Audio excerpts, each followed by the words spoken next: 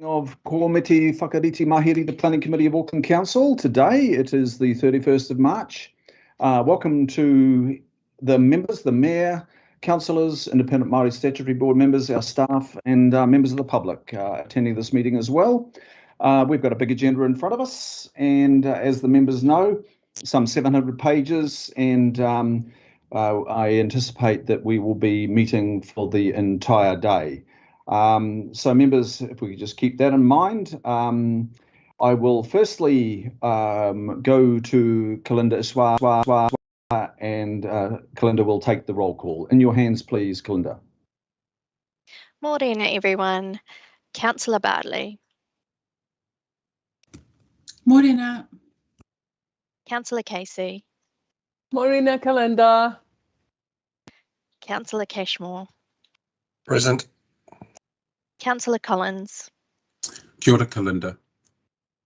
Councillor Coombe. Kia ora. Councillor Cooper. Present. Councillor Dalton. Morena, Kalinda. Councillor Filipina. Talofa, Kalinda. Councillor Fletcher.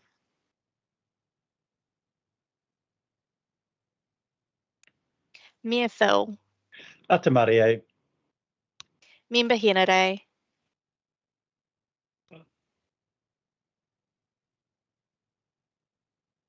I can see Toe, so we'll mark him as present. Councillor Henderson.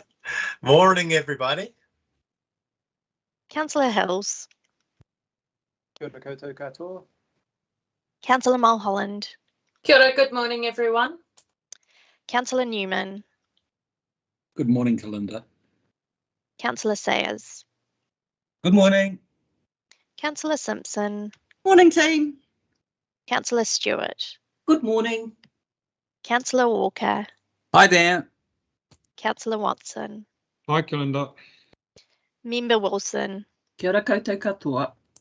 And Councillor Young. Morena tatou. Okay, members, thank you, Kalinda. We'll go to apologies first, and I have received apologies for early departure on council business. Councillor Cooper has let me know that she had two community events late this afternoon or early evening that have been set in calendar for some time. She's attending. Thanks for letting us know that, Councillor Cooper. And Councillor Collins also. Oh, sorry. Council Sorry, Chair. I also said I would be gone from about 1 to 2, but maybe that will coincide with lunch. Okay, we'll note that as well. Kalinda, if you could please note, thank you. I'll move accordingly. Councillor Deputy Chair Bartley, would you second that, please? Happy to second, Mr. Chair. Thanking you. Putting that motion, it's on the screen. All those in favour say aye. Aye. Aye. Aye. Contrary, no. Aye. Contrary, no. And declare that carried. Thanks, members. Now, I'll just advise of the revised agenda for today, just so that we have some continuity on our discussion on the MPS urban development responses that we'll be dealing with under the 1, 2, 3, 4 papers today. So this is the order. We'll take petitions shortly. We'll go to local board input. We'll take the parking strategy. Then we'll take the MPSUD overview, followed by the next paper being the better quality intensification. And then we'll go to the city centre MPSUD paper. And then we will move into public excluded to discuss the MPSUD as well. And we'll come out of a public excluded to deal with cycling and micromobility. Then we'll go to thriving communities. We'll deal with helicopters in response to requests from 3 local boards. Then we'll go to a private plan change request for our Wairaka precinct. And then we'll move through to making operative a plan change of our own on rainwater tank installations. So that's the order. Just to advise that there is one paper that you'll see has not appeared as an addendum as intended, and that was a proposed council plan change for King's Seat. That's been withdrawn. It'll be considered at a later meeting. Okay, members, I need to go to item 2, and that's declarations of interest. Are there any declarations from any of the members of this committee for any item before us here today? There being none, I'll go to confirm the minutes of our last meeting, and that was on 3rd of March. The motion's on the screen. I'll move accordingly. Deputy Chair, Councillor Bartley, would you second that, please? Happy to see you, Mr. Chair. Thank you. The motion's on the screen, members. All those in favour say aye. Aye. Aye. To the contrary, no. And declare that carried. Thank you. Now we take the agenda forward through to petitions. 2 petitions have been received. The first petition is from Scotty Witherow, and this is a petition relating to private helipads on Aotea Great Barrier, particularly. And unfortunately, Scotty Witherow has not been able to attend this meeting virtually. So there is a motion on the screen to receive Scotty Witherow's petition, which has been distributed, and forwarded to the Chief of Strategy for consideration. Now, Councillor Papacoom, would you like to move that one, please? Happy to do so, Chair. Do I have a second, please, for this motion on the screen? I'll second that, Mr. Chair. It's Bill. Deputy Mayor, thank you. It's moved and seconded. Is there any discussion on this petition? There being not, I'll put that motion. All those in favour say aye.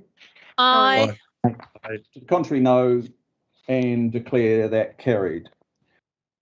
We have a second petition which I've accepted for the agenda, and that's from Devonport Heritage. And this relates to the protection of special character areas, particularly for Devonport and elsewhere in Auckland. And the petition comments and signatures are there on the Council Nexus for the members to look at. And now there will be just to point out to members, there is a public engagement process that we're discussing later on the agenda of this meeting. And we will be encouraging the petitioners and all Aucklanders to participate in that process. That's always was our intention, and we're managing to maintain that. So I will now invite Margot McRae, who's already joined us. Hello. Can I be heard? We can hear you, Margot. Oh, good. And in your hands, Margot, for you to present your petition. Okay, thank you. Good morning, everybody. Thank you very much for this opportunity. I'm here to present a petition signed by, just now, it's gone over to 1,800 people. They're asking Council to retain the whole of Devonport's special character area. Now, we know the government's Housing Density Enabling Act went through, although the Council was opposed to it. But changes were made that did give Council more discretion to decide where density exclusions would apply. And special character areas were specifically noted as being a qualifying matter. Now, for some reason, Council planners have decided only high quality parts of the special character areas should be protected and the rest deleted.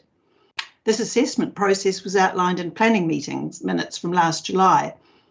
So they've set a very high bar for staying in the SCA. Now, why is this measure being used? Our petitioners have noted that nowhere in the legislation does it say only high quality special character should be preserved. Now, not all houses in Devonport are high quality heritage homes. There's 1960s flats and 1980s homes dotted among the villas and cottages, but you simply cannot cherry pick out parts and exclude them. It's like removing pieces from a patchwork quilt. It will lose its cohesiveness and form. If you go down this path, the intrinsic historic value of the whole area will be diminished. Now, given the widespread change to the built environment that the Act will enable across the city, these special character areas are more important now than ever. These areas tell the story of Auckland. They chart the city's history. They give Auckland its identity. And special character areas will be more valuable left intact rather than reduced in size and cut about. If their values are to remain, they have to be protected, enhanced and managed, not built out. When you think of the low-rise open streetscape of Devonport and its waterfronts, this needs to be respected. Petitioners note that the building height and bulk is crucial to this. 3-storey developments right to property boundaries will totally disrupt this largely single or 2-storey landscape. Protecting character, people say, is about the collective strength and cohesion of the area. Picking off bits is a bit like pepper potting, which council leaders said they would not allow. Many petitioners are not even from Devonport, but they value it enormously. They can't be called NIMBYs even. But many point out that Devonport is a hugely popular visitor destination, a place they and their visitors love coming to.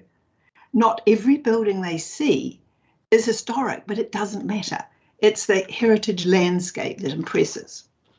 One petitioner, heritage architect Jeremy Salmond, says that the council's assessment method of SCA areas by individual buildings is incomplete. It's flawed because it ignores other urban design matters which are fundamental to understanding special character. And that the presence of non-heritage buildings, he says, does not diminish the value of a character area. In fact, he believes this approach, as others do, who've signed the petition, could be seen simply as a strategy for removing houses from Auckland's SCAs. I've attached his opinion here today and I urge you to read it before you decide on these matters. The council has said in the past that it wants to retain special character. If you are true to your word, you will do that, but you have to do it properly. It means keeping ones like Devonport intact. As the comments in the petition show, many Aucklanders do not want historic areas like Devonport to be decimated. Please read them. Read Jeremy Salmond. It will remind you, I hope, that your job is to work for the people of the city and the future of the city. Thank you for giving me this time today. Thank you, Margot.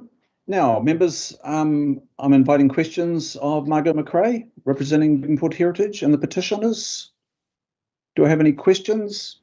Just need to Put one in the bar, Chris. Is that all right? Okay, just going to the chat bar there. I will take you first, Deputy Mayor Councillor Cashmore, please. Thanks, Mr. Chair, and thank you, Margot, for the presentation. Sorry about my croaky voice. The legislation was passed by virtually all the parties in the House with the exclusion of Act, and we made strong representations, which you alluded to, concerning our problems and issues with this particular piece of legislation. We have to revisit under this legislation the Auckland Unitary Plan special character areas and come up with a database justification for them. Jeremy, as you said, that he does not believe it should be done on an individual house, but on a larger scale, street or even suburb basis. And Auckland has 3% of its houses are under this character areas, 21,000 houses approximately. How would you suggest we actually respond to the legislation, yet still retain as much as the character as you envisaged you would like to see retained? Well, I think the discretion is there for the council to make an assessment, and that actually you're sitting at very high at 75%. Why don't you set it at 50%? You know, there may be some areas of the city that aren't even 50%, but why set it at 75? It's terribly high. I think it could be set at 50%. Okay, thank you, Deputy Thanks. Mayor. Yep. Look, I'd like to take one question from each member, please, and if we can have it be succinct, that would be great. We have a very big day ahead of us. I'll go to Councillor Simpson next, please. Thank you, Mr. Chair. And look, thank you, Margot, for your words and for the petition. Do you believe that it's important to go out to Aucklanders with the status quo as a start of a 10 then across all of Auckland? You mean the status quo of the present SCAs, or yes. Yes. Why don't we have a choice? What, you know, we don't want to just, the council should be saying, well, what do you see as important? So yes, I think so. Exactly. Thanks, Margaret. So I know you've just said one, so I just want to clarify that you're not just coming on behalf of Devonport. You're saying that actually right across Auckland, we should start with the status quo with regards to the SCAs for all of Auckland and go out to Aucklanders asking their opinion on that. Yes, absolutely. Yeah. Thank you. Thank you, Mr. Chair. Councillor Watson, please. Thanks for your presentation, Margot. Just in terms of that assessment and the comments of Mr. Salmon, I noticed under the current unitary plan and Schedule 15, Special Character Schedule, there's already been, through that unitary plan process, extensive analysis and assessment of these special character areas, and not just to Devonport, but to many other areas around Auckland, including Northcote and Birkenhead. Those schedules set their own high bar for heritage protection and scheduling. Are you satisfied that the assessment that's taken through that unitary plan process and what is now in black and white in that special character schedule is sufficient to establish the special character nature of not just Devonport, but a number of other areas across Auckland, some of whom are under threat?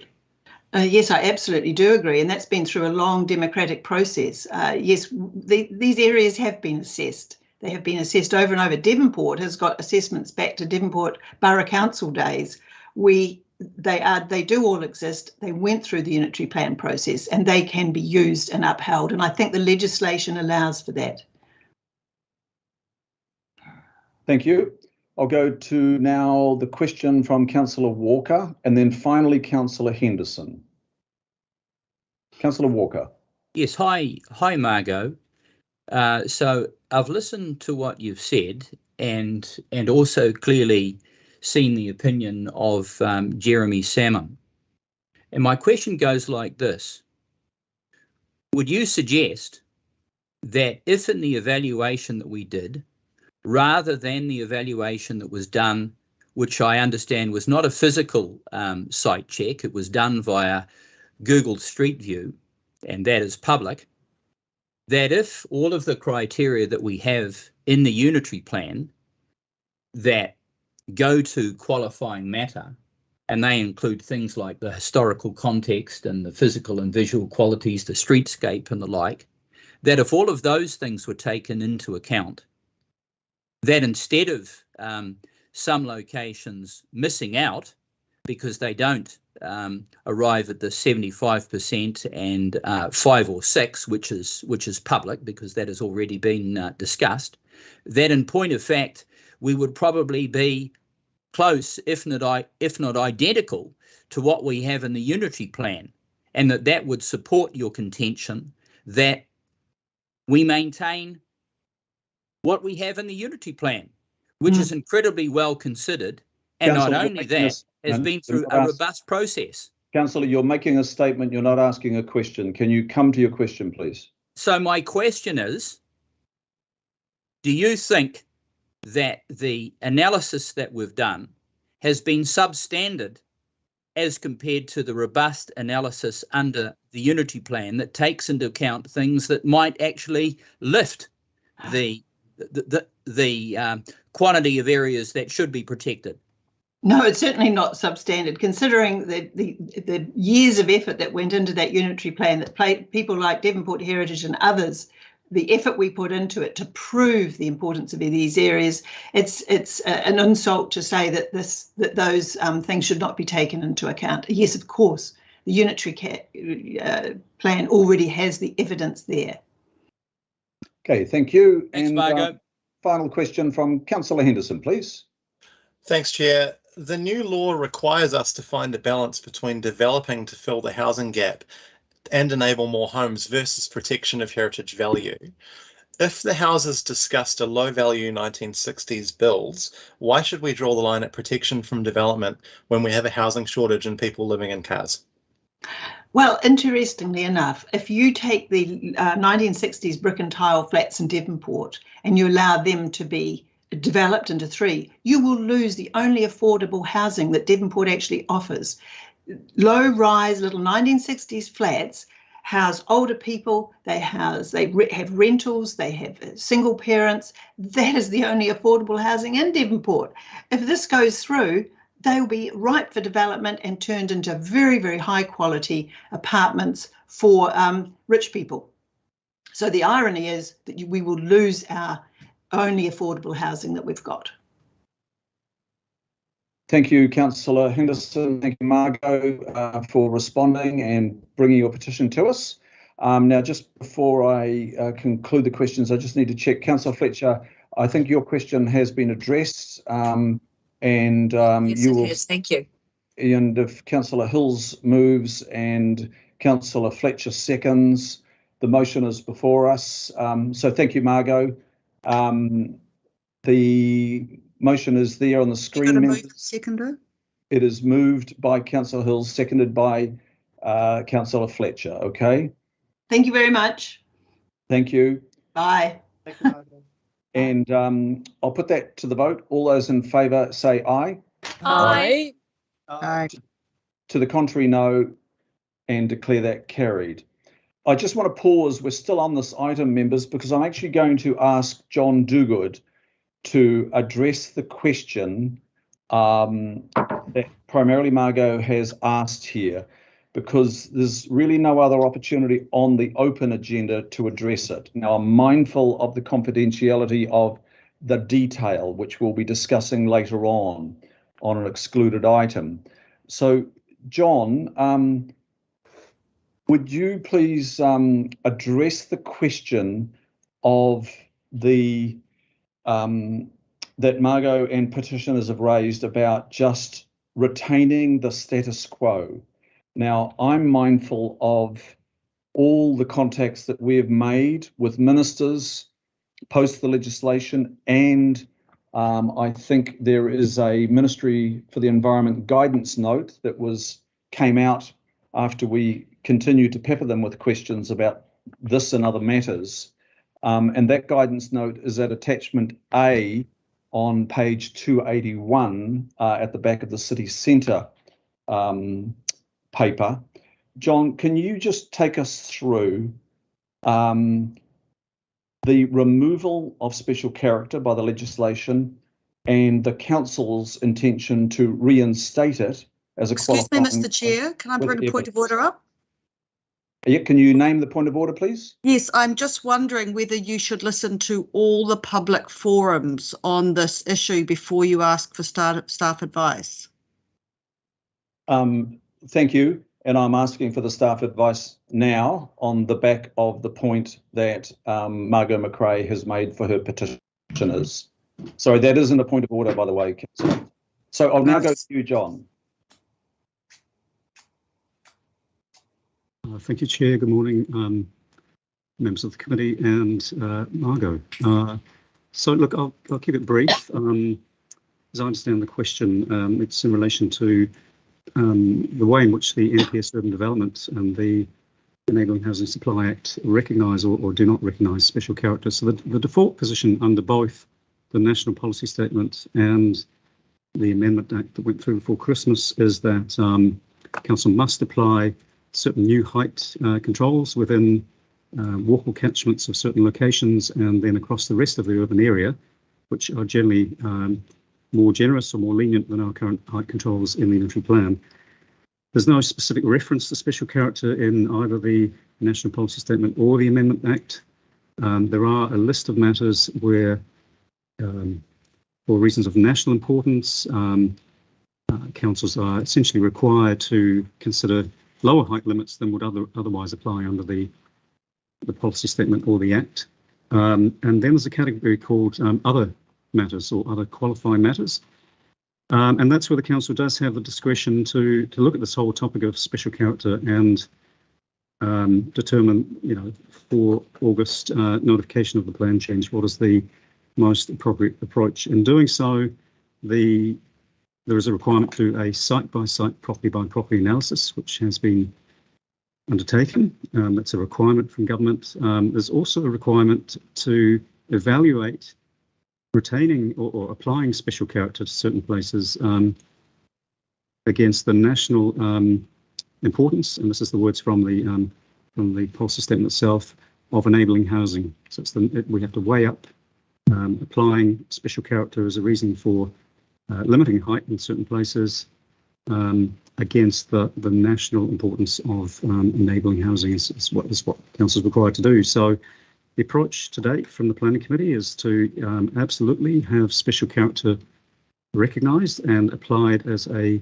qualifying reason to limit the height and density that would otherwise be required through the government policy statement and through the Amendment Act. The approach to date, as has been mentioned by Margot, is the threshold of 75% of properties within an area meeting a high quality threshold.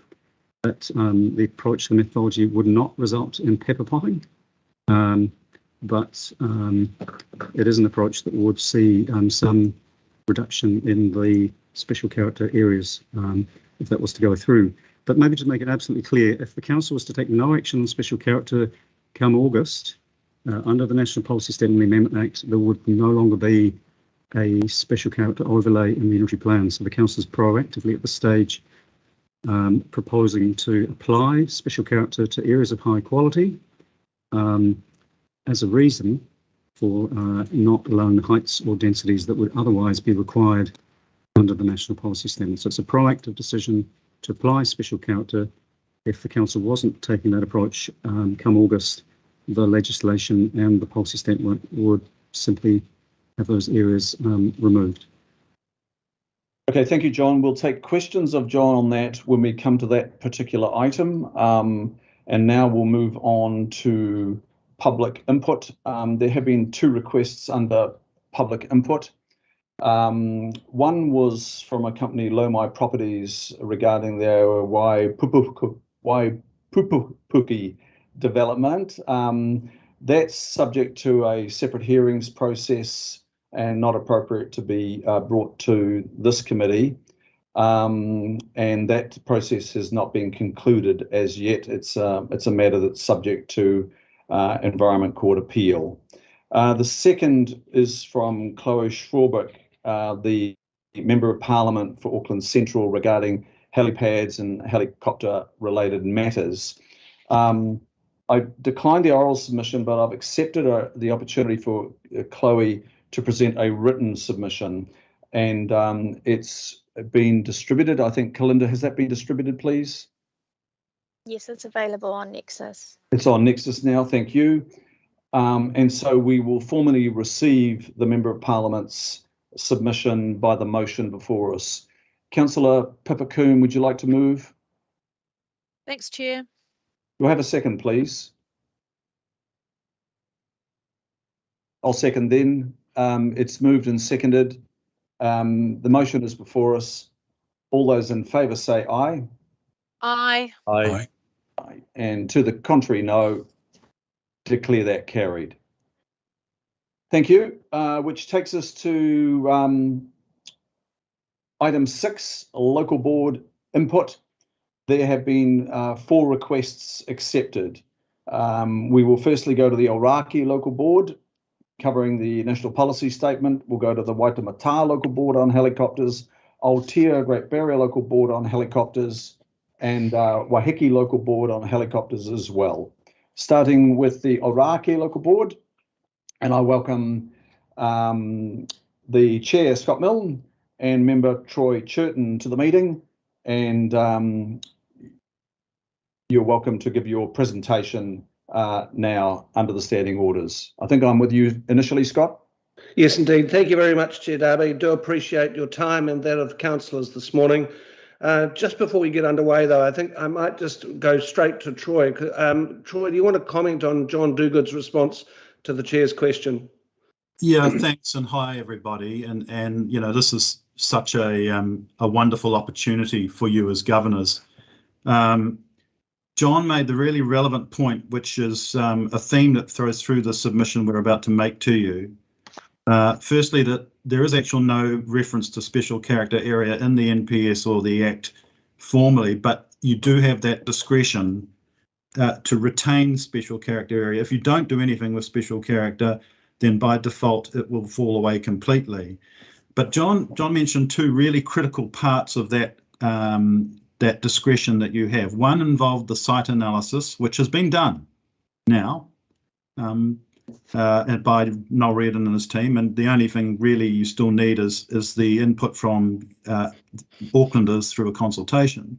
But the other thing he mentioned was that you also need to have that evaluated against the enabling legislation. I just want to remind you, I mean, Scott and I sat with you in a couple of meetings last year and presented to you in November, where you and your council advisors presented some pretty impressive data about the capacity and housing capacity under the unitary plan as it currently is for 900,000 odd feasible units based on a projected demand of around 350, and that was before you even applied the new NPS settings. And also you heard about the 3.5 or 6% of special character area wouldn't be an impediment to you achieving housing enabling objectives on the remaining 96.0% of available land. So both of the key criteria for you to exercise your discretion as governors today, in my view, have clearly been met, and you are liberated as governors. Scott, back to you. Thanks, Troy. And actually, I just want to pick up from that point. You know, at that planning committee stage last year, when we first considered SCAs, I just want to remind you of what your submission to government did. It supported intensification, right? It supported intensification, but you were strongly opposed in two ways. And one was that enabling 3-storey medium density across all parts of our urban environment via the medium density MDRS was not sensible. That's the first thing. And the second thing was that the MDRS would result in poor quality design outcomes. So I just want to take you back to what decisions you made last year. Which is important, because hopefully as governors you can consistently apply your thinking into what you need to decide today. Look, the heritage assessment that has been done is really useful to help start that understanding of what may or may not be high within walkable catchments, but it shouldn't be used by you or by council advisors to you to suggest that, you know, a low or medium quality type of SCA area outside of a walkable catchment should be removed. Get away from this one size fits all based on high, low or medium quality for one moment. It's not called for by the law. And in short, the city areas with an SCA area outside of walkable catchments, regardless of a quality rating, should be retained for the reasons the previous speaker from Devonport pointed out. Remembering, like I said earlier, only 3.6% of the entire region's land area is affected in some way by an SCA overlay. Scott, you want to take? I'll take. I've just talked about how it's lawful to do this, and also when we look at the Hansard material that the Select Committee discussed about the changes to the Act and NPS, it's quite clear, especially from the comments of Nicola Willis, that you are meant to retain your discretion to be able to exclude special character areas from intensive housing development. I don't think it needs to be as complex a decision as sometimes it's made out to be. You know, the central government has set a mandate. I've suggested, and John Dogood seems to have agreed, that there are two criteria for you to exercise your discretion on special character. And so down to point 2 of a paper, I'm not sure if it's with me, I've only got 2 screens and I probably need 7. What the Council Planning Committee can and should do today is to resolve to retain special character generally, as opposed to just focusing on high character. If retain that as qualifying matter for now, and put that position through to the public in the consultation process that you're going through. And I'll tell you why that's a really, in my view, a really prudent governance step to take in a second, if you can just bear with me. Retaining the SCA area, you've heard from the Devonport, we agree, Scott, I'm taking a point now because it's already been made, but there's intergenerational amenity value for you to consider. There's the local economic value. You know, if you're in Devonport, obviously your character area attracts people and brings a vibrant community. The same could be said for people who go to the hill area out in Manurewa or to parts of Remuera, etc. But most importantly, the data shows that retaining special character in our central areas and across the region simply does not impede the delivery of the housing supply that this bill and NPS require. So what Scott and I are saying to you is, and this is a thing called the precautionary approach, and Megan and John, who are seasoned planning people, will know the precautionary approach threads through everything that's happened in planning in this country for generations. And the precautionary approach that we are suggesting you take today is to firstly simply make the SCA that we currently have qualifying matter, acknowledge that Noel Reardon's team has made some quality related assessments of site by site because that was what was required, and good job, you've done that, tick. But you don't have to say now, you don't have to take the paradigm that we're only going to look after high quality. You've done the assessment that was required. The other part was the assessment of enabling housing. So if you go out to market saying that you're going to retain SCA, you've done your assessment. Some of it seems like it might be high quality or not, but the public will have a view on that. The other good thing, and this picks up on a point that a question from Wayne Walker raised in the Devonport conversation. A further precautionary approach would be to then amalgamate whatever feedback you get from the consultation on this qualifying matter decision today and review it again when you go through your statutorily required Section 35 Resource Management Act review of the unitary plan, which is a couple of years away, because Wayne very accurately referred to Schedule 15. But you still needed to do a further assessment to satisfy the NPS. The wonderful opportunity to get this right for the long term, for the intergenerational interests, for all people, including Shane Henderson's needs to represent people who find housing unaffordable. The best Troy, approach. we're going to have to wrap it. Troy, is we have that. to wrap it there. We're over 8 Point of minutes. order, Chair. I just don't know if it's appropriate to name me like that. Recommend that you simply move an amendment to recognise this. Troy, we need to conclude, and thank you, Councillor Henderson. I heard that. I'm going to go and take 3 questions. We're well over time because we've gone to 8 minutes and more actually on the presentation. So I will take A point of order, Chair. I'm sorry. I don't think we should be restricted on questions because the speaker was allowed more time. Okay, if members, I want to say this respectfully, if members do have a point of order, I've had 2 called on me and I haven't been told what the point of order is. So the points of order are outlined on the standing orders. If you could refer to that before you go to what your query is. And I just say that respectfully to our members. Okay, so I will now go to the questions I have, and I think the first one was from Councillor Watson, please. Thanks for your presentation, Troy and Scott.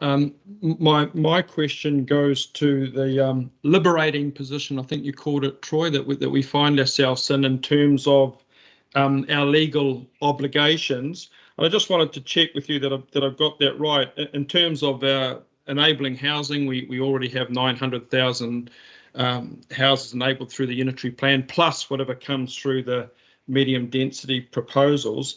And you're saying that in terms of the analysis that has been done on the special character areas, and I assume the analysis of only a couple of years ago through our unitary plan process, which I would suggest makes Auckland unique, that we've actually fulfilled our obligations in terms of identifying the special character areas and making the appropriate plea for them as an appropriate qualifying matter.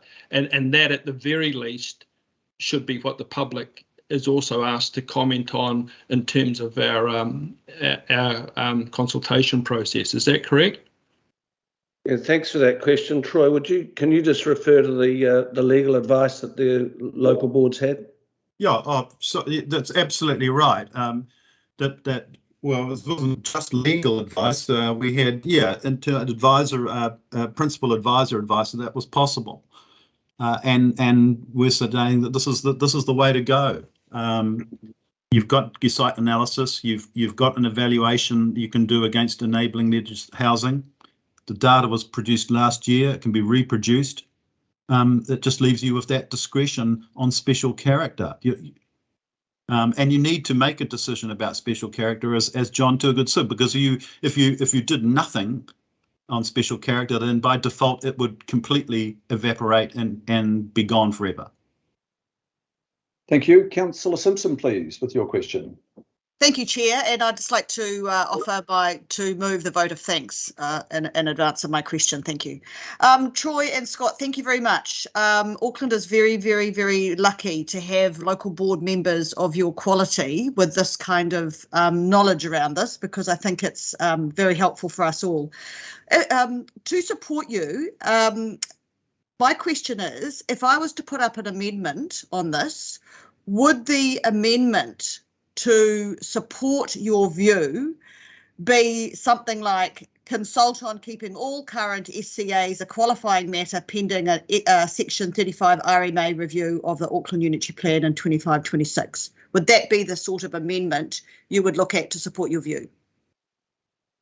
Yes, and that is also legal and demonstrates good governance.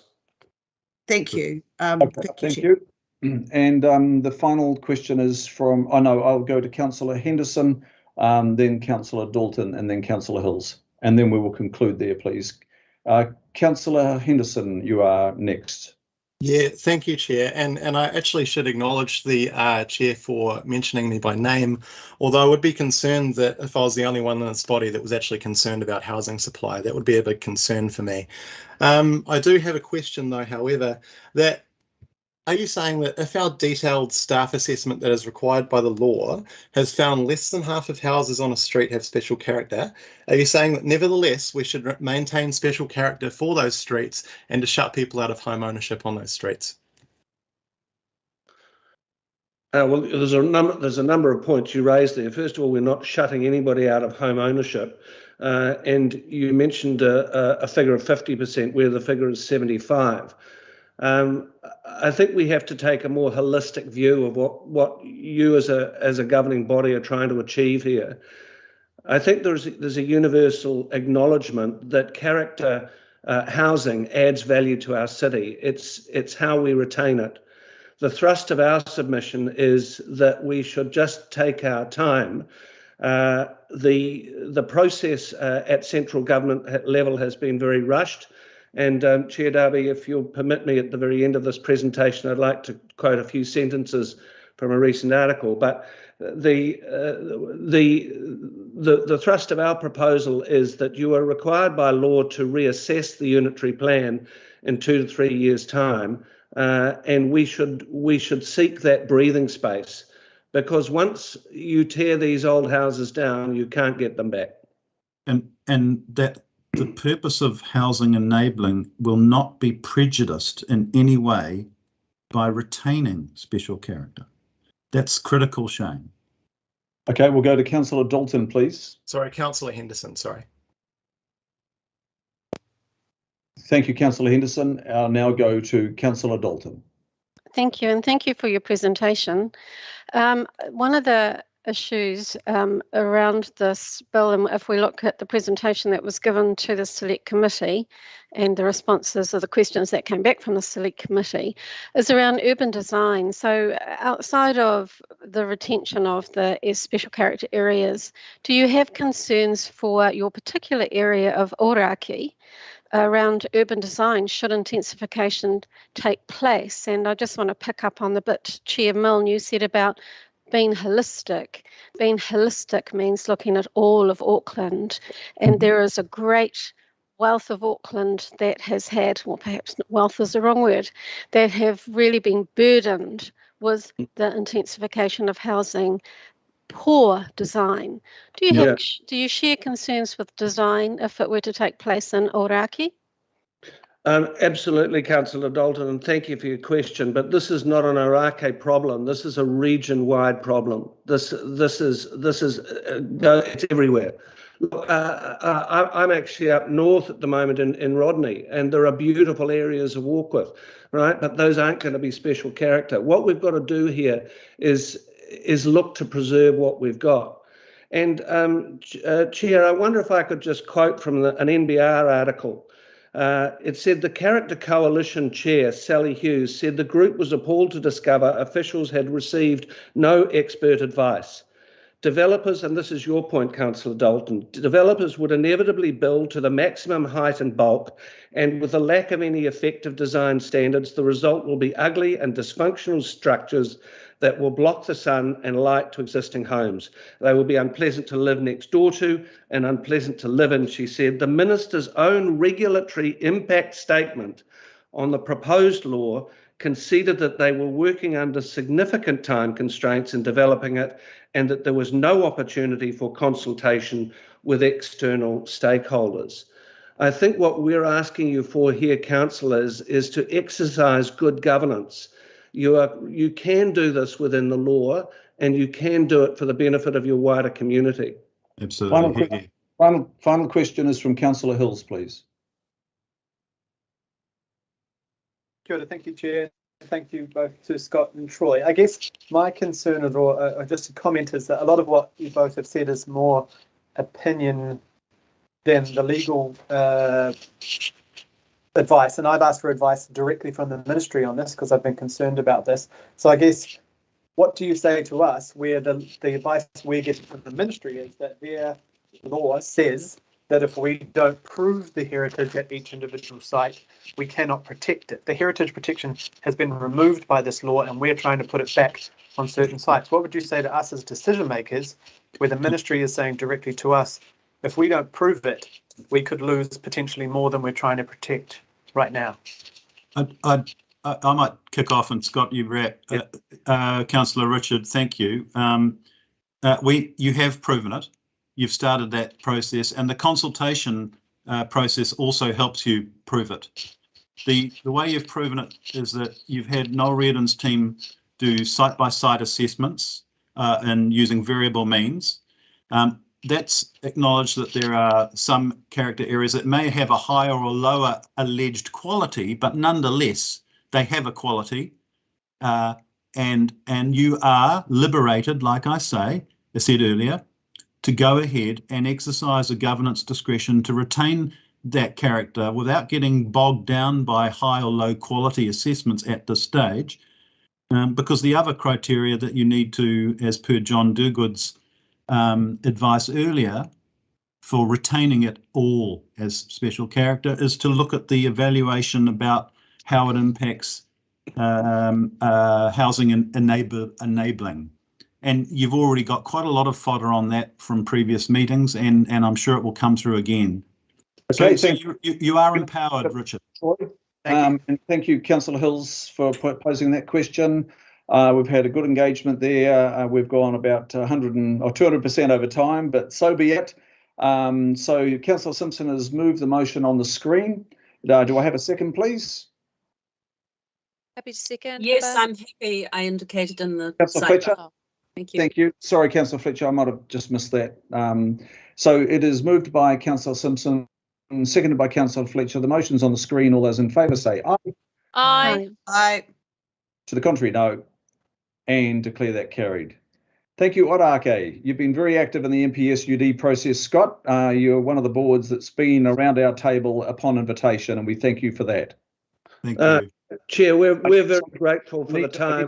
Scott, I can't give more time. I'm sorry. No, I just wanted to express our thanks. Appreciate it. Okay, thank you. Now, members, we will go to our second board out of four, and that is the Waitemata Local Board, Deputy Chair Alexandra Bonham, presenting on helicopters. Welcome, Alex. Good morning, Chair, Your Worship, councillors, members of the Independent Māori Statutory Board and everyone here. I've come to talk about our concerns around private helicopter movements that may, if not checked, become ubiquitous across all of Auckland's coastline. I wonder whether my presentation is here. Thank you. Please can we go on to the next slide? Thank you. Helicopters are noisy, gas-guzzling and intrusive. They interrupt conversations, the films you're watching, and then they interrupt you again. You go to bed, they wake you up. Their cumulative effects are real. Most private urban helipads are on the coastline where people walk, swim, kayak. The Marine and Coastal Area Act states that the coastal marine zone should be kept for general recreational activity. However, for safety reasons, helicopters do descend by urban beaches, blow clothes into the sea, cause sea spray, and go close to people's private windows. They impact on wildlife and the manner of sites of significance. These impacts do not seem to be considered by planners. Heliports can manage and mitigate impacts far better than proliferating private helipads in built-up residential areas. Next slide, please. Currently, helipads and private helicopter movements are non-complying activities in the Auckland Unitary Plan, which means that Council may grant if the adverse effects are minor or if the activity is not contrary to any existing or proposed plans, but they don't have to. If the effects are more than minor and the activity is contrary to existing plans, they may not grant consent. Next slide, please. The Unitary Plan requires us to maintain and enhance the quality of the environment, to control the emission of noise and to mitigate the effects of noise, and to maintain and enhance amenity values. Enabling helipads does not align with these objectives. Next slide, please. Quality Planning New Zealand suggests non-complying activities can be useful where you want consents only to be granted in exceptional circumstances. Without clear, strong objectives and policies, there is a risk that the threshold to meet the second test, that the proposal aligns with plans, may be set too low, allowing consents where it may not be desirable to do so. Our plans and policies are pretty clear, I think. We're trying to encourage mode shift to low carbon travel. We want people to be able to live well in closer proximity to each other. Next slide, please. Good practice could include stating clearly when non-complying applications like private helipads will be notified, limited notified, non-notified, and likely or not to be granted. This guidance should be linked to higher level objectives and policies. Next slide, please. Direction should come from our existing plans and policies endorsed by Mana Whenua, the governing body, and supported by the public, like the climate plan. Direction should align with the goals of our targeted rates. We should not consent to non-complying activity that undermines the goals of a targeted rate. Local board plans and resolutions should be taken into account. Recommendations to publicly notify might be heeded. Next slide, please. This judicial review into Auckland Council's decision not to notify a helipad atop a boat shed on Sentinel Beach, a popular public beach, suggests a laissez-faire approach is inadequate. The judge found Council to have been in error, not to fully consider the adverse effects on the public, nor did Council take the right issues into account. And it did take the wrong issues into account. Perhaps where an activity is non-complying, the legally cautious route is to say no or to notify.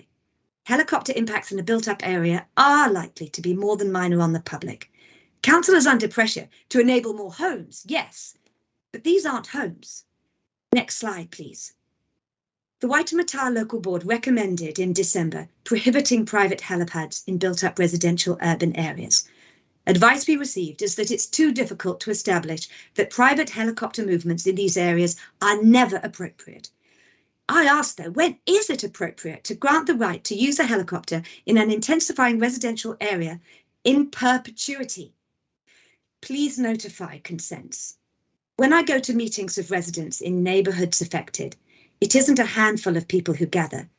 It's over 100 with real life experience. And I hear perhaps I'm a slide ahead. I'm very keen. If that could catch up with me, that would be wonderful. And they tell me vociferously, this group of 100 people looking at me, not with warmth because I've come from the council, but deep concern. And they tell me vociferously that private helipads are not suitable in any built up residential area. So I'm on to the final slide, please. Number 10. we request a review of the complaints and compliance process. We have heard that complaining is onerous, confusing.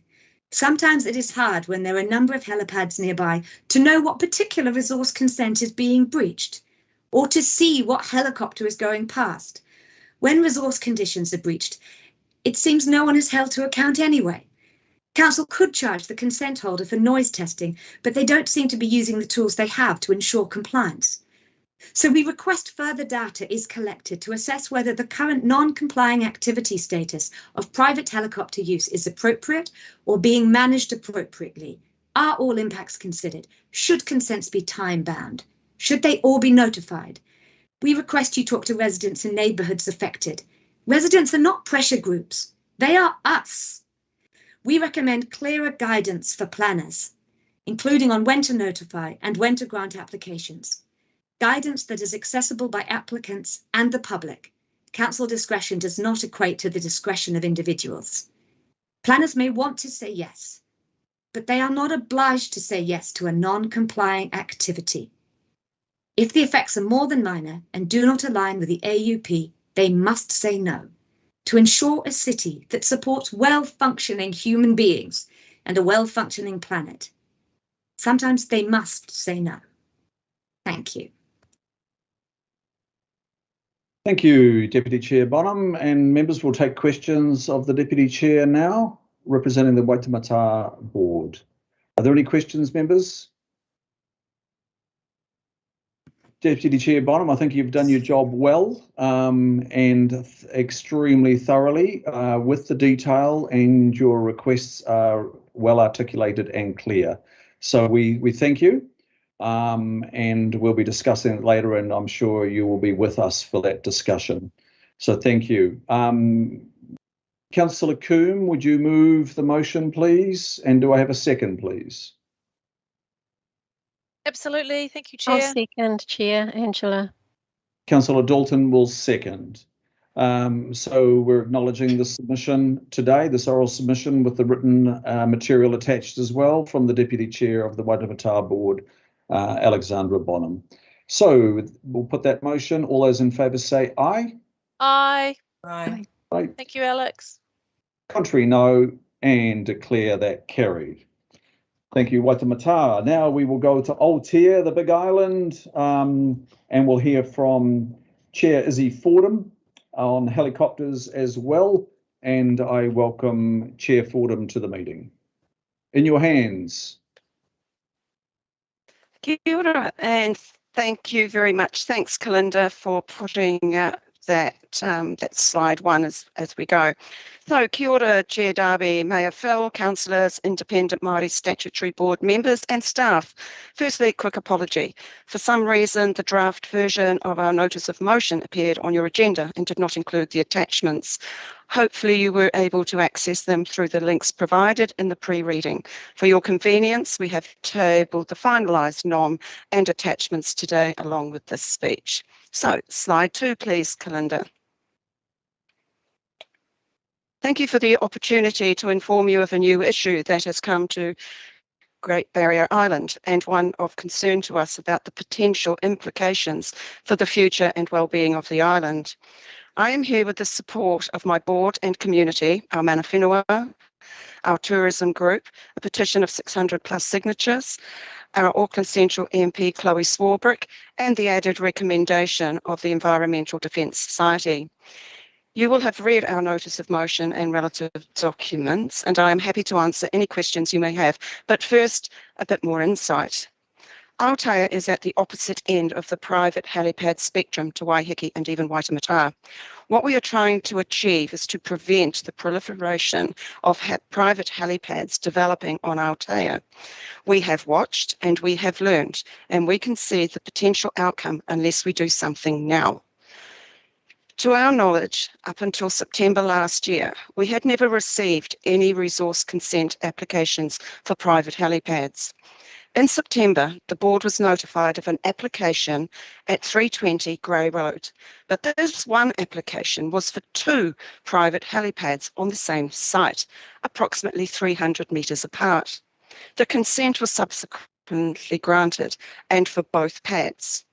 Then in November, a request came through for a private helipad at 101 Greenside Road, Midlands, followed by another in December in the same road at number 71, and another in January this year in the same road at number 21, and finally another in February in the same road at number 61.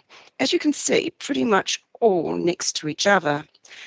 Greenside Road is approximately 500 metres in length. To date, the site at 101 Greenside Road has been granted, the rest pending process. With all 5 applications received, the board had asked that each one be fully or publicly notified. All 5 times this has been declined. If I focus on the Grey Road site with the 2 helipads, one of the closest neighbours at number 300 is only 158 metres away from the southernmost helipad, and it was deemed in the decision document, as there are no physical works to be undertaken on site and compliance with the relative noise limits can be achieved, overall it is considered to be less than minor adverse effects upon any owners or occupiers of 300 Grey Roads, in other words, not considered an affected party. All the applications show proposed flight paths, mainly approaching from the sea, but nowhere could we find any comment from CAA. There seemed to be no consideration of the ever-changing flight paths of commercial airlines that service the island. For example, today Barrier Air have 7 flights coming to the island and 7 flights departing. Their flight paths can change at a drop of a hat. They are weather dependent, and there's occasions when they must totally alter their approach or departure. Surely this aspect needs consideration in the consenting process to see if there's any correlation. Could we have slide 3, please, Kalinda? I have read the report in your agenda and acknowledge the work that staff have done to date, but we need to do more. As the current process stands under the ACDP HGI, Aotea has no protection. We are vulnerable. The process favours the applicant. It fails to genuinely take into account the wider impacts. It deals only with the applicant and their application. And quote from Planner Brad Allen, Re 320 Grey Road. The ACDP HGI provides the helipad activity, both for tourism and private use. The consent and its effects are not outside of that anticipated by the planning framework. In this regard, Council must assess the application put forward by the applicant. In this case, it did involve 2 helipads on one site. So, both helipads were granted to 320 Grey Road. Where is the faith and trust in the process that due diligence is happening? Why does the process show little consideration for the intrinsic values or need to safeguard our whenua and moana? This needs to change, as we believe currently it is leading to unintended outcomes. The issue lies with the current consenting process, as permitted by the ACDP HGI for private helipad consents. In the year of 2022, and in the spirit of Te Ture o Ratangi, surely we must put greater emphasis on those wider issues, the issues of respect for our wāhi tapu areas, respect for our amenity values, respect for the cumulative effects, respect for each other, and we must ensure that these are incorporated in documents as we move forward. Slide 4, please, Kalinda. In closing, the only solution for Aotea, and if the truth be known, the Haraki Gulf Islands, is a plan change. The agenda report asks for 6 months in which to gain evidence to analyse flight log information from consent holders. With all due respect, that is no good for Aotea. What evidence will the team be asking of us? We have no historical flight log information, as we only have 2 consents recently granted, and surely decisions cannot be made on that information alone. The Environmental Defence Society recommends a plan change, and it should be factored into Council's work programme on an urgent basis. We support this rationale. Recently, Council managed a plan change around the issue of consents for water tank installation. It can be done.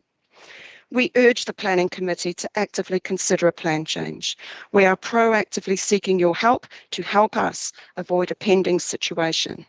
Waiting another 6 months allows for last attempt applications, and even then, we are not necessarily guaranteed one. That will only happen if it's deemed appropriate, as per the findings of the monitoring consents work. Can we not call for a halt or a holding pen of applications until the current work is completed? Heed the words of our mana whenua as they speak for us all. We are simply not confident that permission to operate private helipads on Aotea or regulations and planning guidelines governing these activities and land use has had adequate input by iwi hapu, nor full consideration of the long impact of these planning decisions on our whenua and moana in the future. It can be done.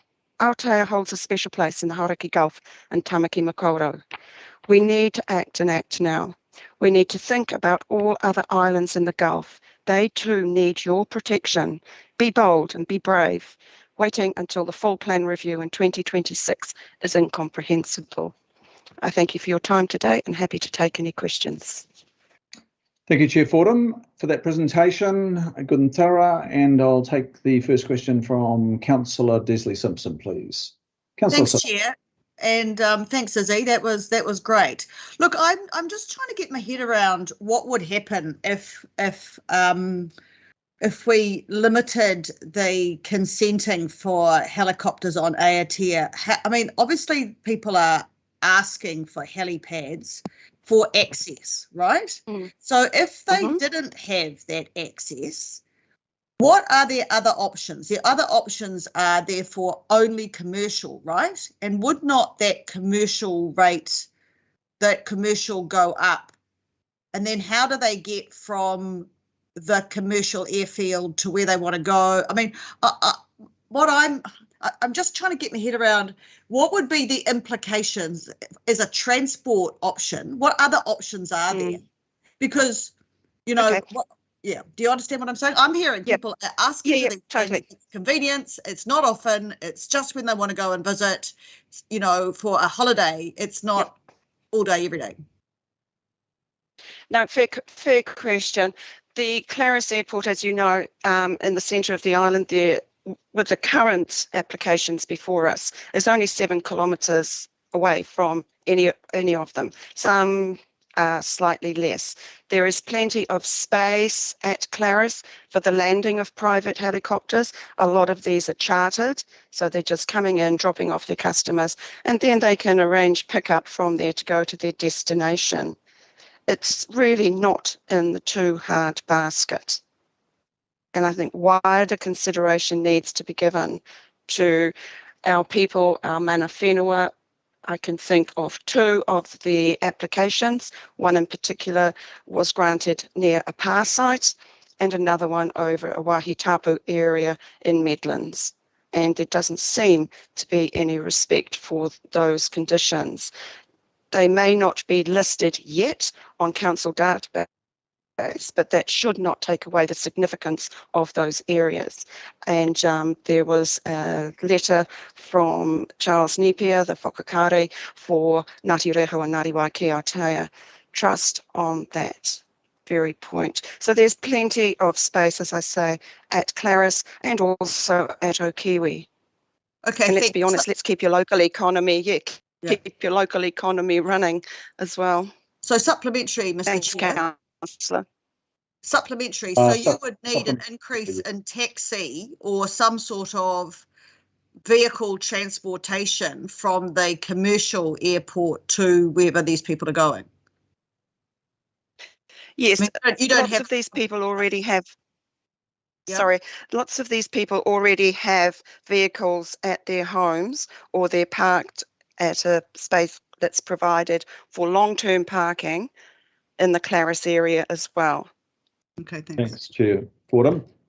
We've heard, we did hear one side comment that one person was doing it just to add value to their property, which to me just sickens me, to be perfectly frank, but that's by the by. Okay, I'll go to the question of Independent Māori Statutory Board Member Karen Wilson. Kia ora, Karen. Kia ora, Mr. Chair. Thank you, Izzy. Great presentation, very Well done. You've actually partially answered most of my queries as you got onto the kōrero from mana whenua. So I just want to emphasise on that. In a normal course of events, you would have a say as mana whenua, and I'm assuming you're bringing together all the commentary from your community, including mana whenua. So do you have any other indication of how they're feeling about not being able to participate in this, that they're supporting you as the local board? So I was going through all the documentation, but you talked about a PAR. So there is some sense of loss and desperation almost, in the sense that they won't be able to participate given the process in identifying significant sites by council hasn't been completed or they haven't been logged. Is that right? Am I getting the right kōrero there? That's you are indeed. You're pretty spot on. There's still an immense amount of work to be done around our sites of significance for mana whenua. And we did present to this very committee back in July, I think it was, Councillor Darby, where I brought along the island-based archaeologist and well-respected Don Prince, and also board member Professor Valmain Toki, to talk about this very thing and the urgency and necessity to get these sites logged into the system before it's too late. So yes, thank you. You're pretty spot on. Thank you, Chair Fordham. That's fantastic. Good account of the issue through the lens of Aotea. So thank you for that. Councillor Coombe, all the actions in your ward, Councillor Coombe, so you will move this. And do I have a second from another councillor, please? Or Mayor? I'll second Councillor Cooper. Councillor Cooper, I hear the voice of Councillor Cooper as a second. So the motion is before us. Thank you so much, Chair Fordham. The motion is before us, acknowledging your contribution here today on behalf of the committee. All those in favour say aye. Aye. Aye. Aye. To the contrary, no, and declare that carried. Which takes us to our last public board input, and it comes from the island of Waiheke and the chair of the Waiheke local board, Chair Kath Handley, and member Robin Tucker. And I'll now hand to Chair Handley and member Tucker to make their presentation. Kia ora both. Tēnā koutou katoa, ngā mihi mehana to you all. Thank you. I know you've got a huge day ahead of you, and that you'll be dealing with this one now later in the afternoon, but I would like you to be mindful when you do, when you come to this item of these presentations. I want to tautoku my colleagues in the other boards, and in particular Aotea Great Barrier, Izzy, and what she said. They are indeed at the other end of the spectrum. I'm going to talk now about Waiheke, and Robin will join in answering any questions at the end of this. I've called this the Unforeseen Consequences of the Haraki Gulf Islands District Plan. And the quote there is just random. It's taken off Facebook just the other day. 5 helicopters have flown past in 15 minutes. Wait, make that 6. Lunch must be over. Does anyone know where I can purchase those Stinger portable missiles? The reason I say unforeseen is that the intentions of the Haraki Gulf Island District Plan were seemingly derailed by the industry itself, the helicopter industry, the aviation industry, in haste in its final stages. And our board questions its current interpretation, which has led to our request for a declaratory judgment in the Environment Court. Next slide, please. Our purpose is to, I don't know whether, oh yeah, there it is, thanks. Our purpose is to ensure that every resource application for helicopter pads with associated movements and flight paths is publicly notified. That would enable other users of the airspace, our critical services, the community, environmental specialists and advocates to contribute meaningfully. It would address the issues of the loss of public amenity, environmental habitat, the right to quiet enjoyment of life, which is, by the way, the main reason that we live here, the current digression from the local board plan, which is critical, and public safety concerns, which are even more critical. Next slide, please. Thank you. So where are we now? This slide shows you where Waiheke is. Council, I see in the report it says 49 consented helipads. In fact, yesterday another one was, so it is 50. 2 more applications came in this week. We've got several under consideration. We have 50 helipads in 92 square kilometres, that should be, not miles. Singapore has 6, including 2 military ones, 728 square kilometres, 6 million people. Los Angeles 41, Tokyo has 80, but most of those are emergency evacuation locations from high buildings, so they're not in use. I think that the 100 is where we will go by the time, easily at this rate, by the time that the Haraki Gulf Island District Plan becomes integrated into the unitary plan. It's absurd. It certainly can't have been foreseen or have been the intention of those creating the Haraki Gulf Islands District Plan. With respect to complaints, oops, sorry, I've just got to move my mouse across 2 screens, which is technically difficult for me. With respect to complaints, it says in paragraph 44 of the report that you've got that there haven't been any complaints between 2016 and 2022. That's simply not true. I don't know where the data was gathered, but it can't have been from council.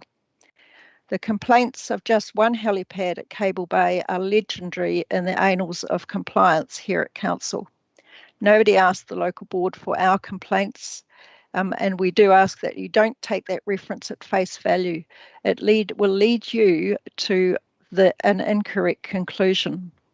And just to give you an example, a neighbour of the same place, Cable Bay, writes, I made several complaints in 2021 breaches by Cable Bay of its helipad helicopter land use. And she names who they went to in licensing and regulatory compliance and to compliance monitoring. This is a quote, all were acknowledged and some action appears to have been undertaken. And what about the petition you received last year? 1,378 people signed that over just a matter of days. Next slide, please.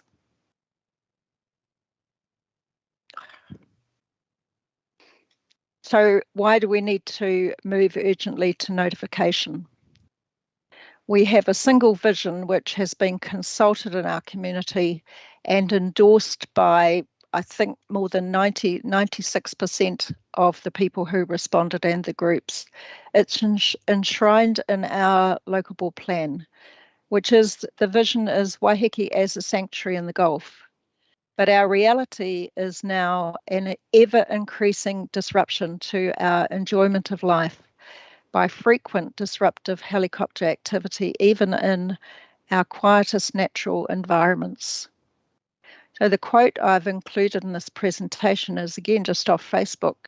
It's from a tour operator, an eco tour operator. I led a group on a hiking trip last weekend. They were appalled at the number of helicopters flying over with so much noise trails at the back of Onitangi Sports Park, Whakanefa and Rocky Bay. Whakanefa is our regional park.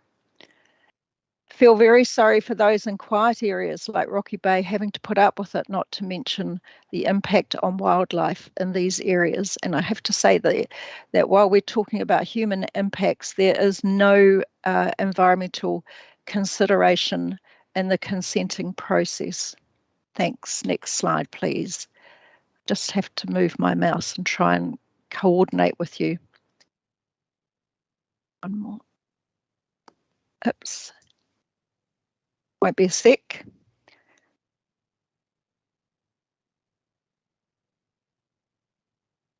I want to raise the issue of other users of airspace because I suppose we're very used to managing our land in our roles and not thinking about the other users of the same airspace. There is no apparent relationship between planning and consulting planners and other established services, including critical air infrastructure. I include the one airfield we've got, licensed airfield, the Waiheke airfield, which is managing flights in and out of aircraft, nor the Westpac rescue helicopter. They can't submit if helipad consents are not notified. Both are operated by highly seasoned air operators. Their pilots are visible, or their operations are visible to the other helicopters, but the other helicopters now generally have their transponders turned off, and therefore their movements are not necessarily visible to the light aircraft and Westpac helicopter. So that's really important because we know, because we trace these on apps now. We hear helicopters, and there were 4 of us yesterday just being interrupted perpetually working at home by helicopter movements. Only 2 of those were able to be traced. So the helicopters are deliberately turning off transponders so that they can't be their movements can't be traced. That is because of the work we're doing here with respect to trying to get some control. The operator, the co-director of the airfield, says the concentration of uncharted helipads is unique in New Zealand and poses a risk to air traffic and those living beneath. In our view, no further helipads should be approved without public consultation. And that man, who lives in Hong Kong but comes here frequently, is previous director of Freeport International Airport for 20 years. We just had an application last week which is right in the flight path of the airfield and very close to the Westpac helicopter. Neither of those, well, the Westpac helicopter helipad isn't on council's list, is invisible to planners, and is never mentioned in consent applications. That's appalling. Sorry, I'm running out of time. I do get that. The Westpac helicopter did 182 trips here last year in emergency situations. I would like you to consider their needs when you look at particularly the last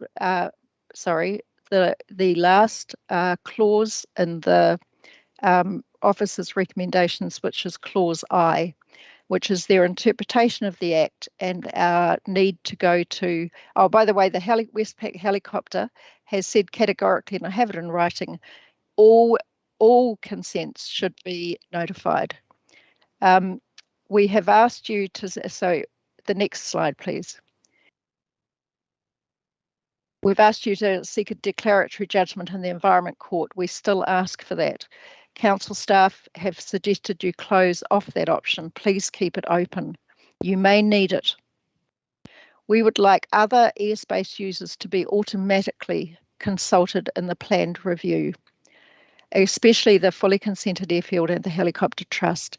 We don't accept the planner's assertion that CAA, the Civil Aviation Authority, has suggested the airspace is safe. They say, quote, in my mind, the situation is not completed at all, but still in the early stages. I see it as a project. This is the Deputy Chief Executive that we're still scoping. There are significant safety concerns, not caused by helipads, but the activity that they support. Next slide, please. We do have to wrap very soon. Yeah, get that. I think it's the last slide anyway. Sorry, can we have a slide change, please?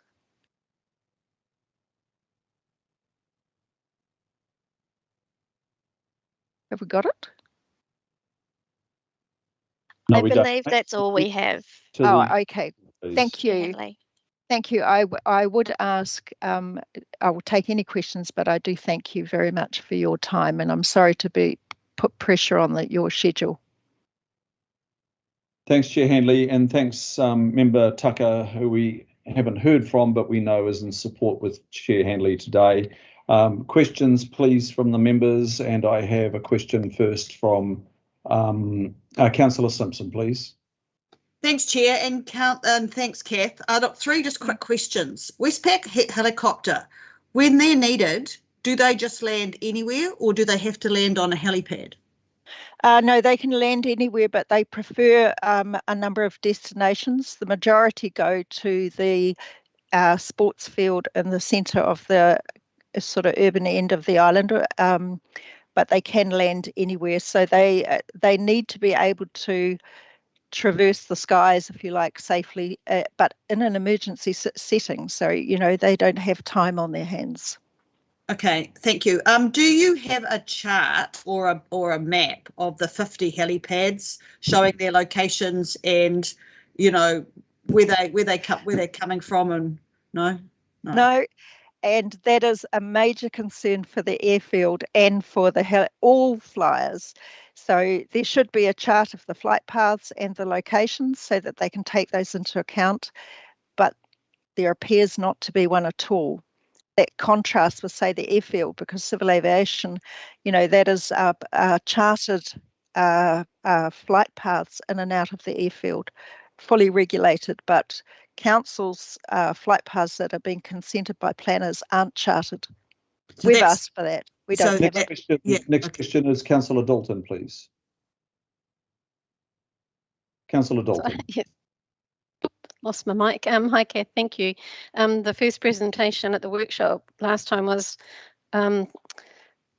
really informative. This is just outstanding. Thank you. You just referred briefly to recommendation I, and then you had it in your last slide as well. Can you just elaborate on your concerns there, please? Sure. I think it shouldn't be there. And the reason is you're being asked as a governing body to say that the planners are interpreting the Act correctly. I don't think that's the domain of governance. That's the domain of, it's a specialist domain. So I personally know that there is significant disquiet around the interpretation of the Haraki Gulf Island District Plan. So that's the first part of that.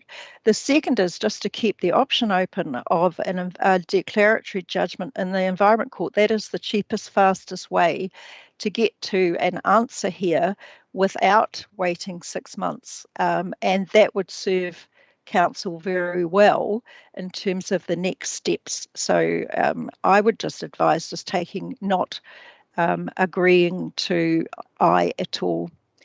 Thank you, Councillor Dalton. Thank you, Kath. Thank you, Councillor Dalton. And the final 2 questions come from Councillor Newman, followed by Councillor Fletcher. Councillor Newman, in your hands. Good morning, Kath. Yeah, look, an interesting presentation. I'm not sure if this needs to be addressed as a resource management and planning issue or as an issue with respect to gaps in terms of the Civil Aviation Act.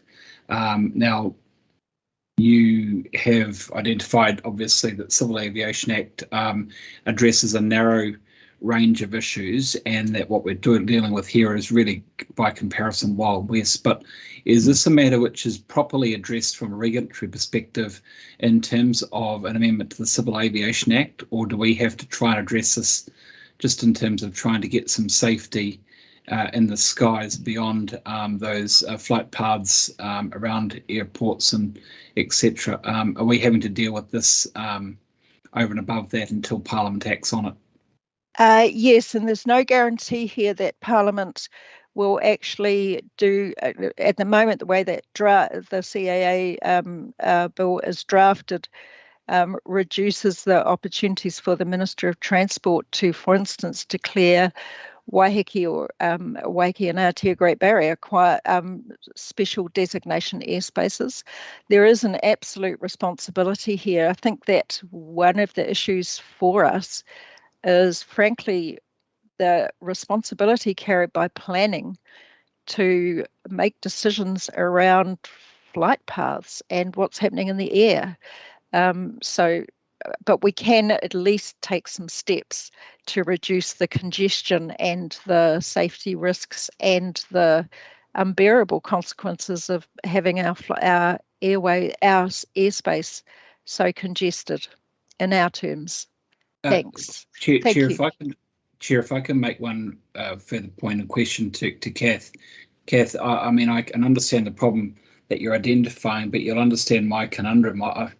You know, as a councillor, I have no expertise on civil aviation matters, and I feel that, you know, whilst I want to help, I really feel that the CAA needs to clarify this particular matter, because that is the primary function of the CAA, and what we're trying to do here is trying to come up with something as an interim measure with no clarification as to how this is going to be resolved by Parliament, and that's a real problem here. Yeah, and it is. And CAA, the Deputy Chief Executive, is coming to meet here with us and others, and to take kind of, if you like, a more holistic view. But at the moment, it is our view that we need to seek a declaratory judgment in the Environment Court, because that is where the expertise sits. And I couldn't agree with you more. Thank you. Thank you, Councillor Fletcher. And the final question comes from Councillor Fletcher, please. No, my question was the same as Councillor Newman, and I withdrew in the sidebar. Thank you. Okay, thank you, Councillor Fletcher. Thank you, Chair Handley and Member Tucker, for the presentation today. Good information. And please come back when we come to this item later on, and there will be some chair recommendations going forward to, in addition to the staff recommendations that have been worked up with engagement with you, the other boards, and Councillor Coombe. We'll see those later. So we'll invite you back to observe that part of the meeting. Kia ora, thank you. Good. Am I moving this? Councillor Coombe, I guess you're very happy to move. This. Good. And do I have a second, please? I'll second. Councillor Dalton, thank you. It's moved and seconded. The motion is before us, expressing appreciation for the submission here today from the Waiheke Local Board. All those in favour say aye. Aye. Aye. Contrary, no. I declare that carried. Thank you, members. That takes us to item 7. There is no extraordinary business that's been raised with me prior to the meeting, so we go to 8. Before we go to 8, actually, we're going to take a 10-minute recess, and we will be back at 11:43. 11:43. So we stand adjourned now, and when we come back, we will go to item 8. Stand adjourned now, back at 11:43.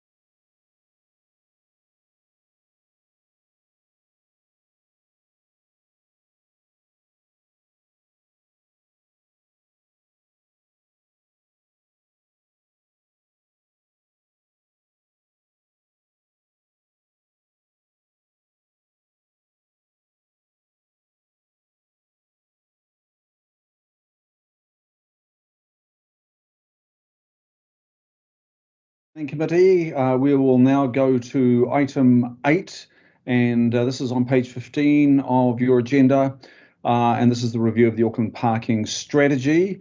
Just a brief intro and background to members. This is the joint strategy of Auckland Transport and Auckland Council. We've been working on this refresh of the 2015 parking strategy, so that's some 7 years old. We've had a number of workshops with local boards on this in the third quarter of 21, and we workshopped that ourselves, of course, here at the Planning Committee. We gave direction in November 21 on the discussion paper. We got good feedback from the discussion paper, and the strategy that we see in draft before us today to go out for consultation has been changed quite significantly in parts in response to the feedback we have given as politicians and the discussion paper feedback. So the team's listened on that, and more recently, just 2 weeks ago, this planning committee had another workshop to consider the draft strategy. Staff have also had a hui with Mana Whenua, and they've done another full round of local board workshops in March. So it's been extremely well socialised politically and through the discussion paper with our community, but our task today is to confirm it, the draft only, that is, the draft for public consultation. So that's the background, and we have before us today Andrew McGill representing Auckland Transport, along with Claire Kovacic and Jenny Chetwynd, and representing the Auckland Council side, we have David Hawkey, Head of Growth, Transport and Infrastructure Strategy, and Michael Roth, Lead Transport Advisor on the Council side. So the intention today is to seek our endorsement of the draft for consultation. I will now hand over to Andrew, but just before I do so, I will move the motions before us, and they will be seconded by Deputy Chair of this committee, Councillor Bartley. So the motions before us, A, B, C, are moved accordingly and seconded, and we'll now take the presentation led by, I think I first go to Jenny Chetwynd, the Executive GM Planning and Investment at AT. Jenny, in your hands. Tēnā koutou katoa. Thanks, Chris. That was a really comprehensive introduction. You basically stole everything I was going to say, which is great. So just a couple of comments to set this up, and then Andrew will take us into a short presentation, which has got some information on just reminding us of the why we're doing this, and the key elements of the strategy that we're looking for your endorsement to go out with for consultation, and some comments at the end about what this is and what this isn't, because we've heard a little bit of media over the last 2 days in terms of what this might be to some people and how it's been perceived. So just a reminder, as you know, Council's declared your climate change emergency. You've got some pretty ambitious, we have some ambitious targets for CO2 emissions by 2030. To get there, you really gave us the direction. Can we go to slide? Which one is? You gave us the direction that we needed to relook it up, the way we manage the parking assets, council-owned parking assets across the city, to really help us achieve those CO2 emission targets and have parking make a meaningful contribution to that. So just to recap, some of the things you gave us direction for in your principles was that roads are really valuable public space. They need to be managed to the benefit of everybody, not just cars sure, but for everyone. We need to manage parking to encourage trips by sustainable modes. On the strategic transport network, parking lanes need to be the lowest priority use of that space because they need to be more productive. And they need to be more productive for all users, especially in those strategic transport corridors. And different areas should have different levels of parking management, because you recognise strongly in the last conversation we had that there's different parts of Auckland will respond to this differently, and we need to have different approaches, and the engagement needs to reflect that, and we need to bring communities with us. So they were some important points we heard last time. So what we have here is the strategy that the AT board has considered and is looking for your feedback and endorsement before it endorses it for public consultation post meetings. The AT board is also going to be looking at this today after your meeting. So we'll feedback any comments you have to them this afternoon when they meet on the topic. So I might invite Andrew, Chair, to take us quickly through the presentation and then hand back to you for questions.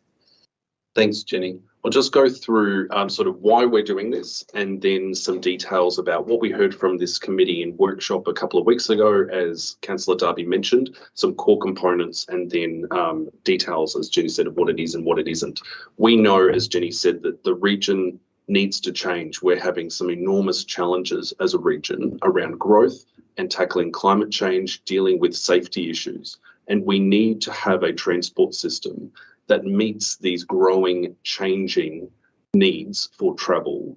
And so the parking strategy is really about unlocking the potential of our region to be able to move into the transport system that we need in 2022 and beyond for our region. It's going to help enable and accelerate that shift to sustainable modes. It's going to respond to things like the National Policy Statement on Urban Development, which you'll be hearing about later today, which makes a number of government mandated changes to how growth is happening in the region. And it also makes sure that we have a fit-for-purpose strategy for our team to implement so that it's working for the needs of the region as it continues to grow and change and takes into account the needs of specific areas. What we heard from you 2 weeks ago was that we need to emphasise the benefits of parking management to enable and support access, that this is about a transport system that's bringing people together and connecting people together by making core roads more efficient and optimised for their movement. And also a key point is around that this is a 10-year rollout plan for this strategy. So things will start to change next year and they will continue to change, but over a decade.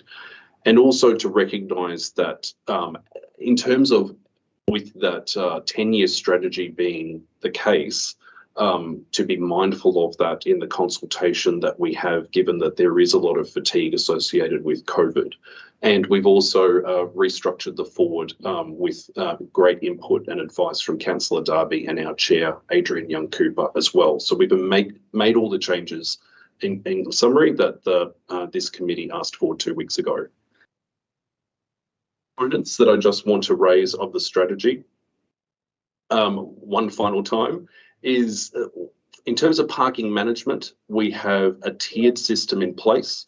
Tier 3, covering key locations like Newmarket, the city centre, New Lynn, etc., have the highest readiness and capacity for change. So they will go first in terms of having the most significant changes to their parking management systems, followed by the Tier 2 areas, which have a moderate level of capacity and readiness for change. And Tier 1, all the grey areas on the map, will be more responsive parking management, dealing with safety issues, local board concerns, customer feedback, etc. And this means that it's not a one-size-fits-all approach to this strategy. And I'll talk more about that in just a moment. The other component that's really key is the strategic transport network. The roads and streets in Auckland that are most important for the movement of people, goods and services across cars, trucks, bicycles, pedestrians, and buses. And we need these roads to be as productive as they can be. The regions are going to grow. If we don't do things like this, our transport system will not be able to function properly. So we're having a situation on these roads where we are saying that where necessary, when we have a project coming along, we want to look at removing and repurposing the parking lanes to be more movement lanes to assist with the needs of that community. And essentially, transport equity is a core component of this planned strategy. We are not doing a one-size-fits-all approach. Instead, we are meeting the needs of the community, responding to them, and also targeting areas that have that capacity and readiness for change. It also means that we're going to be able to diversify the transport system so that it's not one where everyone is reliant on a car to meet their travel needs, but that we are going to improve public and active transport in the region and also improve things for freight as well.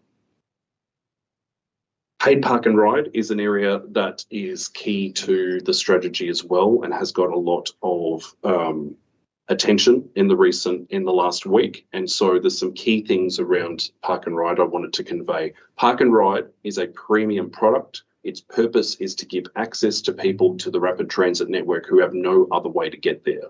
But right now, our park and rides are full across the region, and they've got a lot of people using them who don't need to use them, and a lot of people using them who then don't even use public transport, who just park and walk off to the near businesses. So it's reducing the opportunity of these facilities to be used by people who genuinely need to use them. So what we're implementing in the strategy is a modest fee so that people will just have to think a little bit more about whether they really need to drive to the park and ride, or whether they can take the local bus, they can get a lift from someone, etc. And also recognise that the park and rides are not free. It's a bit of a misnomer to say that they're free. They are already being paid for by people through their rates, including by people who don't use them. And so we're trying to shift to a system where they will continue to be subsidised by ratepayers, but just like with our public transport system, we're asking people who actually use them to contribute a bit to their cost. And just the graphic there shows you that most people at every station are not getting there by park and ride. So they represent a minority of the users of our stations. This strategy is not the end as well. So we've already consulted, as Councillor Darby mentioned, on the discussion document, which set out the principles for how we would manage parking, which were endorsed by the committee late last year. We're now wanting from tomorrow to go into consultation on this region-wide strategy. And then once the strategy is complete, we will start doing individual parking plans for those different mid-green and dark green areas. They will be engaged with both the local board and the local community so that we can get the plans right before we roll them out. So the public will have another say after this upcoming consultation round on the changes that are proposed for their specific streets and areas. And the last thing I wanted to go through was really about some of the sort of headlines that have been posted in media in recent days that I just wanted to address, because I think it's really important that Aucklanders read the strategy and not rely on the news articles reporting on the strategy. So people are saying things like, you're taking away all the parking. We're absolutely not taking away all the parking. What we're doing is we're doing some more parking management, and that may mean that we do more timed parking or more priced parking. We put in some more loading zones, more cycle parks, more mobility spaces. But we're talking about removal of parking really only on the strategic transport network, which is 16% of the road length in Auckland, so a small component of it, and only when we have a project to improve things. We're not going to take out the parking and just put a fence around it. We're going to take out the parking the same day that we install a bus lane. We've also heard, what about businesses that rely on parking? We're saying that businesses get customers from more than just the car park right out the front of the business. What we're saying is you may not be able to park right out the front, but you'll be able to park around the corner. You'll be able to get access from other customers using other modes. And it's not, and also there's going to be benefits for businesses in terms of the increased speed of freight and courier movement around the region, as well as we decongest our key roads. People are saying the PT system's not good enough to be able to switch. Well, the PT system, public transport is used by people on the basis of its frequency, reliability or speed, and its directness. We've put in a new bus network over the past few years that is frequent and that is direct, but it is suffering from issues with reliability and speed because they're stuck in traffic. So by repurposing parking lanes into the bus lanes, the argument that the public transport system's not adequate to be used goes away. But you have to make the change in order to create the system you want to have. And finally, park and ride prices will drive away demand. This is not our lived experience. Matiatia has been a priced park and ride for years now with a $6 charge, which is more than we are planning to charge at other park and rides. And yet it's incredibly busy. But it means that people have had to think about their travel choices, and they can use Waihiki's excellent bus network if they don't want to pay the $6. If they don't want to pay the $6 to park at the station. And so we believe that this will just reinforce the need for intentional travel behaviour. So finally, following the endorsement, we're planning, as Jenny said, to then go this afternoon to our board to seek approval of the draft to go to public consultation. We will then provide the local boards with localised feedback reports on the feedback received in their local board area so that it can inform their feedback, and then we'll bring all of that feedback into consideration for the final version of the strategy, and we'll bring it back before this committee for consideration and endorsement before it gets approved by the board. And the last thing I'll say is we're planning from tomorrow to have very extensive public consultation through every avenue we can possibly have. And I appreciate the comments that have already been made by some councillors, especially I want to say a big thank you to Councillor Bartley yesterday. Your kind words are always really appreciated on this, and I really just appreciate it, and I look forward to seeing more of it from other councillors in coming days. Thank you very much, Chris. Thank you, Andrew. That's terrific. And of course, you're in partnership doing this with Auckland Council. So I just do want to give the opportunity to either David Hawkey or Michael Roth to say a few words from the Auckland Council side, having been working with AT jointly on this. Would that be with you, Michael? Yes. Thank you, Chair. Michael Roth, Lead Transport Advisor. Yes, we've been working with Auckland Transport to develop this draft parking strategy. We are aligned. It meets exactly what we were seeking, and I'm available now to address the questions that have been raised. Thank you, Michael. Members, as indicated, we did ask for questions in advance for items on the agenda just to allow the meeting to go more smoothly. So I do have questions in advance from Councillor Coombe, Young and myself, and I will, Councillor Coombe, if you don't mind, shall I just read out the questions as they are printed here? And thank you for sending these through earlier. So the Please first, don't, Chair. Kia ora. Please don't. No, I sent through my questions and asked for them to be covered in the presentation, which they were. The only part I think outstanding is the around the costs, and Andrew did refer to that. So it's only if there's any further clarification in terms of what we know about the subsidies that are currently going to parking. So there's something that Andrew had prepared on that question, but I think the rest of my partai were covered in the excellent presentation.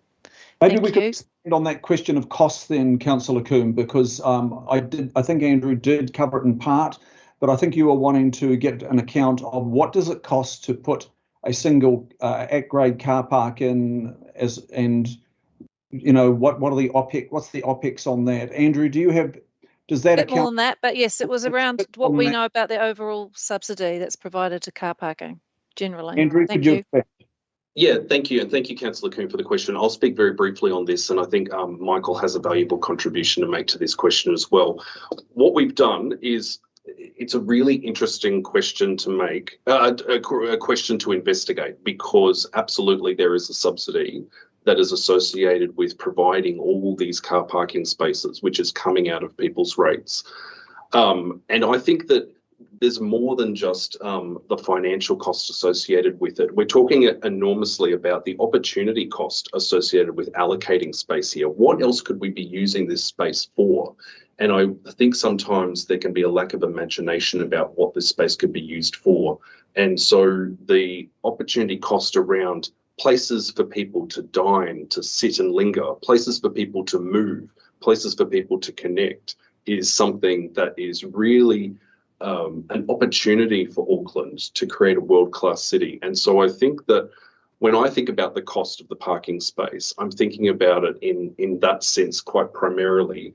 But absolutely, there is a lot of money spent by our asset maintenance team every year on maintaining all of these car parking spaces. And it's part of the billions of dollars that we have to spend on maintaining our roads. And it is a very real cost to Aucklanders. But Michael, I might hand to you to contribute to this answer from your perspective.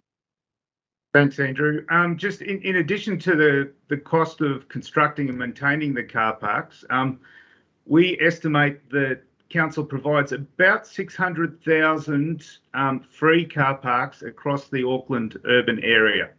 Now, that's just an estimate. But those car parks are, of course, not free. Each car park takes up about 15 square metres of land, which is publicly provided. So when you add all that up, that comes to about 900 hectares of land that's funded by ratepayers. Now, we haven't quantified this in the system anywhere, but when you consider that amount of land, if you value it similar to the adjacent land value and charge a commercial rate like 6% per annum, you're looking at an effective subsidy of about $1 billion per annum from ratepayers to free car parking. Thank you, appreciated. Thank you, Michael. Well, that puts it in perspective, doesn't it? Thank you, Councillor Coombe. I think the balance of your questions have been addressed then, correct? Yep, okay. Going to the question of Councillor Young. Councillor Young, are you happy for me to read your question? The question from Councillor Young was regarding the eastern arterials such as Pakuranga, Te Rako, what is the plan for these roads? Andrew? Yeah, I'll hand to Claire on this. If Claire wants to handle this one. Thanks, Claire. Yeah, kia ora koutou katoa. Through the chair, these are so these are strategic roads, strategic network, and for bus, for general vehicles, they're strategic arterials. So we will need to look at them on a case-by-case basis. With those two roads in particular, I understand they're part of the Eastern Busway scheme, so there is some really important use of those roads for carrying buses, carrying public transport through and around the region. So we will have to look at whether or not and I'm not really familiar with the detail of the Eastern Busway scheme, but I suspect it removes a lot of, or repurposes a lot of parking along those roads, if there is any along those roads.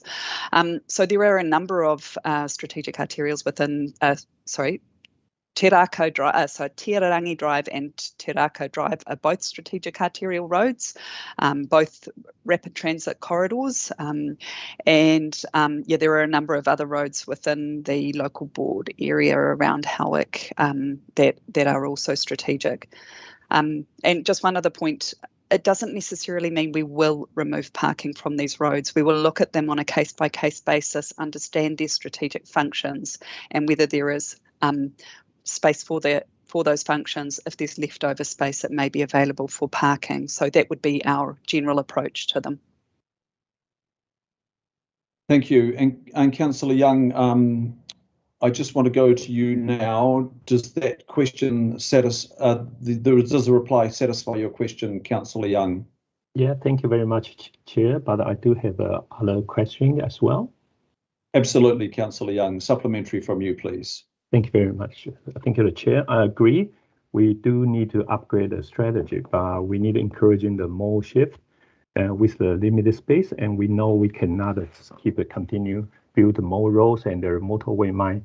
First question is, what are our exactly targets for achieving mode shift for the next 10 years? For example, what percentage of people will be driving? What percentage will be using in the public transport or working and cycling? Because most of the Aucklanders, to be honest, don't understand our current transport plan. And in 10 years' time, our city will be completely different. The public can feel they are targeted when they hear about the proposed strategy. But of course, we need a different response to each community's situation. The residents of Flatbush don't currently have the options. They have to move away from the private vehicle. And my second question is, if we want a mode shift and the behavior changing, can we use a good samples of other successful cities similar to Auckland to help show the public what's possible? Also, could we using the case studies from Auckland to tell the story? For example, looking at the Dominion Road, Queen Street, what's the situation before the changes? What's the situation after? And what the improvements we need? Thank you, Chair. Thank you, Councillor Young. Would that be with Andrew or Claire or Michael? Michael, I can see. Yeah, I think Michael, yeah. Yeah, very good question, Councillor Young. Council's also, with AT, developing the Transport Emissions Reduction Plan that will come to Planning Committee in a few months' time. We are looking at the need for behaviour change and for changing our modal use across the city. Cars obviously do the bulk of travel, about 80%. That does need to reduce in favour of more public transport, more walking, more cycling, more micro-mobility, and also people doing shorter trips where possible. We are looking, as you suggested, at case studies of the many cities around the world that have gone on this path already and are ahead of us. So we are looking at finding the best examples that relate to our city so that we can come up with programs that will help shift that travel, encourage people onto other modes. And the removal of car parking in that context, particularly on parts of the strategic transport network, is very important because we need that space to encourage other modes. We need it for bus lanes. We need it to provide safe paths for bicycles. Otherwise, we are just constraining people rather than enabling them to travel with different modes. So there will be much more coming to Planning Committee in a few months through the Transport Emissions Reduction Plan, focused much more on that mode shift objective. Thank you, Michael, and thank you, Councillor Young. In part, my questions have been addressed as well, but probably the question that was raised through our earlier workshops when we just discussed the discussion paper and signing that off last year, Michael, was this question of equity. And it's suggested from some that there are socioeconomic groups that are very car dependent, and such a parking strategy is a major intrusion. You have been charged to examine the equity side on behalf of Auckland Transport and Auckland Council in response to the political request to do so. And the strategy has been amended quite a lot in that regard. But could you at this stage just expand on this question of equity? Is this a strategy that is fair to Aucklanders, particularly those possibly at the lower socioeconomic end? Could you address that particular part, please? Yes, Chair. We have had a look through the household travel survey data provided by the Ministry of Transport and the household expenses data provided through New Zealand Statistics. And that does show that our higher income households tend to own more cars and they tend to drive further. So when it comes to subsidies for car parking, it's the higher income households that gain more advantage out of them. They also tend to live in higher land value areas, so the subsidy for the land value taken up by parking is much higher in those areas where more high income households are. So there is a skew in this parking subsidy towards high income households. So the extent that we change our system, we do remove some of that skew, which will deliver equity benefits. Alongside that, our low income or low socioeconomic areas do tend to use public transport more, and they walk and cycle a little bit more than high income areas.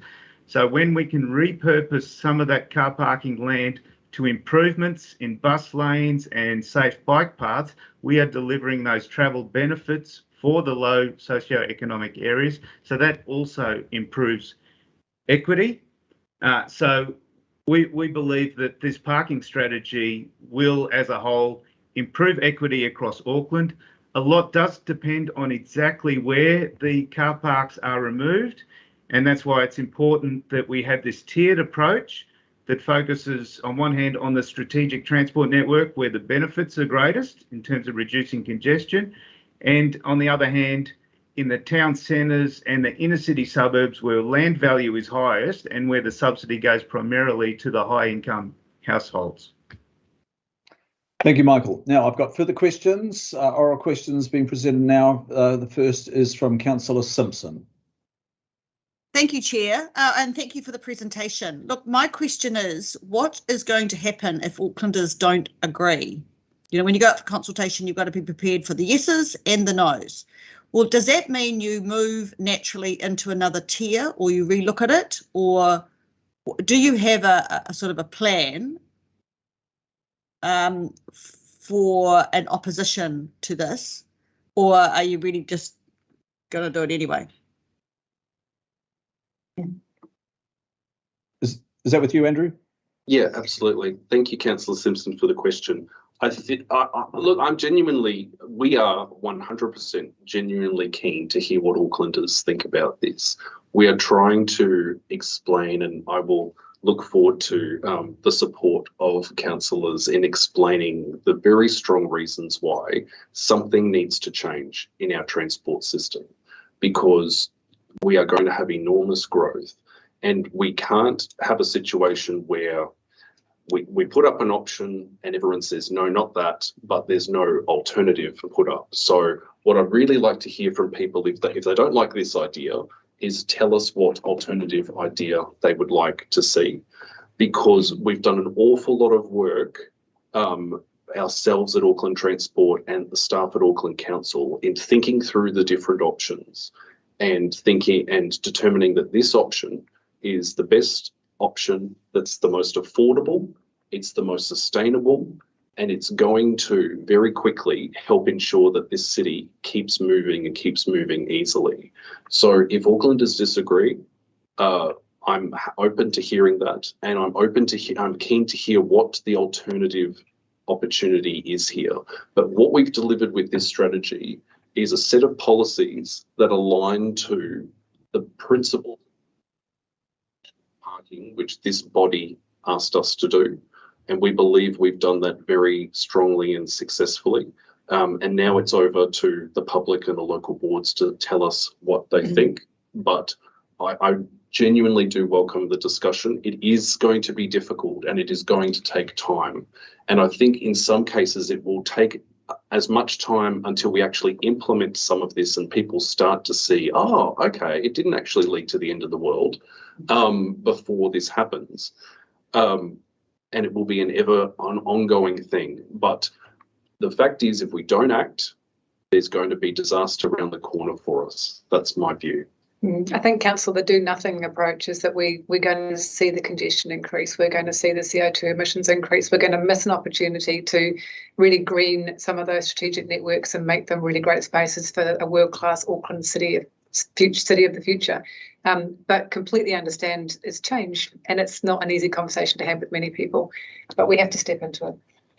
So thank you. And a quick supplementary. So our message to Aucklanders is not replace your petrol car with hydrogen or diesel, electric vehicle or hybrid or whatever. It is actually to move to public transport. Is that what you're saying?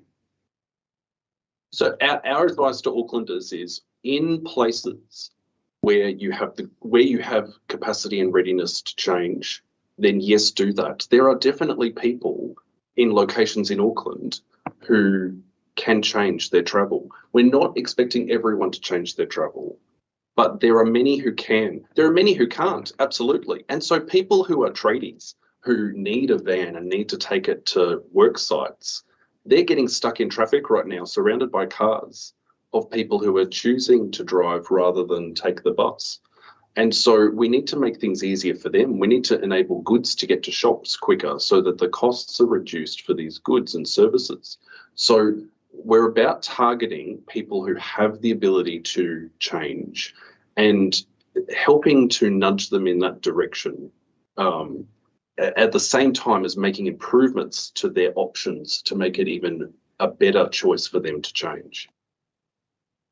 And Councillor Simpson, as part of our emissions reduction objective, we want to encourage as many people as possible to purchase electric vehicles rather than petrol or diesel vehicles, but that will not achieve our objectives on emissions reductions or safety or congestion. We also need to increase public transport and bicycling and walking.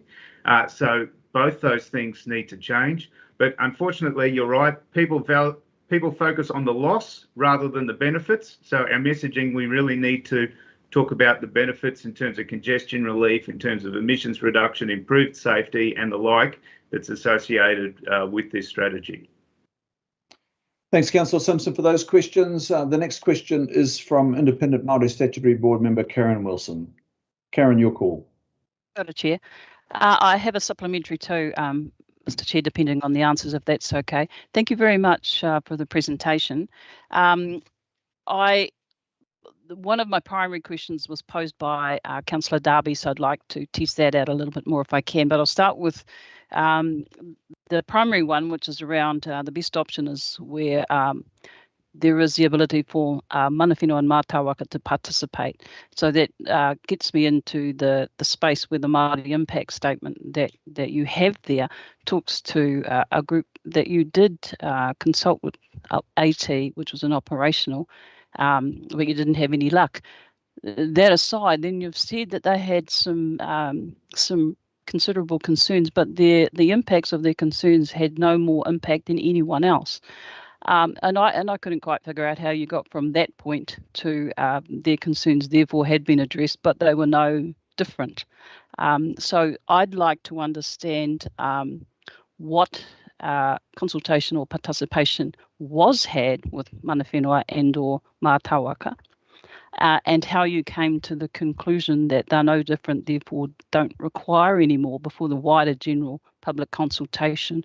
So what is it that you'd be doing in that space to address the deficiency or lack thereof? And then around the equity that was raised by our chair there, I was trying to track it in detail around how a process that involves looking at New Zealand statistics household survey when Māori are notoriously bad to access any sort of information, and therefore you got to D, from A to D. I'd like to understand what process you used to ensure that in fact your equity piece was an equity piece as it related to mana whenua and or mātāwaka. I'm hoping that's clear, the questions that I'm posing to whomever will answer those. Good points. Who would like to fetch that? I think Michael in part and possibly Claire. Claire at the initially. Yes. Yeah, thank you. Through the chair.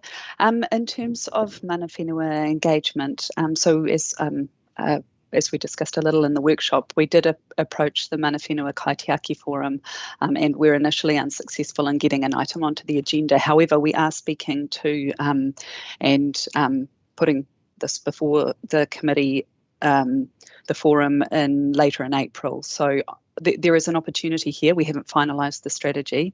However, we have established those principles and we've developed those draft policies relating to the principles. So, but it doesn't mean we have no opportunity to include Te Ao Māori.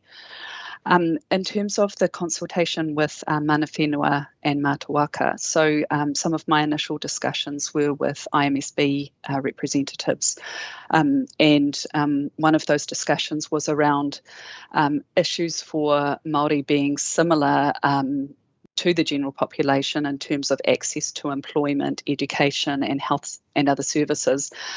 So that is a region-wide issue. I'm not saying that that's exactly the same issue for Māori as it is for the rest of the community, because I appreciate there are some specific issues and they're probably more systemic than parking itself can deal with. The other part of that was we have managed to speak to mana whenua through AT's mana whenua hui, and we have received some valuable feedback. It has been around issues such as access to public transport in terms of cost and in terms of network integration and interchange and rural Māori access in particular. And there, as we recognise through our readiness for change concept and the tiers of parking management, there is no one size fits all, and there are many parts of Auckland that simply do not have good access to public transport, do not have the land use to support, the intensive land use to support walking and cycling. So we do recognise that car access is it's a feature of the region, particularly as we open up these future urban zones on the outer parts of the region. So those were some of the, I mean, we got more and richer information than that too, and I think I talked about some of them last time, this concern around particularly elderly kuia and kaumata having access and not being able to access the whenua and moana and wahitapu sites. And this too, and I'm not yeah, it is a general issue in terms of access. Yeah, I would have to, in terms of your second question, defer to Michael to talk about the equity aspects there. But I want to make sure I've answered your question as well. Can I just go back to you, Karen? And I just need to check whether you're satisfied in that area, but we're yet to go to Michael to complete the discussion about equity. Yeah, I'll answer this one as it is so we don't get mixed up in that. So in answer to your question as best as you could, Claire, but it doesn't really answer my question around mātāwaka. So what I'm hearing is that you've made an attempt, but for different reasons. So you've utilised an operational forum to gain, and the strategy's in draft now. That's my concern, is that now it's going out. It's a lot harder, as you're aware, if you haven't got it there to form part of the strategy, to then insert it. But more importantly, I didn't hear where, if anywhere, you had involved mātāwaka in these conversations. And also the notion that they're similar doesn't strike at all. I was just trying to find the process, not question how you go about it, but it's a valuable opportunity that has been missed rather than waiting for consultation. What are you anticipating to try and cover that in terms of more intensive participation and feedback into this strategy now that it's in draft, which is a lot harder to move? Thank you. Yep. So through the chair, our community engagement, which is coming up, and I notwithstanding the fact that we are at this point in the process, but we will be talking to the wider community, and one of our approaches in that to make it more accessible to all of the community are a number of translations. So we are getting the summary document translated into Te Reo, amongst other languages. So we hope that that is helpful in reaching out further into the community. If there are suggestions, very happy to take them in terms of reaching particular parts of the community. We want to do that, and we're really open to that. So thank you, Claire. And I'm just being a little bit twee and saying I'm sure someone like Member Henare doesn't need a translation. It just requires a little bit more in terms of the nature of the consultation. Yeah, that includes mātāwaka. At this juncture, it hasn't, but I'm going to move on from that so we can address the second part, which is the equity, if that's okay. Thank you, Karen. Back to you, Michael, on the equity question. I agree with Member Wilson. We have not got enough research available, and so we do not have as good an understanding of the specific travel needs of mana whenua and Matawaka. That being said, however, the research that is available does show that New Zealanders of European heritage do drive more than Maori. So on that basis, those with European heritage gain more advantage from the existing parking subsidies. So equity is potentially improved if we move those subsidies onto other modes that Maori use more. But of course, the equity issue is very diverse. Every local area will have specific issues of concern with equity, and we need to do more research on that issue. Thank you, Michael. I'm not going to debate this point, Mr. Chair, through you, except to say there is substantive work that needs to be done from an equity lens that would be more than what is being expressed here, and I shall leave it at that. Thank you. Thank you. And the next question is from Councillor Hills. Councillor Hills, please. Good, thanks, Chair. Just a couple quick questions. The one, and I don't mean to sound rude, but the lots of skies falling headlines came out of this strategy, but in the end of the day, it's 3% of the road that is likely to change within the next 10 years, which if you saw the headlines, you would have thought it was 80%. So how do we tell the story a little bit better through the consultation? Actually, this is about rolling out public transport and cycling over what is actually a kind of small amount of space to enable that more. I guess what I'm saying is it's actually less of a parking strategy and more a cycling and public transport strategy if you think about it, because without it, cannot do what we've asked you on the other hand? How is it going to play out a little bit better than maybe how the media has portrayed it? So back with you, Andrew.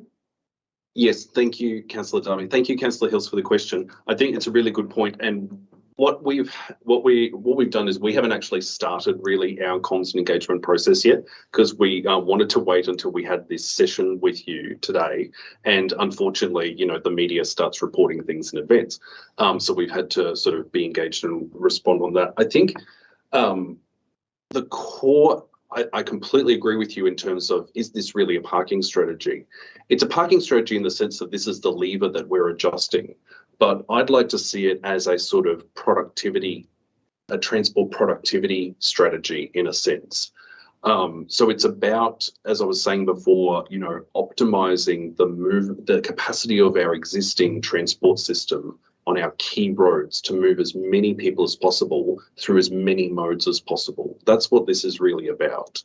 And I think you're right that what we need to do is we'll need to really in detail explain through our comms the real nature and scope of what is proposed to change, that this is not the end and future projects will come along to make these changes. And also the enormous benefits that are going to happen as a result of these changes. And as I said before, I think for some people it will be not till they actually even see it on the ground that they realise just how good it's going to be. But I take on board the point around making sure that our comms is really targeted around the possibilities here. And we are preparing some collateral in that sense as well. Thank you. And just on that, adding to that, will you involve, you know, when you're talking about 2 to 4, will there be a figure on $2 a day for the park and rides? But also, if you're putting out certain areas, will you show the clear, you know, we can put out their high levels. Some people can just catch the bus to the park and rides, but I've seen the maps you put out before, which show that many people parking at the park and rides literally live on bus routes to the park and rides. And those buses are free. Will you have some of that within, you know, to show people straight away, oh, well, I can walk outside my house and get the bus there for free anyway. But at the moment I'm parking there. So the people who live further away, I guess sometimes we put out high level stuff, like even in the graph, you didn't include the bus stations on the shore like Sunnynook and Smales, which have huge ridership, but absolutely zero parking. So I guess showing the bigger picture could be a bit helpful. Yeah.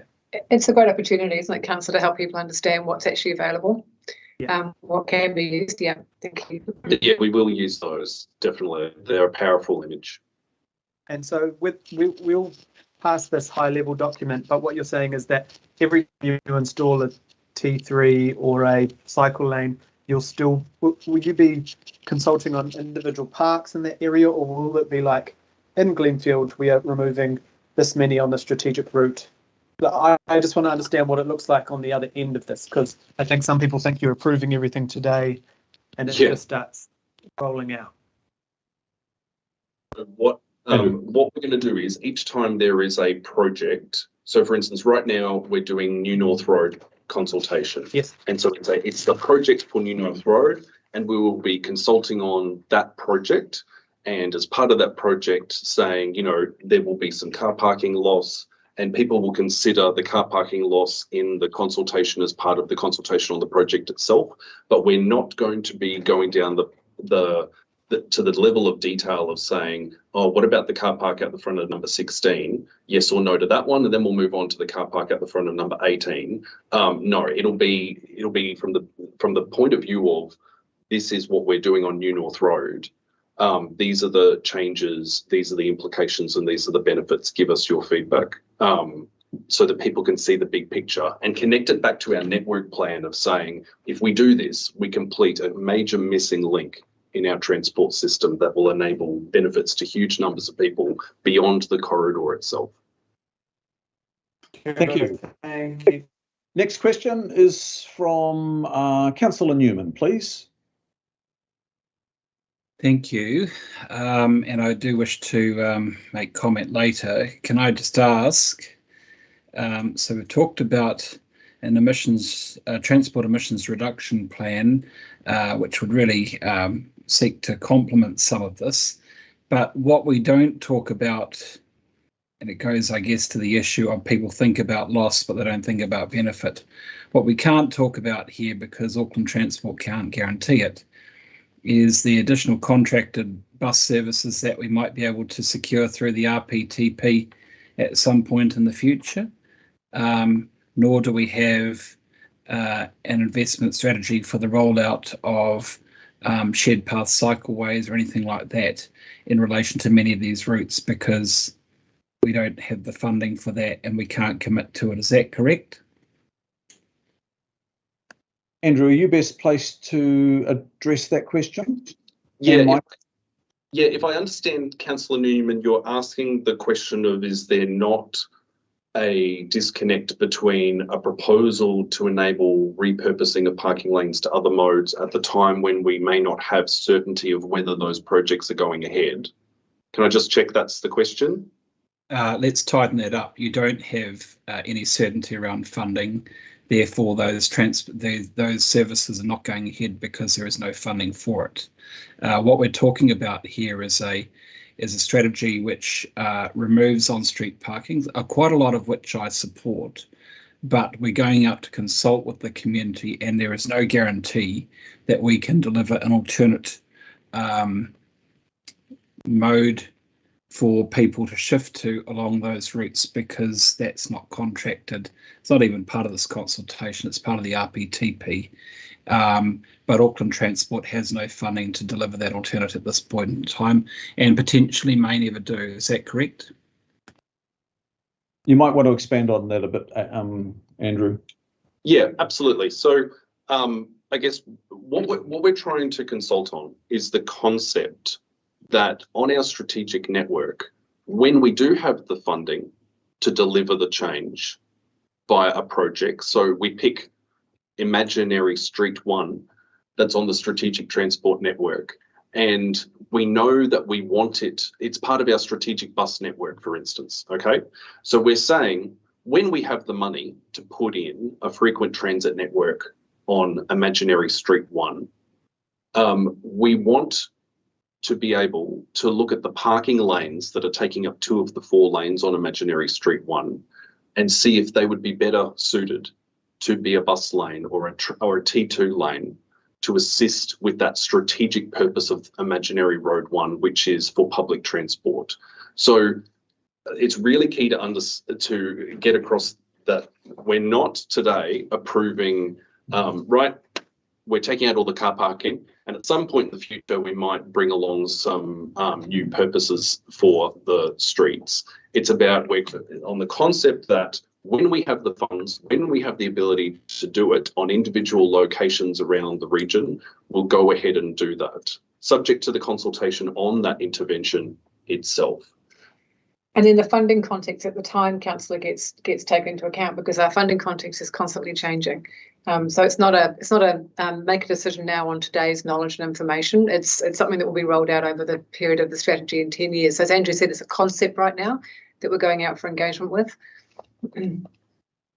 Yeah, well, look, I mean, I'll have more to say on this through comments, Chair, but I just wonder, therefore, I understand what you've just said, Andrew and Jenny. The question, therefore, is why is the totality of this being consulted on right now, when the projects which are large projects which need to be fully funded in the future, we don't know when that funding will be available. So why aren't we addressing those projects site by site as part of a consultation in the future?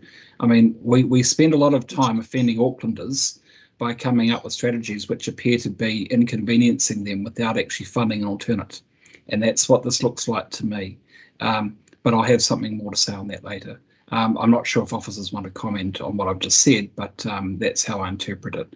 But happy to defer for comments later, Chair. Thank you, Councillor Newman. I will go to Mount Michael Roth and reply.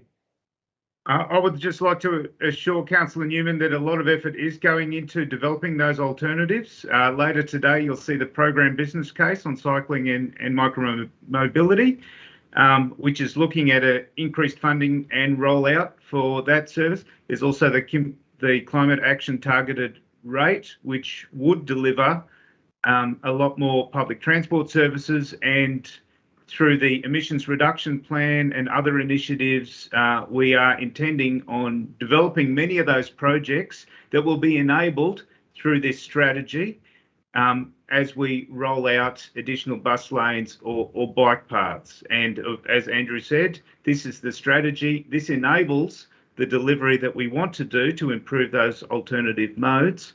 It's not looking at each specific project. Yeah, through you, Chair, I think just to add to that, I think it's important to understand we're consulting on the frame for a whole lot more further conversations. So, you know, this is kind of setting our framework and our picture for talking to communities further down the track. So you're not reinventing the policy frame every single time you have a conversation. This is really important to get this kind of macro space well constructed. That's what this consultation is aimed at. Okay, Member Hendere's question has been addressed, so I'll go to the question of Councillor Fletcher. Thank you, Mr. Chair. Councillor Hill's highlights, which I think is important that we get it in context, that it's only really 3% of the region's roads that will be impacted by this. Can officers advise, please, within the Albert Eden Puketapapa area, what percentage of that 3% will be impacted in Albert Eden Puketapapa? That puts you on the spot, Andrew, with some data you may not have at your fingertips right now, but can you do your best to respond to Councillor Fletcher? Yeah, definitely. Thank you, Councillor Fletcher, for the question. We had a similar question in advance from Councillor Young as well. What Claire has done is she's drawn up maps of each local board area with details of this information. We don't have it right to hand, I'm so sorry, but what we can do is straight after this, work that out and send it to you. We'd have to actually work out the numbers. All we have is a map of the locations and the streets, but we can provide that to you straight afterwards, and we'll have that available for the community. Thank you, Mr. Chair. I'd appreciate that information.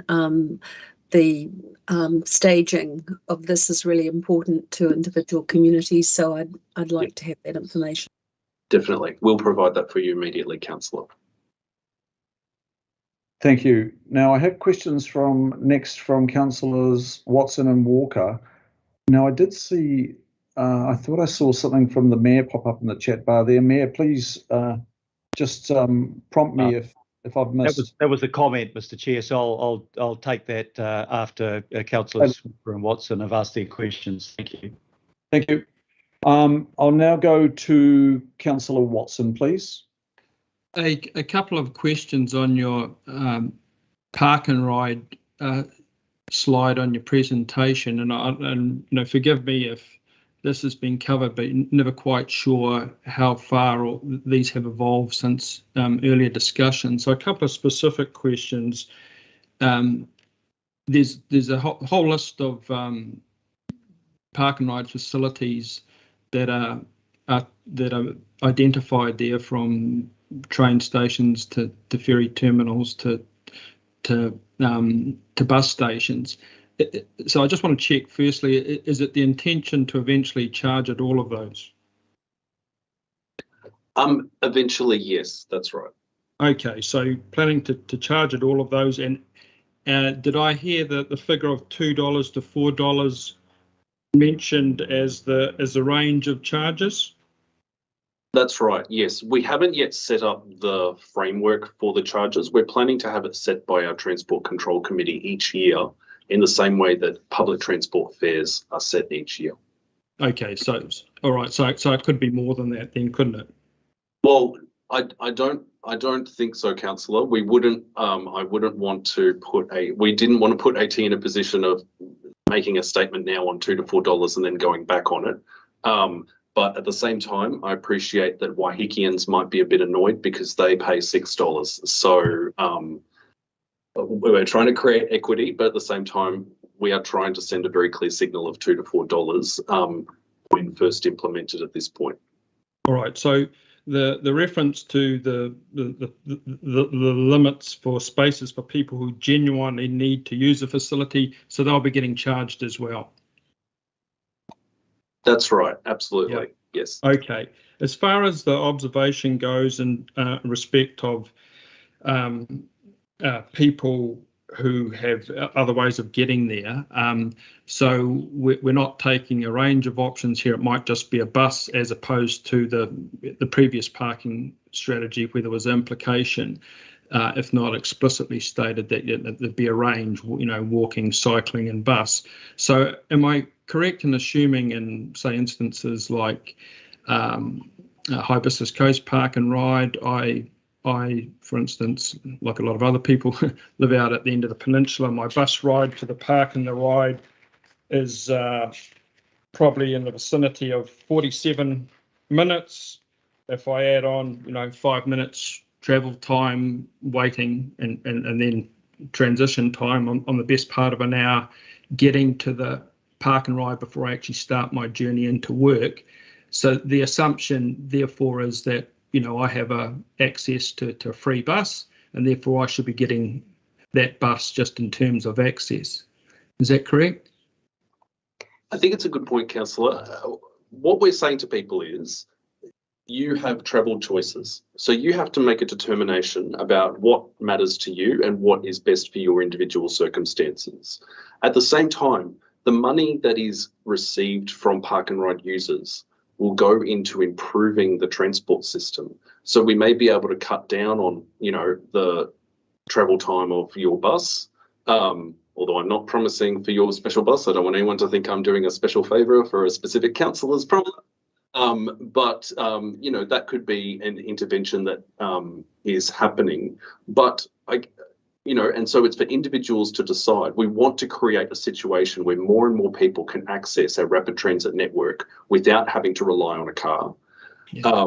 But we absolutely understand and appreciate that many people do not have those other options as well. And we want to make sure that the spaces are available for those people as much as possible, because we know, as Councillor Hills alluded to, there's a lot of people driving around the corner and parking at the park and ride who don't necessarily need to do it.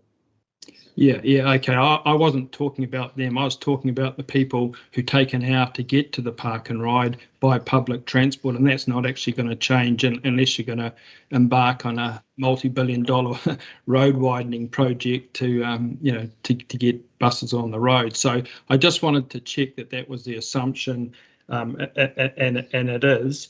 In relation, my final question, in relation to international comparators.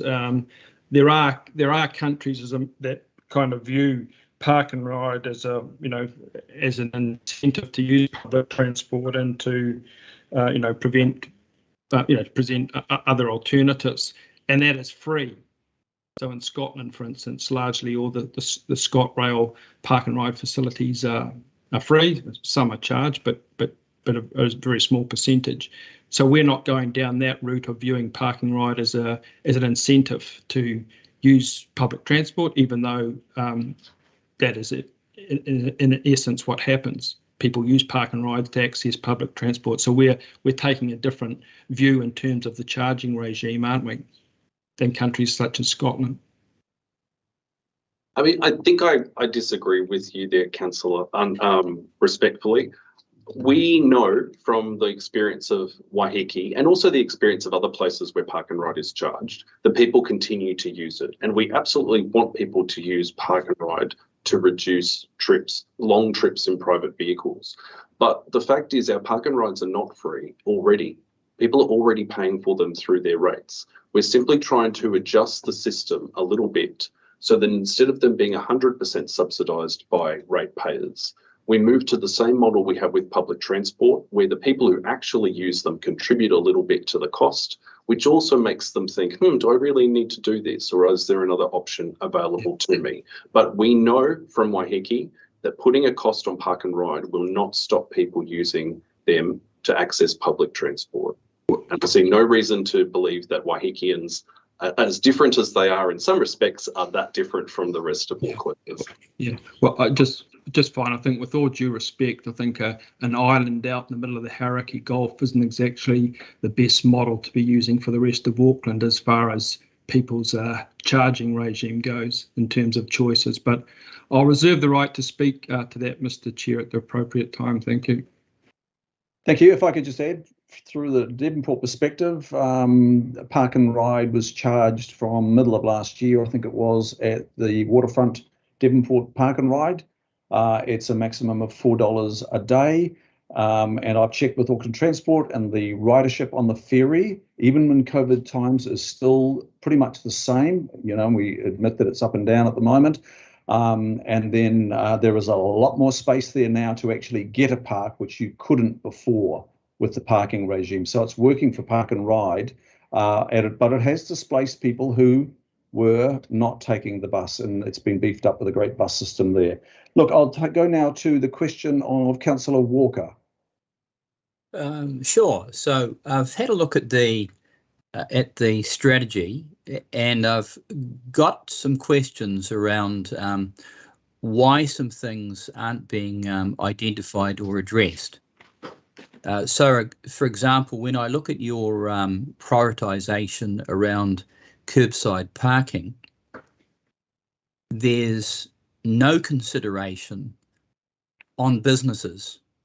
And in particular, I'm thinking about small businesses that may be highly dependent for their very livelihood around people being able to park up quickly and go and get something.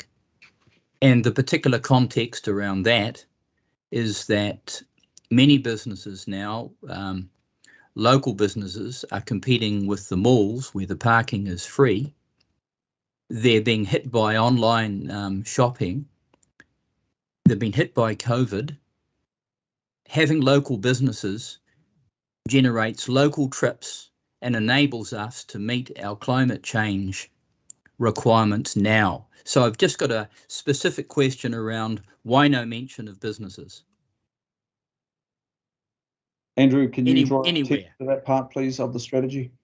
Yeah, thank you very much for the question, Councillor Walker. And Michael might like to contribute to this answer as well. I think that some of the changes we're proposing are actually going to be really good for business. So we've heard, for instance, from saying, oh, well, what about if you take out, for instance, the car parking along Dominion Road? What's going to happen to businesses there? And my response was, well, there's an awful lot of side streets along Dominion Road.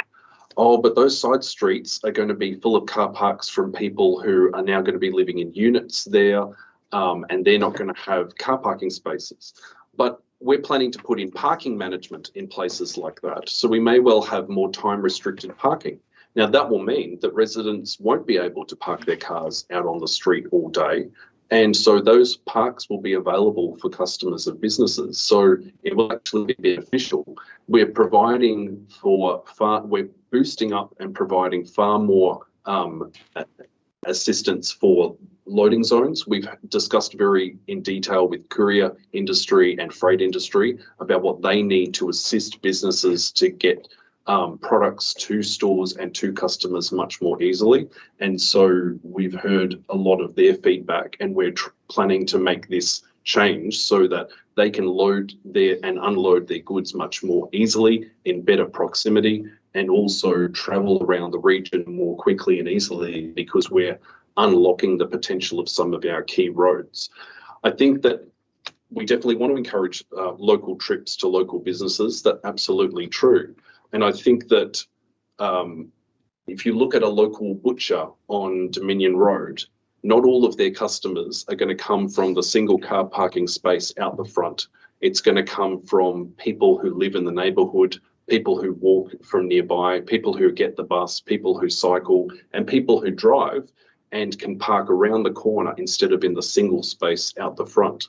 So I think there's, it's a rich array of potential customers for these local businesses. Sure, and some of the changes will actually help them.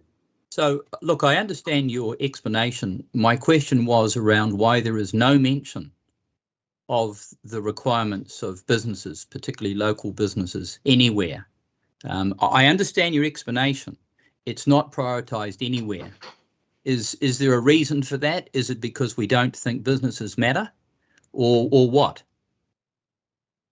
We'll have to go and check to see if there is not I would have thought, I don't know the exact text of the entire 70 pages. I would have thought there would be an explanation of it. But what we're going to be doing when we do our comprehensive parking management plans is considering the specific needs of everybody and individual streets and consulting with them. And so businesses will have a great opportunity to be able to provide guidance. Okay, well, look, that's fine. I have read all the document and all the text, and I don't see any reference there. But correct me, I could be wrong. The other question I've got in respect of a gap is we do acknowledge council community facilities, but we do not acknowledge the multiplicity of community facilities that are not provided by council. They're provided by the private sector, and equally they have a pressing need for parking. Is there a reason why we're council specific but not community specific? Andrew. Yeah, thank you for the question, Councillor. In terms of that, the reason we've called out specifically council community facilities is because those are the ones where we have the ability to influence their operation. So most council community facilities are not managed. And what we're saying is we want to flag the opportunity that if any community facility run by council finds that demand is exceeding supply, or people are parking at the local pool but they're not using it but using it as convenient parking, that we have the ability to step in and start managing that parking to ensure the right outcome. And so this parking strategy is very much around what Auckland Council and Auckland Transport have the ability to influence, which is the public parking system, which is part of the overall parking system. Okay, the other question I've got just goes to how you're implementing what you're proposing. And the context is around making better use of cars, so that we've got more people car sharing, more people using EVs and the like. Is it possible to have some prioritisation in terms of incentivisation, so that before, for example, you bring in a charging regime, which may have negative consequences, that you apply to the maximum the incentives that you could do now to enhance car sharing, to enhance cycling mobility, to enhance EV usage, and particularly car sharing, which is the single biggest mode shift that we could have right now, if we were actually committed to reducing carbon emissions. And we're doing scarcely anything in that respect. So could you comment on that in terms of how you're actually staging things so that we actually bring emissions down as quickly as possible? Who would fetch that question? Again, that's fine. Thank you, Councillor Walker, for the question. As the author of AT's car share framework, I'm very pleased to have a strong supporter in you in car share. We are really supportive of car share. I absolutely love it. The research around the world shows that on average, people who are car share club members have 10% lower VKT compared to the average person. What we've done at AT is we've recognised that car share has potential to be a really key part of the transport system. And we have now got, as a result of our framework, we've increased from a single car share operator in Auckland to 3, with others knocking at the door. So Mevo from Wellington and Zilch/Yugo Share from Christchurch have now arrived in Auckland and are operating. And Auckland Transport is working closely with them to provide car sharing spaces in our on-street and off-street facilities. And they're really great systems. And what we've done for the first time in the strategy is we've created a car share and ride share policy, and we've also created an EV parking policy in the parking strategy for the first time to recognise that they are key parts of the transport ecosystem, and we want to provide more dedicated spaces for those vehicles in key locations around the region. And I really welcome any other feedback or ideas about how we can do this, but these are definitely key priority areas for AT over the in the immediate term. Sure. So just further to that, one of the incredibly successful measure that any number of cities have that we could actually trial is having a parking facility that's incredibly short stay, where people get dropped off to actually share cars for their journey with others. Those initiatives work incredibly well in other cities. We haven't even trialled that. How can we provide parking for that and make provision for it? Okay, digressing a little bit away from the strategy, but Adrian, well, Andrew, briefly. It's part of parking strategy that encourages significant mode shift. Yeah, I'm sorry, but Councillor, it would have been great if you had have raised this in November or 2 weeks ago, because it's just being raised fresh now and we've developed the strategy well, and you're raising something at the 11th hour. Admittedly, it's a draft still, but please take advantage of this consultation period and give us all that feedback, through that stage. It would be best too. Sure. If I could highlight as well. Thank you for your kind words, Mr. Chair. I would note that I do raise these issues consistently. Thank you very much. Bye. Enabling high occupancy vehicle lanes is provided for in this strategy. High occupancy vehicle lanes support car sharing absolutely, and it's probably the biggest single thing we can do. But thanks for your expertise. We'll now go to the final question, and I think that is with the Deputy Chair, Councillor Bartley. Thank you, Chair.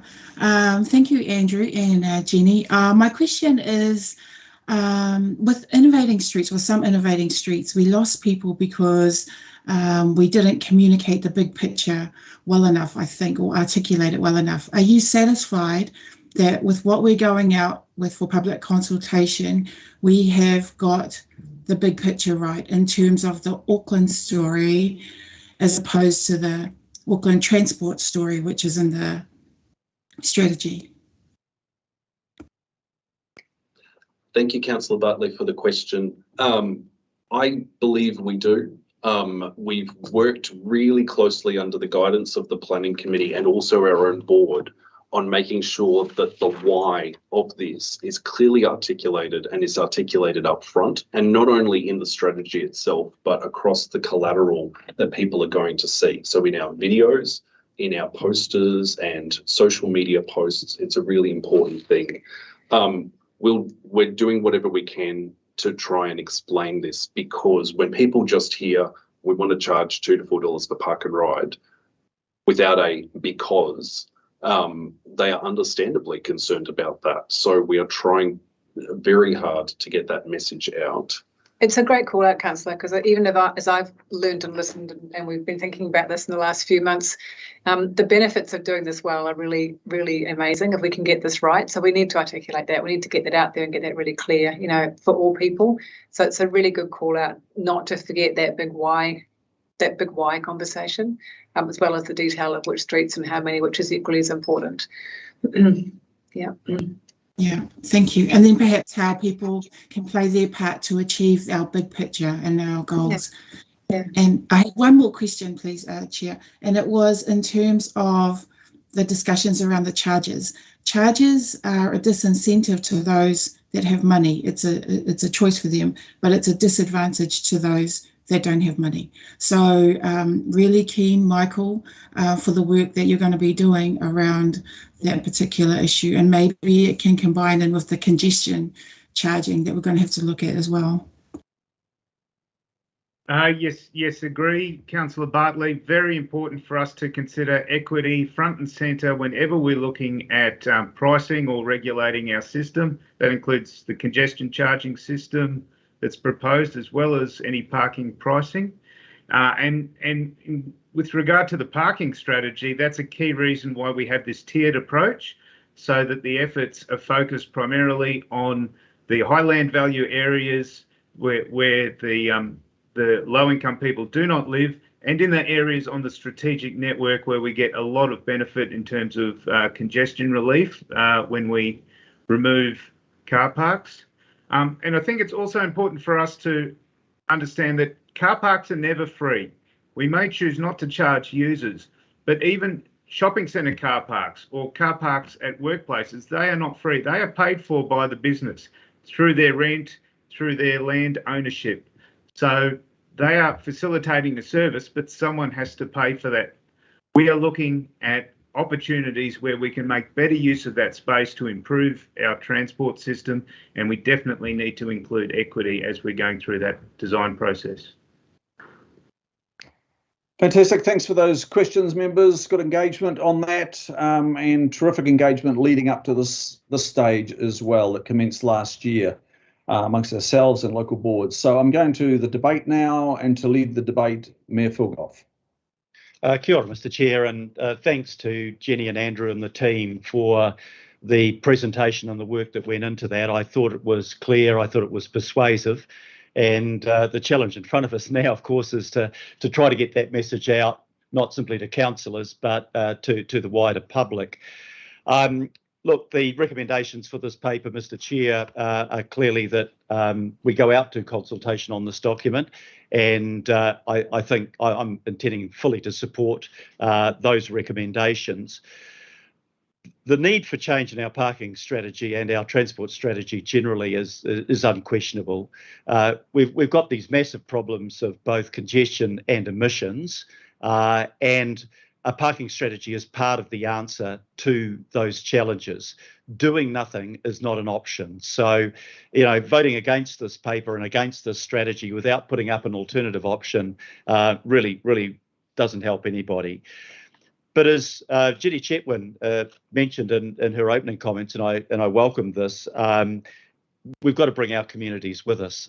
And after many years of experience, I know that parking is one of those issues that can rack up a community like no other. And what we're looking for is quite a big change in culture. You know, the culture around our cabinet, our council table has changed quite considerably, but I'm not sure that the culture has changed in the wider community yet, but it is starting to change. What concerned me about the previous presentation, and I do need to refer to this, was the proposal that we were going to remove consultation because AT was convinced that these changes needed to happen in terms of strategic routes, and therefore consultation wasn't necessary. I mean, apart from sending absolutely the wrong message, that was totally contrary to Council's policy, consultation and significance policy. So I'm really glad that that policy has been changed and that there will be consultation. You know, there's nothing that really people hate more than having things done to them without feeling that they have an input into saying, but look, if you're going to do this, these are the consequences for me. So it really is important to do that, and equally important that if there is evidence of significant adverse consequences for people, then we would want to take steps to try to mitigate that. So I think that on the question of strategic routes, look, I've got no doubt that the priority for strategic routes has to be enabling T3, enabling bus routes and other use of that rather than simply parking. Parking is not a priority there, but what we do need to do is that if we are impacting heavily on people and we're leaving them in a position where they feel that they're in an impossible position, we are listening and we will try to mitigate that. I want to finally come to the question of park and ride. And look, if we're not prepared to take some hard decisions, then we shouldn't be sitting around the council table. It won't be popular. Of course, it won't be popular. It never is popular when you're asking people to pay for something, and as Michael Roth has pointed out, to pay for something that absolutely isn't free. But there are clear arguments for doing this. Our park and rides are filling up really early in the morning. And if you want to allocate a scarce resource, charging is one of the ways that you can do that. But just as importantly as that, if you've got a small charge, and I hope it will be a small charge, it does actually encourage people to say, well, what are my options? Could I walk? That may be plausible. Can I catch a feeder ride? And that may be possible. And for those people that have got those alternative options, not parking their car frees up the space for people that don't have those options. And there are people that don't have any options but to use the park and ride. I think it's also really important that we don't allow for a situation where you park in the park and ride, even though you're not going on the public transport ride, because it's free and it's convenient. So I think we need to send that message out as well. So in summary, Mr. Chair, I support the recommendations. I support going out to consultation. I am glad that we've put much more emphasis now on consultation, on listening to the public, on getting the message across to the public as to why we need to change and what the options are. That's the way you do it in a democracy, not simply by imposing it. So thank you very much for that, and I commend the paper to my colleagues. Cheers. Thank you, Mayor. I think the next speaker was Councillor Dalton. Councillor Dalton, your call, please. Thank you, Chair. And thank you, Andrew, Michael, Claire and Jenny, for all of the work that's gone into the strategy. And Andrew, I too appreciated you beginning with the why that was noted, how important it's going to be to bring Aucklanders along this journey with us. And we have the same conversation in the Transport Emission Reduction Group as well, how we tell that story. And it also came through in the customer sentiment survey, which showed that there's a need to reset community expectations and reposition public parking provision and management. And also it came through the discussion document, and I think it's great that you actually went out with a discussion document first so you could adapt the strategy.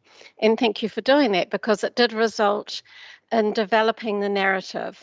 So you could better link it to the broader transport story, to the strategic objectives and the policy, and as well as the regulatory areas in need of reform to enable where we need to get as our end goal.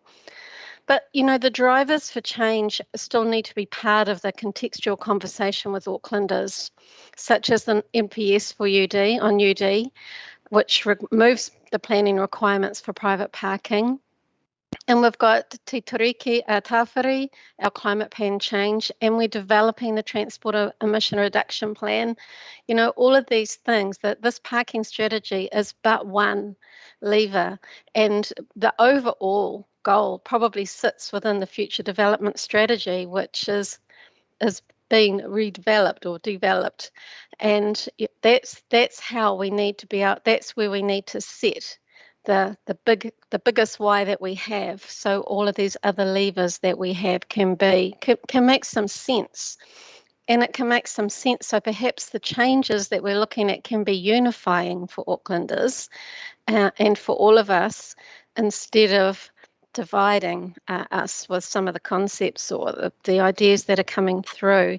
And I think the powerful point too is the articulation that it is 3% of the network, because already I too am hearing feedback that this is going to affect people tomorrow.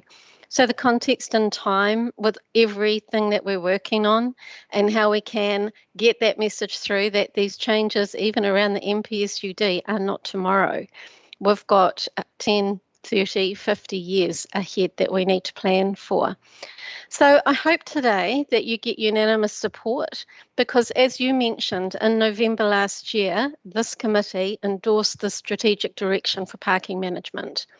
And that included the principles on the role of roads as streets as valuable public space, the role of parking within the context of roads and streets, and the principles around engaging with the community on the parking changes.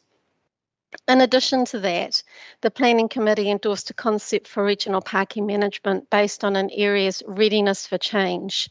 So that goes back to the time when the community is ready for that change, that acknowledges the equity or the inequity that we have across the region.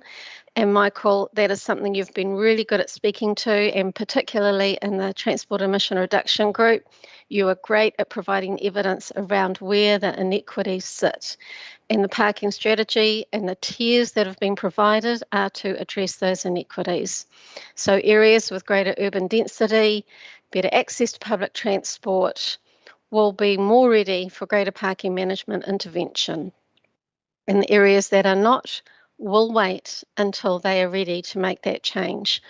So I support the strategy going out for consultation. Well done on it. I look forward to reading the feedback, in particular from those who are most concerned about the impact of the strategy. And that will be, from what I'm hearing, around the small businesses, around the small town centres, about those who are living in the outer suburbs with little choice for a shift from car travel to multimodal transport, such as a bus, train or bike. So I support this and I will support you to delivering the message out there so that the facts of the strategy in terms of what it means for where, for who and for when is balanced, and that hopefully we get some really good feedback on it. So congratulations. Thank you, Chair. Thank you, Councillor Dalton. The next speaker, I believe, is Councillor Newman. Yeah, thanks, Chris. Well, I won't be voting for it because I have a number of issues with this. And firstly, I think that, I think that we virtue signal and we come up with plans and strategies and documents and vision our way forward, but without the deliverables, and the deliverables come in terms of the additional services contracted through the RPTP. Well, we're not going to be doing that because that's not the role of this document. Neither can anybody sitting around this table at this point guarantee what funding we will have to contract new services, which presumably will take the place of private vehicles as part of the Great Mode Shift. Nor can we necessarily guarantee what additional cycling infrastructure we can provide. And look, I have to say, Chair, and with respect to the people who are saying, we'll put up the alternate, you know, it grates me when I think about that shared path concept on the Great South Road in Takanini, which would be a $4.4 million project, a shared path to ensure that cyclists are able to travel on a grade separated path with pedestrians and they wouldn't have to share the Great South Road. You know, and I've been one of the earliest and most determined advocates for the removal of on-street parking on the Great South Road. What would that do? Well, it would free that up, and we could also remove the cycleway because the cyclists would have a proper shared path.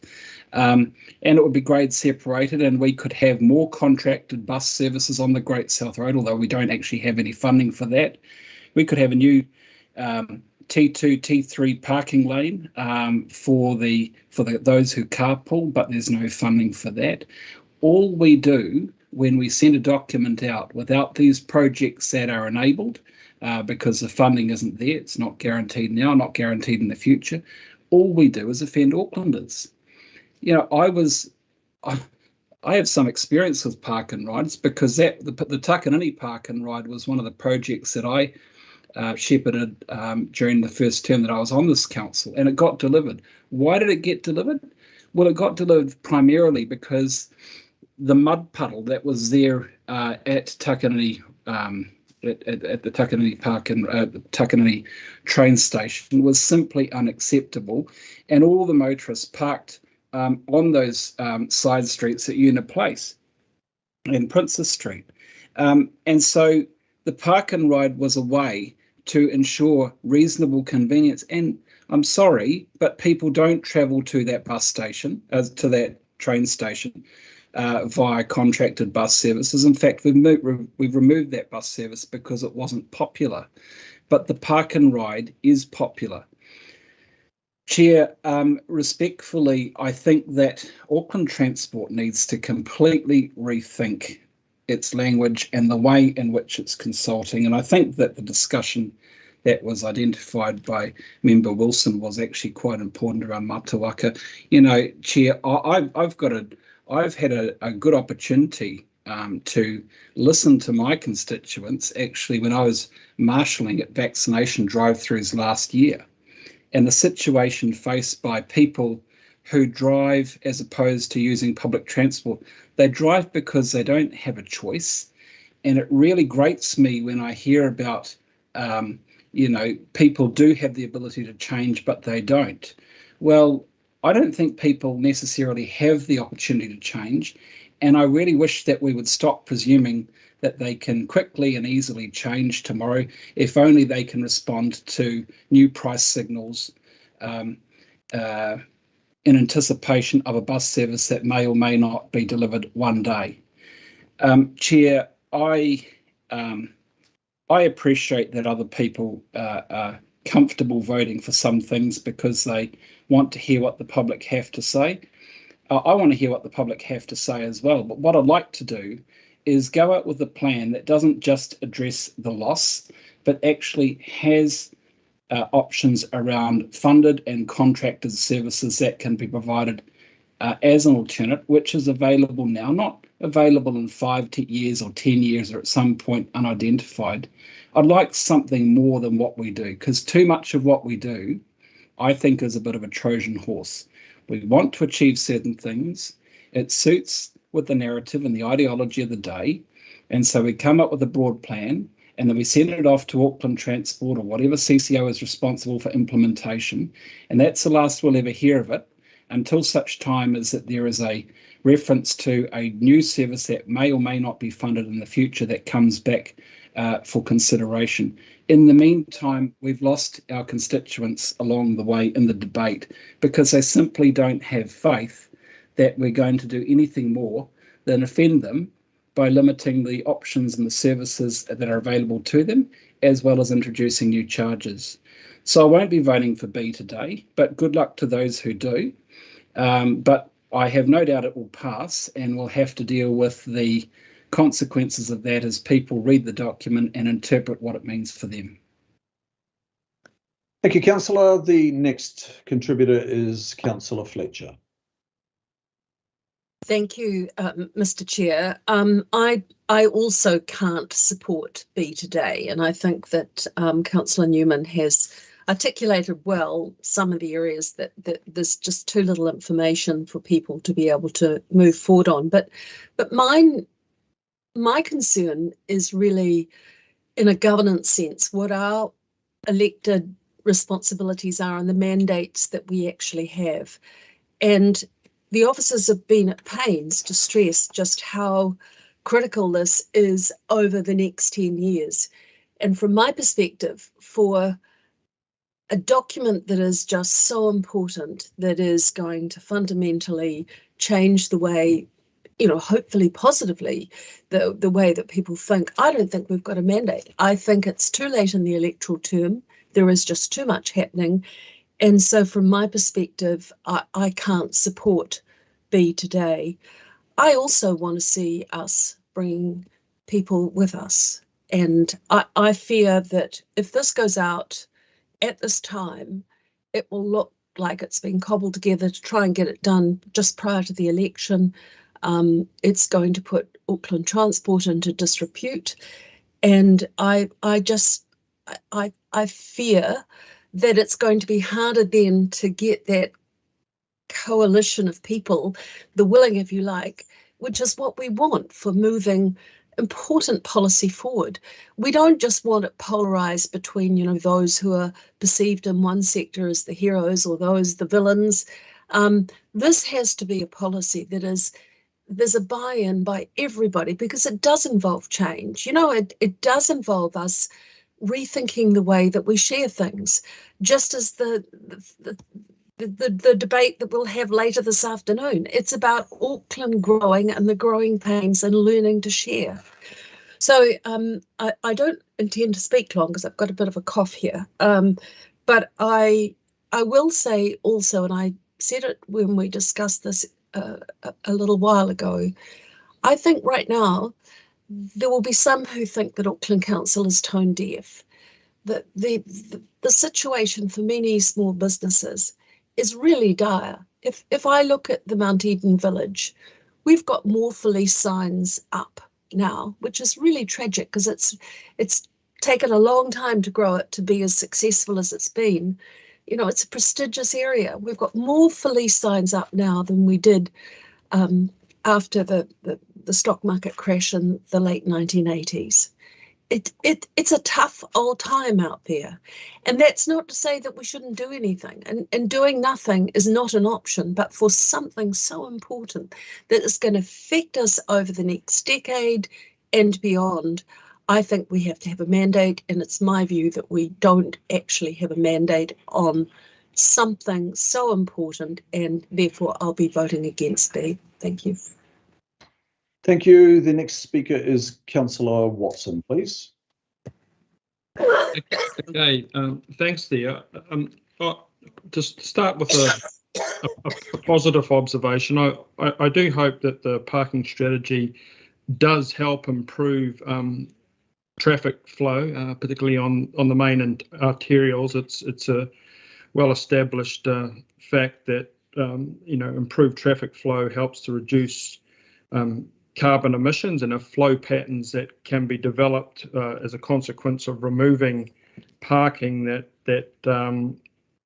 cut down on idling, waiting time, then there are going to be beneficial responses to that, or consequences of that, in terms of travelling time for commuters and reduction in carbon emissions. If it's combined with traffic signal optimisation, the strategy, then we can get some of immediate impact that is happening in some of the cities overseas, which have helped enable flow and have combined that with the traffic signal optimisation. There's been some quite impressive results. So that's my hope, that does emerge from this in some shape or form, and amongst everything else.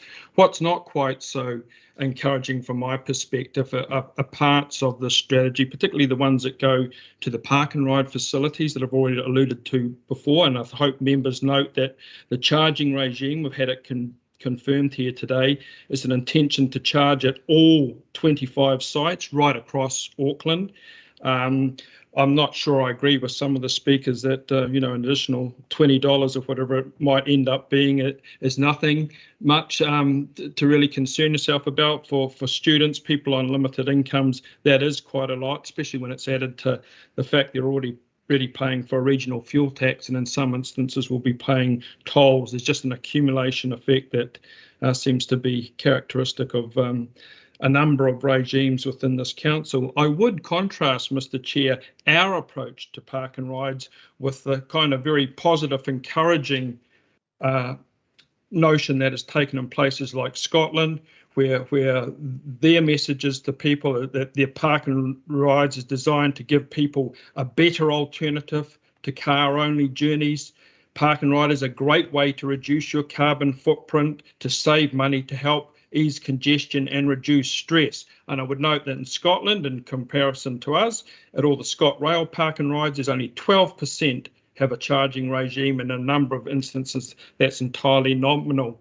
AT did used to have in its strategy an acknowledgement of the perverse effect that can come about as a consequence of charging at park and rides, where you actually end up with less people using public transport. And I would remind people, anyone going to a park and ride is going there to access public transport. Our response is to charge people a premium for making that journey there to actually access park and ride. I don't hold with the notion that the alternatives exist as in plentiful a nature has been alluded to here. As I gave from my own example in a relatively urbanised area, it'd take me roughly an hour by the time I add in my waiting times and whatnot to get to the park and ride. By car, that's a 20-minute trip. So they are the sort of weighing up that people were doing, and I don't accept that that's a fair conclusion to draw then that's my alternative, that's what I should be doing. And that particularly goes to some of the areas that are a little bit more remote. The other point worthy of noting is that people who are being, somehow identified as deserving cases, they'll be paying too, along with everyone else. As far as the notion of car parks being used for other purposes at Albany, that did exist for a little while when there was construction work around.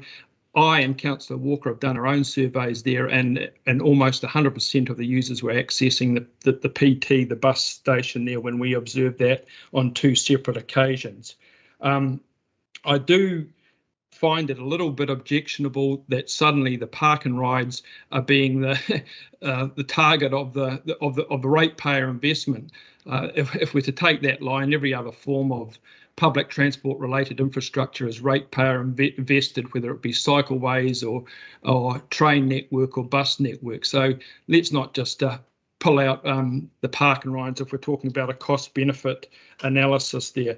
Finally, Mr. Chair, you know, if we're to go a little bit beyond the kind of cliched, empty rhetoric of, you know, if you're not prepared to take the hard decisions and you shouldn't be sitting around this table, some of us choose to advocate for the kind of equity that is so evident across all our documentation in terms of giving people a fair go, not charging punitive costs to people, especially when they're trying to access public transport, and especially when that's been done from areas where the connections aren't what they should be, and even where they are, the time differential makes that not really that viable a choice.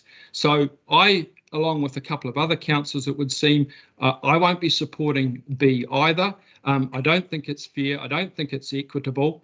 And I think it's actually a step backwards from the earlier acknowledgements that were in the last parking strategy in terms of what park and ride should do and how they should be used to encourage people and to build on the success that they have established in terms of places like Albany, places like Hibiscus Coast. We seem to be going the other way, and I do fear that there will be a perverse result of that as a consequence. Thank you. Thank you. Next speaker is Councillor Walker. Sure. So thank you, Mr. Chair. I'd just like to call for a division in advance because it's quite clear that there will be a number of councillors, myself included, voting against B. I've got a number of reasons for voting against B. One of the reasons that I'll just highlight is around the public consultation time, which is April 2022. We have an agenda later on today where we need to go out with one of the most momentous items that we need to consult on, which is around our plan changes to do with the destruction of heritage potentially and other matters. And I think that we should be giving the full impact of our consultation time in April and through to May for that. And we should be focusing on that exclusively.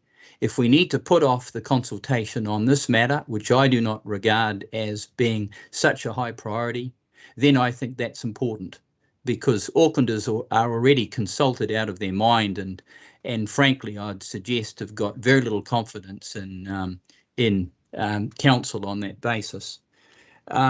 My reasons for voting against this is like other members, and that includes Councillor Fletcher. There are many of us concerned about local businesses because it is local businesses and the ability to shop locally, and that might mean making a short car trip or a short bike trip or a walk trip or the like, that enable us to reduce emissions. And having read the 98 pages of the document fairly thoroughly, I think, if someone can find the word business somewhere, perhaps they could show it to me, because I see little, if any, recognition in priorities or anywhere for the critically vital needs of businesses, which are not just shops, but people providing services and a whole range of things, which are one of the vital reasons that we travel. And if those local businesses are gone, and they are going by the day, then we will not meet our emissions targets because people will be travelling further to the malls where there is free parking and the other locations where parking is available. And there is a crisis in that respect happening across Auckland right now to local businesses. The other concern I have, and I endorse the comments of Councillor Watson around the perverse effects that this may have, is that the park and rides around Auckland are not one size fits all. If we look at Silverdale, for example, it draws on a significant catchment, part of which is the countryside areas and people in hamlets and in rural areas that have little choice because they have zero public transport. I'll repeat that, zero public transport to get to a park and ride. If we start adopting this perverse measure that increasingly seems to be in play, where we actually penalise rather than incentivise, our emissions will go up and we will not make the dramatic changes that we need to make. So like Councillor Watson, we should be building on what we've got. We should be looking at how we can implement things faster, trialling things in areas where they work. If, for example, I look at my area, Councillor Watson and I have suggested off-road cycleways along Otiha Valley Road, for example, in the vicinity of one of the busiest park and rides in Auckland. We've got precisely nowhere. When I look at the opportunity for cycling and other forms of transport on Whangapraoa, for example, which is also in my ward, they are poor to say the least. So this notion that we start putting penalties in place when the existing circumstances for people are so difficult already,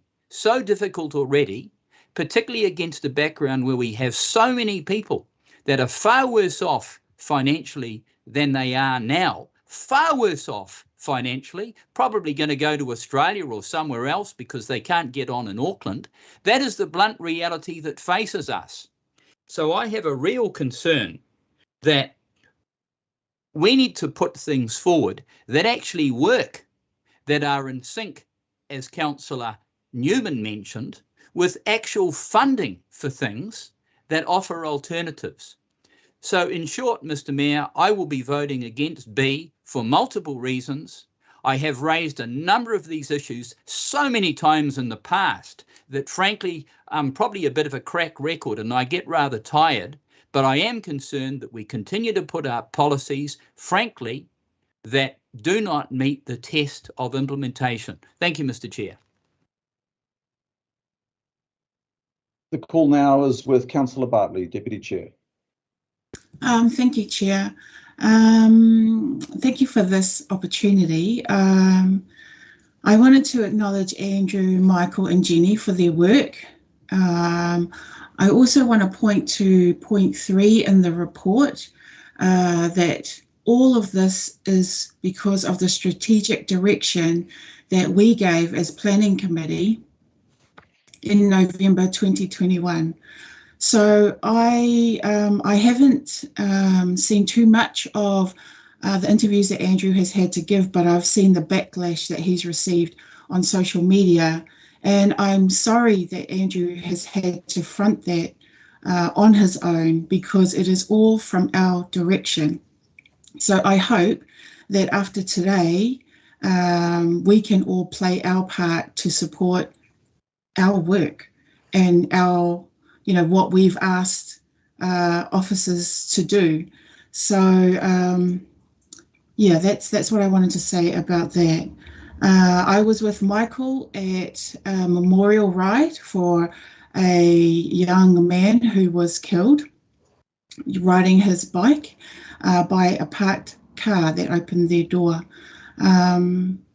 If that doesn't show you the need for change, for how we use our roadways, for how we enable people to get around the city in a safer way, then I'm not sure what does. I don't believe that this is demonising cars, which is what is currently the fear out there. I opened a car park in the weekend at Ian Shaw Reserve. So this isn't about removing parking altogether. And I really, think that the message we need to get out there is that this is for those that can, those that have the option to use public transport. We all have developments, well, most of us have heavy housing developments in our area. I have it in Glen Innes. We have a bus and we have a train. They're 5 minutes from these developments, yet the roads are filled with cars that are parked everywhere. So, there's an option there for those that can, but we haven't been able to make that change yet.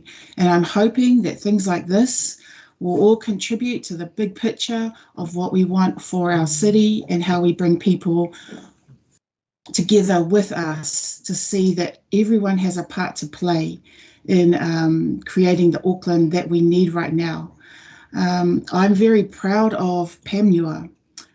because we had parklets. We took 6 car parks and we had parklets. And that was an awesome way for people to see how you can use the road differently.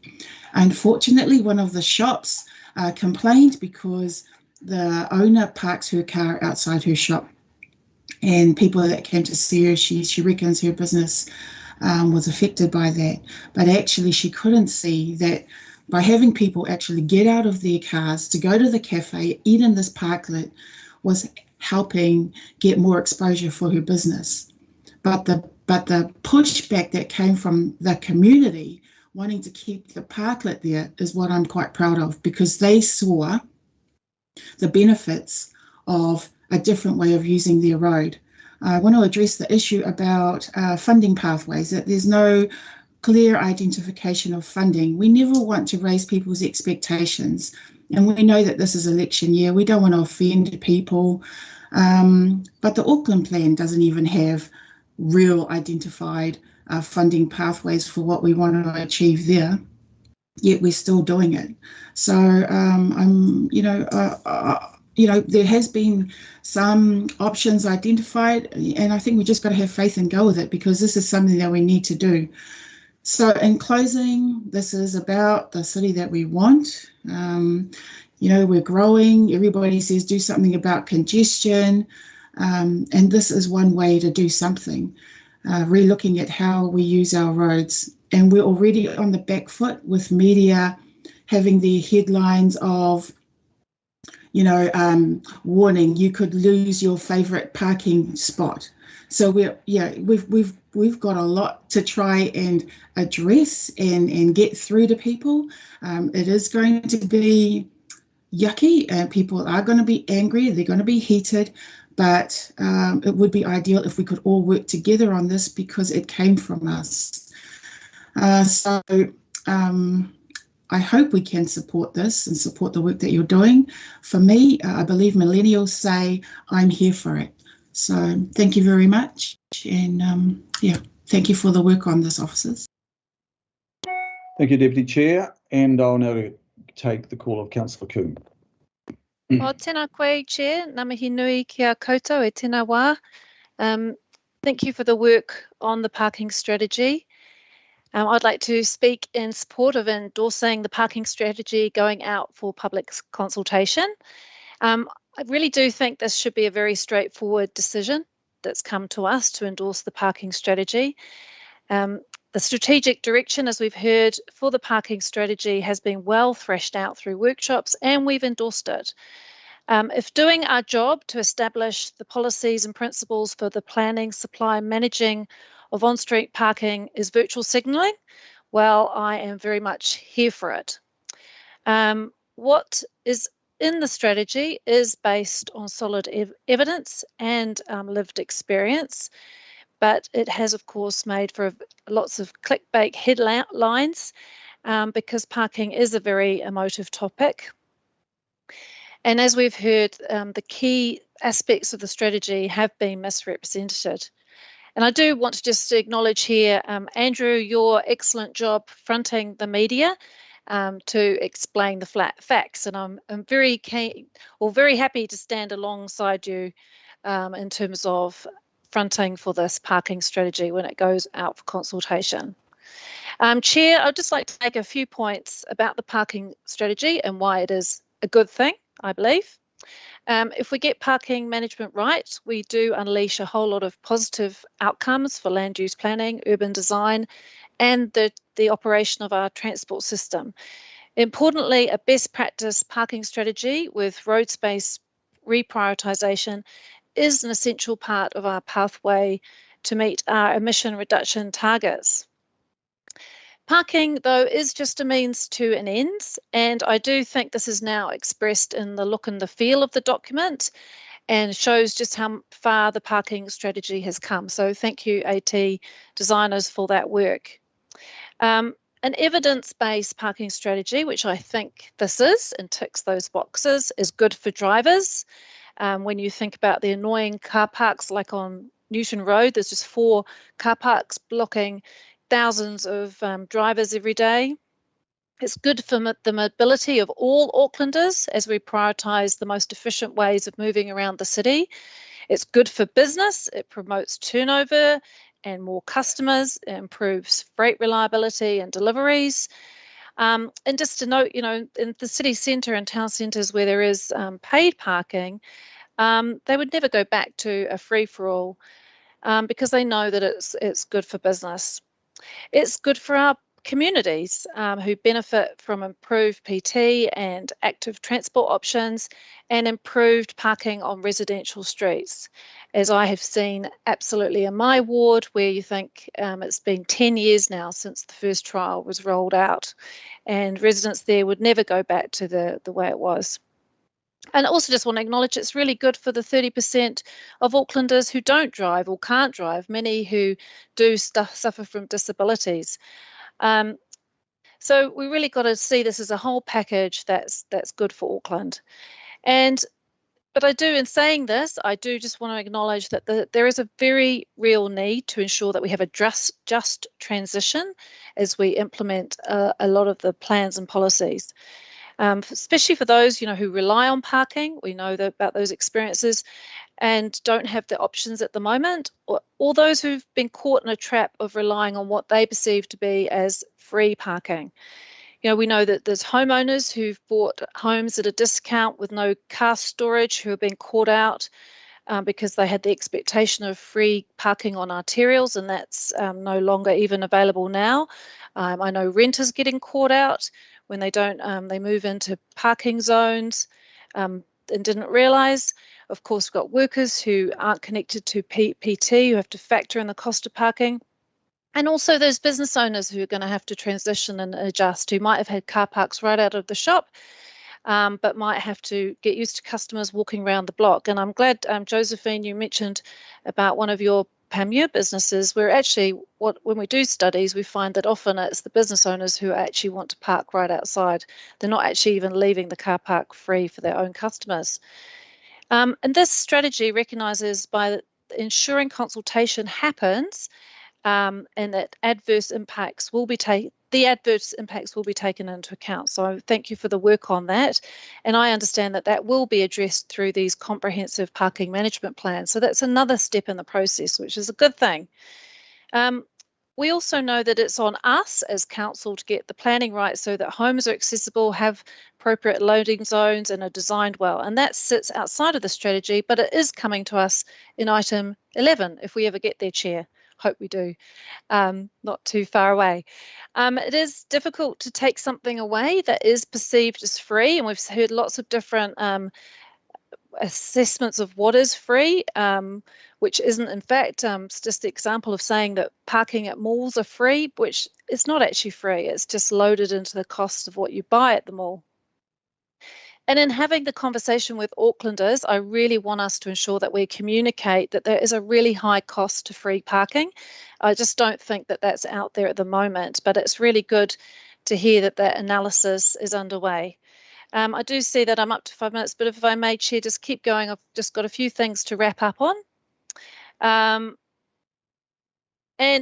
in terms of that analysis around the true cost, I think that goes to communicating the bigger picture, as Councillor Bartley has mentioned, and the comments around bringing the community along. And that's exactly what this whole consultation is all about.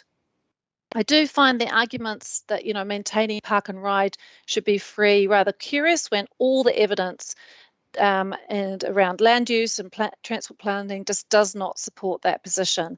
It is just so inequitable that we base access to PT is on the ability to arrive by 7:30 a.m. as currently.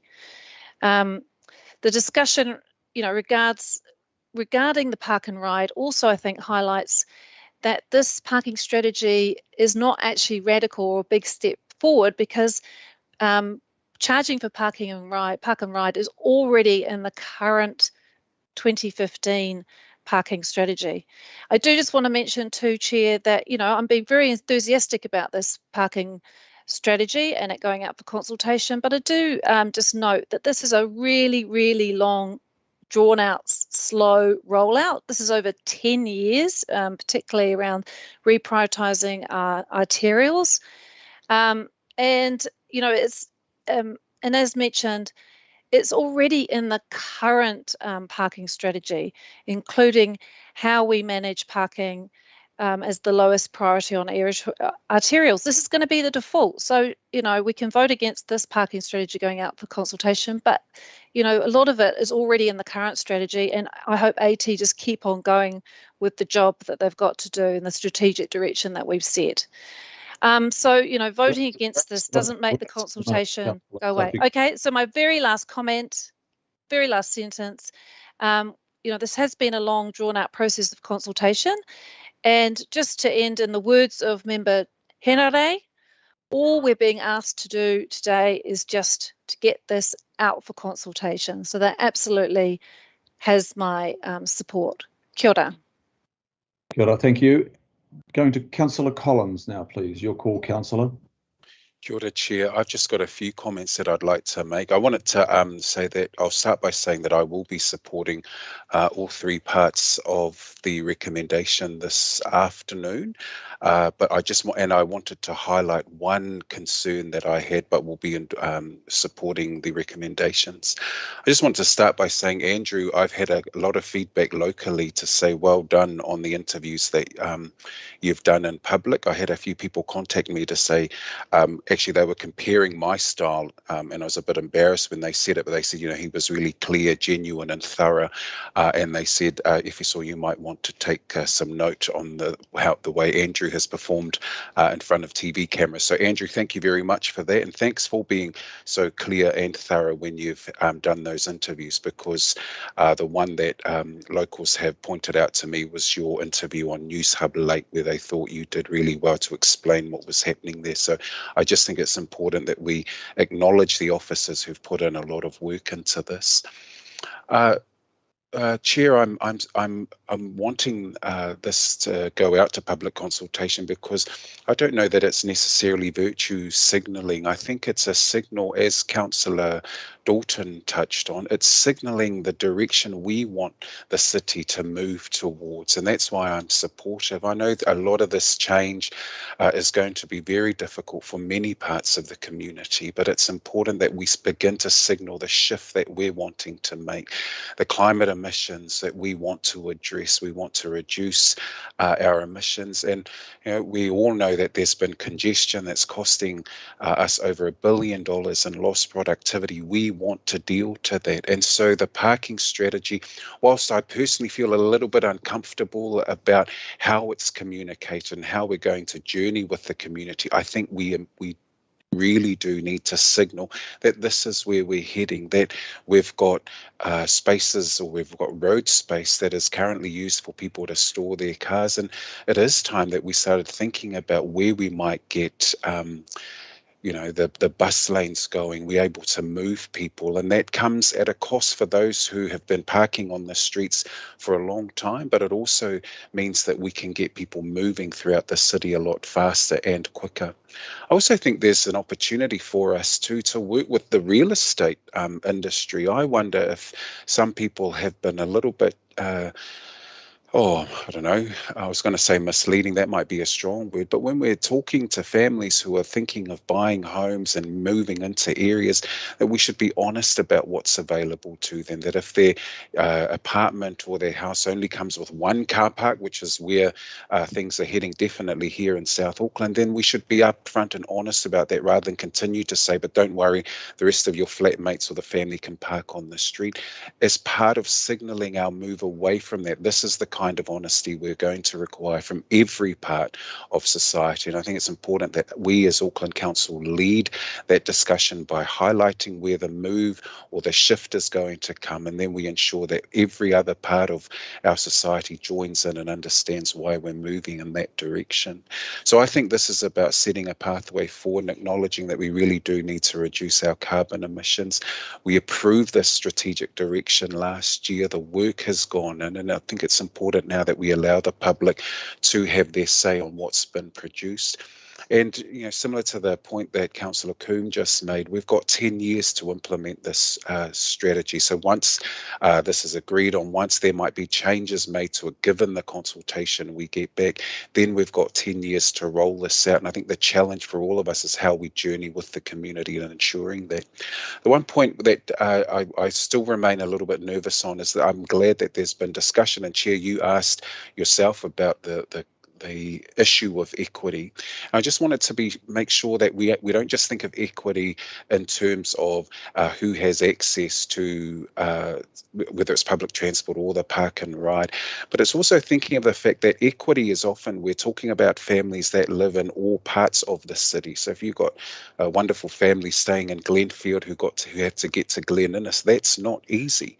And so it's important that we recognise that that too is a dimension of the equity equation or consideration that we need to make. It's difficult for families. Many Māori Pacific families in particular are travelling right across the city just to be connected with family. So that's an issue we've got to consider, and I think it's important that when we're thinking about equity that we include that consideration.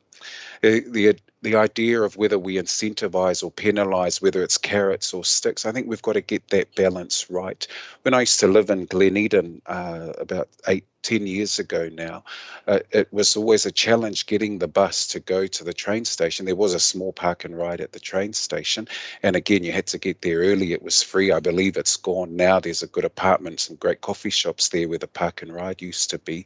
But many people that I knew who stayed with us, who were my neighbours in Gleneden, only drove because there wasn't the frequency of bus service. And so as the frequency starts to lift, we're going to, I think, see more people trust the bus service to get them to the train station. And that's what I mean by the equity challenges is still something that makes me nervous, because we'll be charging people that don't have any other way of getting to the train station on time if your bus was coming. I think our bus back then was every 30 minutes or an hour, and that was in peak time as well. So those are the considerations we need to think of when we're thinking of equity. I want people to be on the bus. I'd love to see more of us using the bus and the train, but it's already been highlighted in this discussion that that is challenging for people who live in communities where they're some distance from that frequent line for the train or for the bus, and they do have to use their cars.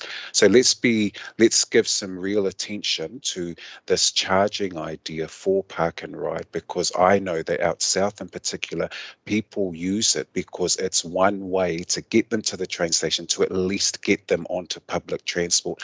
And that's where I'm nervous around the charging for park and rides, but I think it's important that we get the document out for the public to have their say on, and then we can make the necessary changes depending on the feedback that we get. Thanks, Chair. Thank you, Councillor Collins. I'll now go to Councillor Hills, please, and then Councillor Mulholland. Thank you, Chair.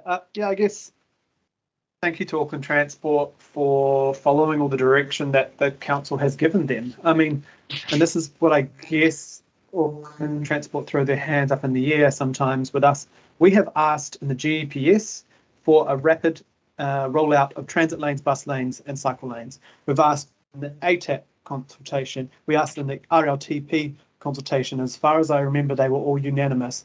Te Tarakia Tāwhiri, we asked for rapid uptake of public transport and walking and cycling. That was unanimous. We've asked to reduce our emissions by 50%. That was unanimous by 2030. We've asked for cycle safety. We even asked, I think it was 15 votes to 5, what this strategy actually is last year.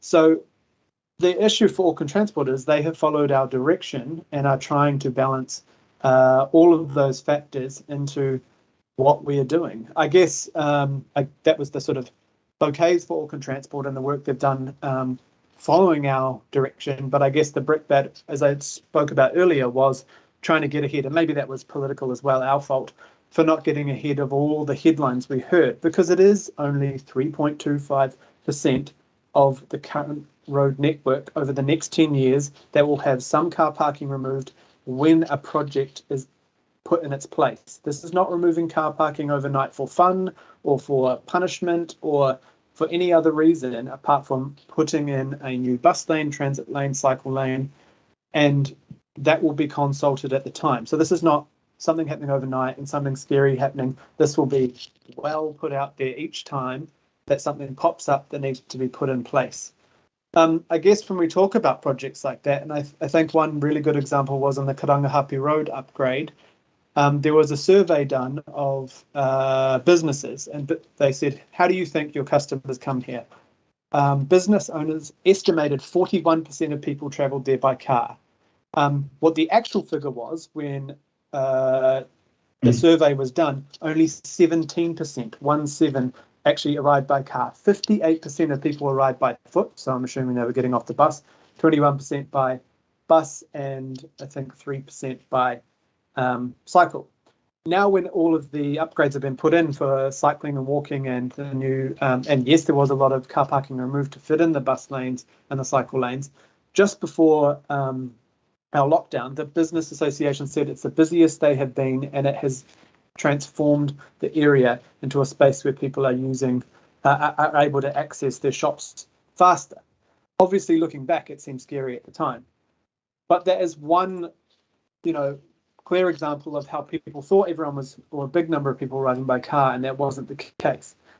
I have, over time, on Glenfield Road, a local example, 12 years ago, an upgrade of Glenfield Road was done. Only half of it was done. All the car parking was removed because that was the efficient thing to do. The other half of Glenfield Road hasn't had that same upgrade, but I've had to work with AT over the years to consult to get parts of it removed, and every time the consultation comes out in favour because A, the cars have been blocking the other cars to turn into different side streets, etc., but also the buses, double deckers, have been stopped by one or two cars parked on the road, and then everyone gets blocked and it becomes dangerous. So the issue is that we've asked for the rollout of all these types of things to increase public transport, increase walking and cycling, but we can't do that on these arterial roads. And it is not going to be your local street, your local cul-de-sac, something that no buses are on. This is about increasing what everyone has been asking.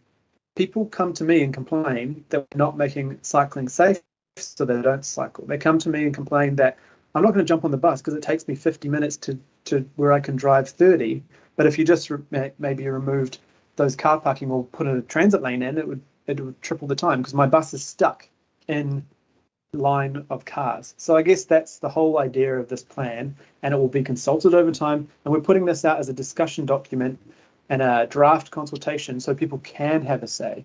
But I guess, yeah, it's disappointing to have all the headlines where people feel like we're ripping car parks away. I mean, cities that are doing that, like Paris, they removed 70,000 car parks, 50% of their car parks in 3 years. We are removing potentially 3.25 over 10 years. If you look at Melbourne and others, they've removed, I think it's 25 streets now in the centre of Melbourne which have no cars, no car parks, no anything, because they've put in pedestrians, cycle lanes and the trams and everything else, and that's encouraged people through those spaces more than ever before.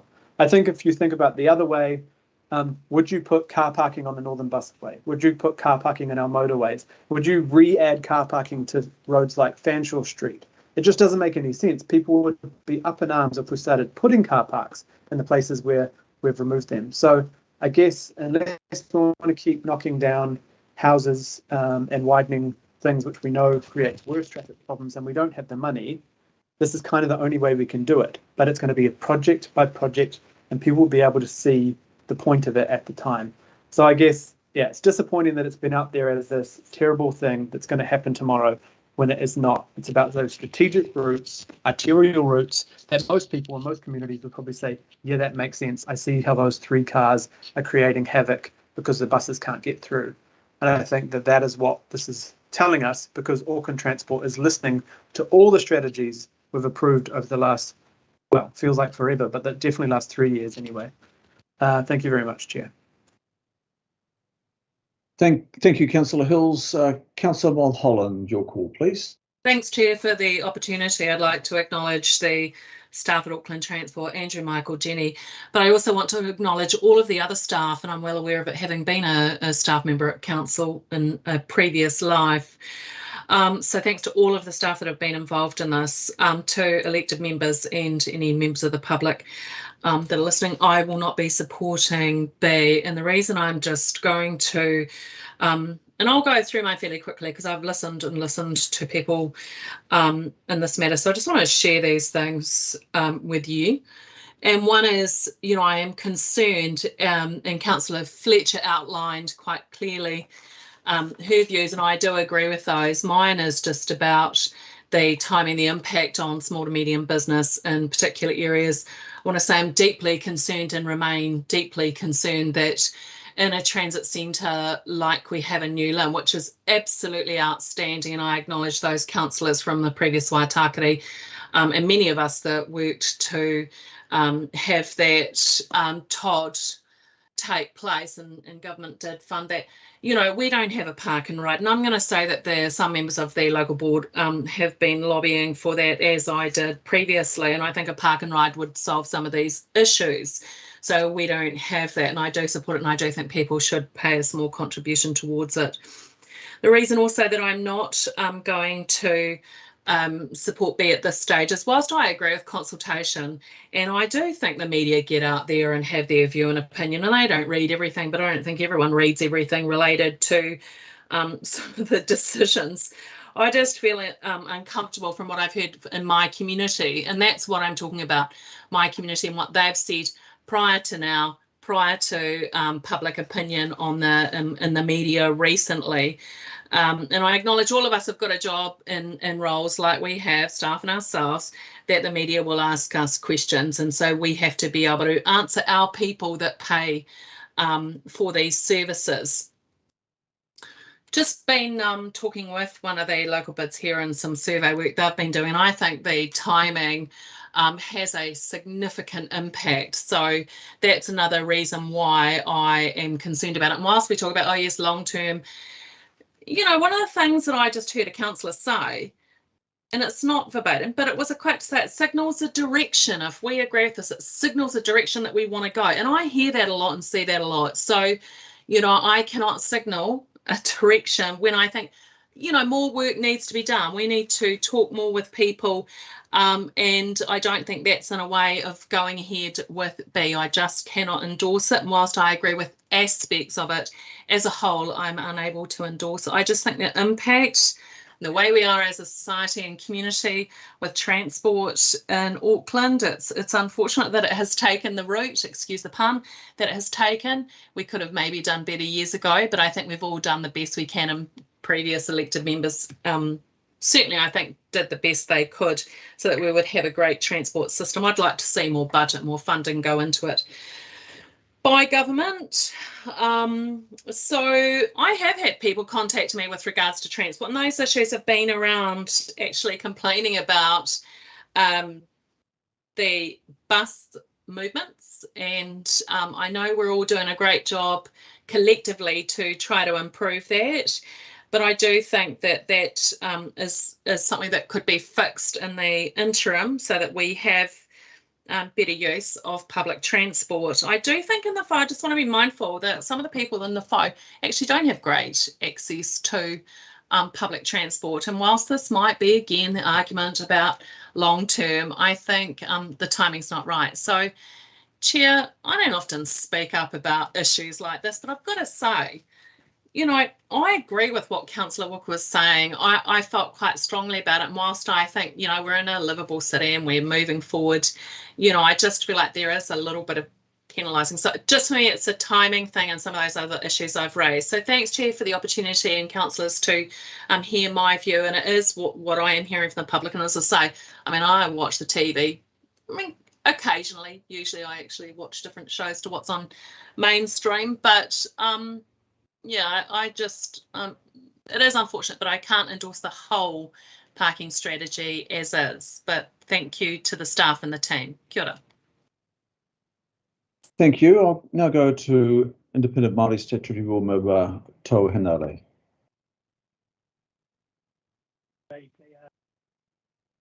Your audio is not quite coming through, Member Toe. You're still muted, I think.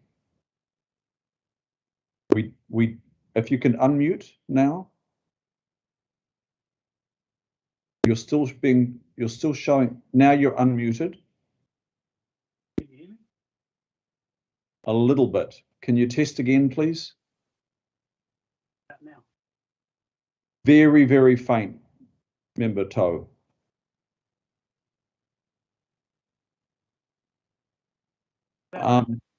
Okay, don't worry about it. No, you're with us now. You're with us now. Hear me now? It is breaking up though, Member Henare. Okay, don't worry about it. I'll just I'll vote. We can hear you now, so if you carry on, please. Very, very quickly, the Māori Impact Statement outlines that several engagement approaches were made to the Mana Whenua Forum. However, there was no feedback was received. So I just want to question how that engagement went. Was it through just an email or what? And I'll leave that for later, for an answer for a later time. But the fact of the matter is that, again, the Māori Impact Statement, and I've been on about it for the last big 5 years that I've been on the board, isn't up to scratch. It hasn't done what it was supposed to do. And frankly, myself and Member Wilson are actually very, very on the verge of saying, well, bugger it, if you can't get it right, then we will not support any of this, any stuff that goes through council.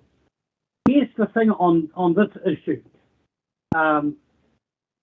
A is absolutely wonderful. That's cool.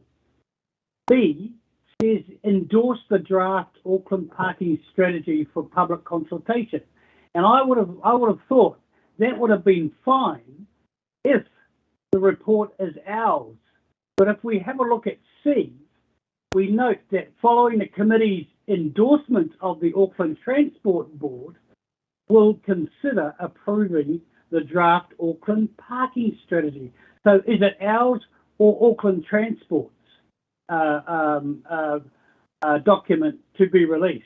Because I think that I don't have a problem with it being released to the public, but that's if it's our report to be released. It seems to me under C, it's Auckland Transport's draft Auckland parking strategy that's to be released for public consultation. So that therefore it is not our job to endorse or otherwise the Auckland parking strategy. So I have an issue with whose report is it. I think that if it is ours, then I would rather that we just agree to release it for public consultation. If it belongs to Auckland Transport, then they take the responsibility of releasing it for public consultation. We don't have any say in the matter. Thank you. Thank you, Member Henare. It's difficult to go back to the officers at this stage to answer a question, but look, at the end, in the closing comments, I will address that through my speaking turn briefly. Thank you for that point, though. And if we could go to the Deputy Mayor now, please. Thanks, Mr. Chair, and thank you everyone for their comments. It's been an interesting discussion. Thank you, Jenny, Andrew, and Michael. And Andrew, you were very, very good on the question and answer session, so thank you for that. You know, change, challenge, and confrontation are real, and they're ongoing every day. And doing nothing is not an option.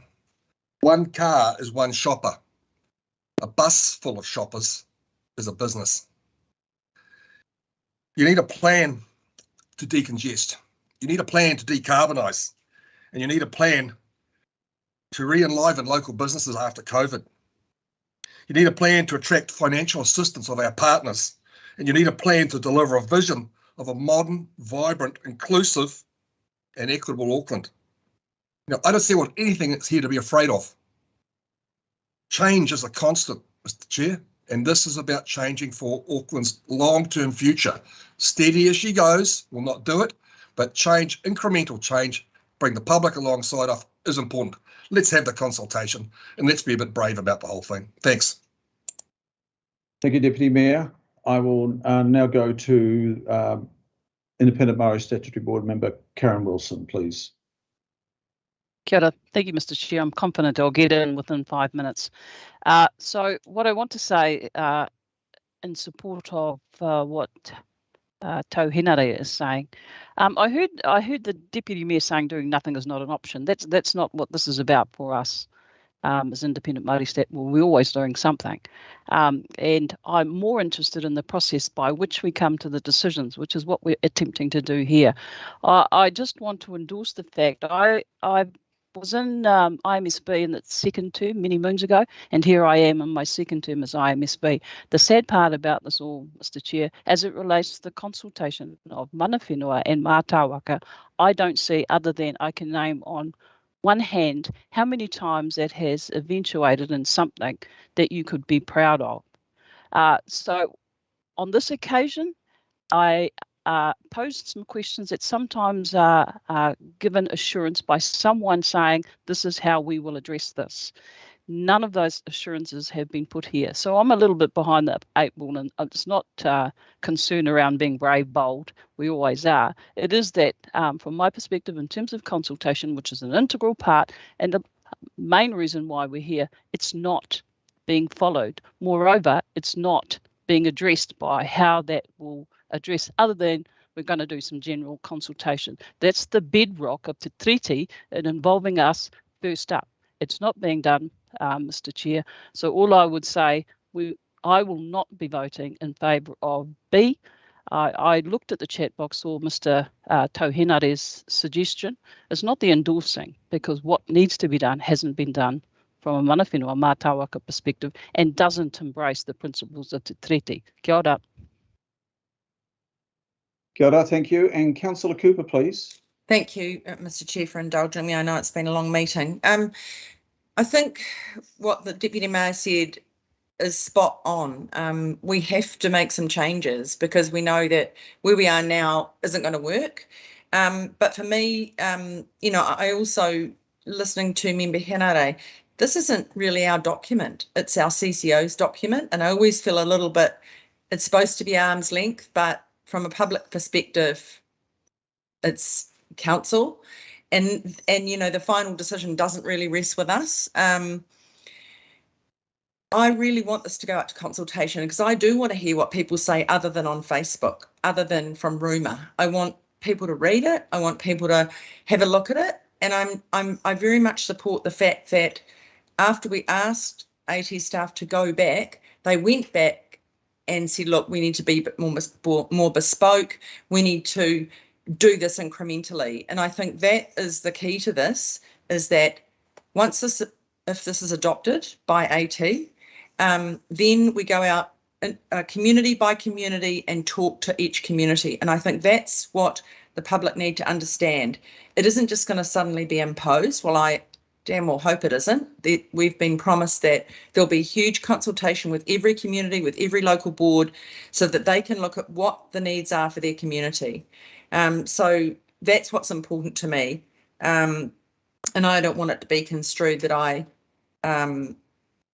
endorse wholesale taking away of car parking, but I do think we have to manage what space we do have. And those figures of $1 billion a year, I think it was, subsidy, are really mind-blowing. And what was really interesting, and I think the public need to know, is that all their public transport's already subsidised by the ratepayer. So what's the difference, park and ride being subsidised by the ratepayer and user pay? So it'll bring that onto the same level playing field. So I will vote for this. I wish we didn't have to endorse it. I wish we could just vote for it to go out to public consultation, but seeing B is written as it is, and it's probably too late to change, I will support it. Thank you. Thank you. It's look, I'll probably come to my speaking turn after Shane Henderson. Sorry, Councillor Shane Henderson. And Councillor Henderson, it's your call now, and then I will close the debate. Thank you, Chair. Look, just a really quick one, because I know we're getting pretty hungry around here. Look, I just wanted to say that I'll be happy to vote for this through today as well. I'm sort of struggling to figure out the sort of controversy around it, given we've had these discussions many times around this table. But nevertheless, here we are, and I am really heartened by the fact that staff have given us an assurance that they're going to look at the various local ways that this is going to operate. And of course, we're really going to look at the feedback that people give us, and I really am encouraged by that. Really happy to read the feedback that people will flick through. So I think that my colleagues have said it better than me and are much more succinct than me, and I just thank them for their wisdom. Thanks staff for working on this, and happy to support. Thank you, Councillor Henderson. In closing, members, I'm looking at the B, and I'm trying to accommodate as many of the members as possible. I'm looking at the word endorse, and I'm just wondering if we just change that to refer the draft. It's definitely before us. We've all contributed to it. We refer the draft Auckland parking strategy, etc., and to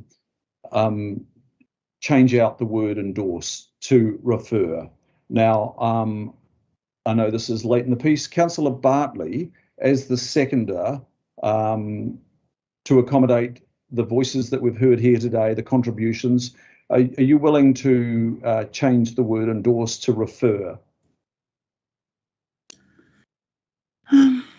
I'm not sure what difference it will make, though. I think people are going to vote against it, not because of that word endorse, but we'll go with whatever you want to do there, Chair.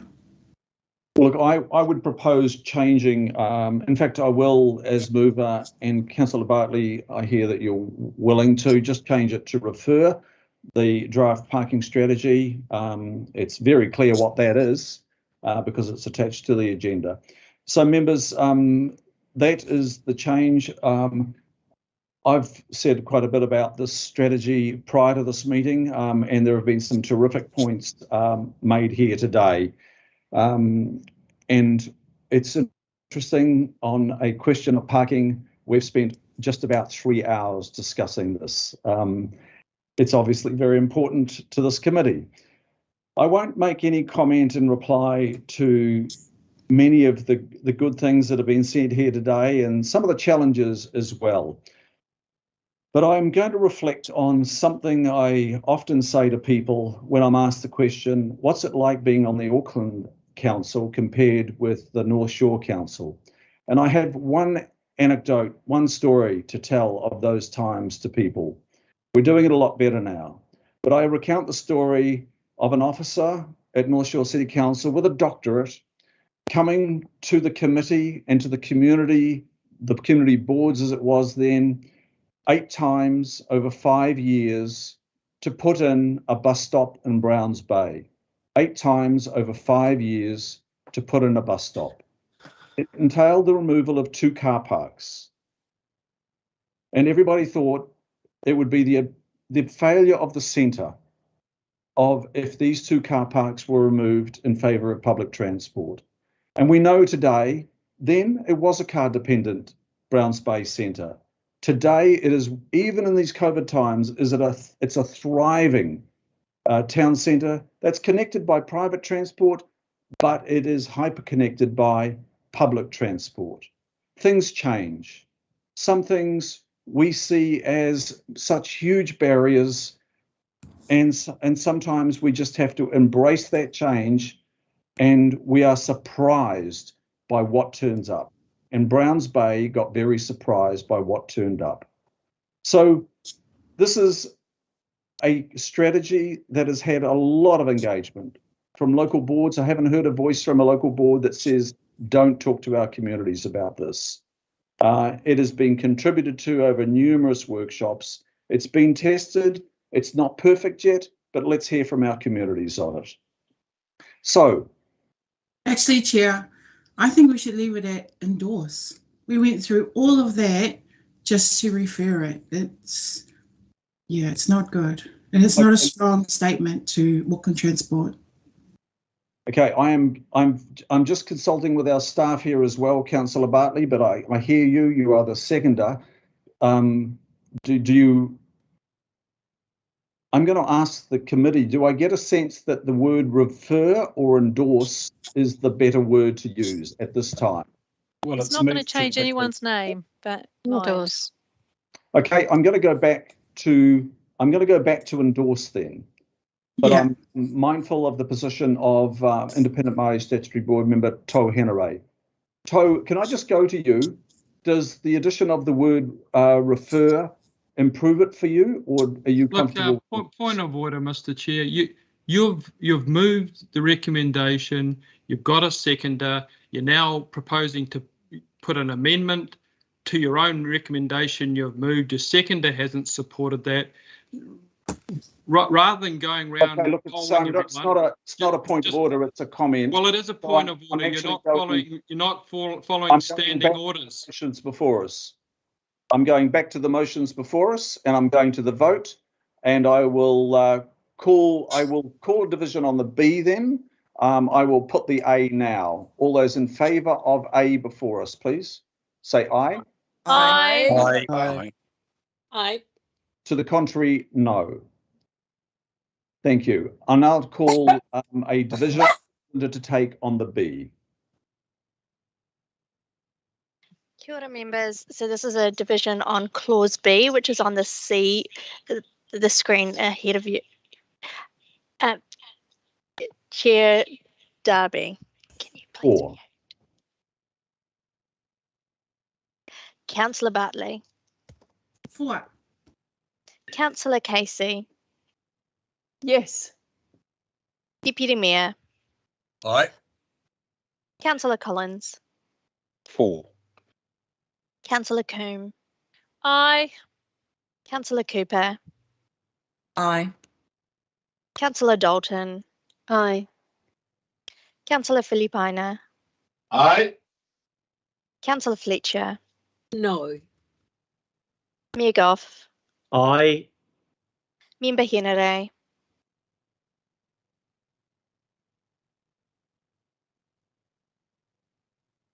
Member Henare, you're muted.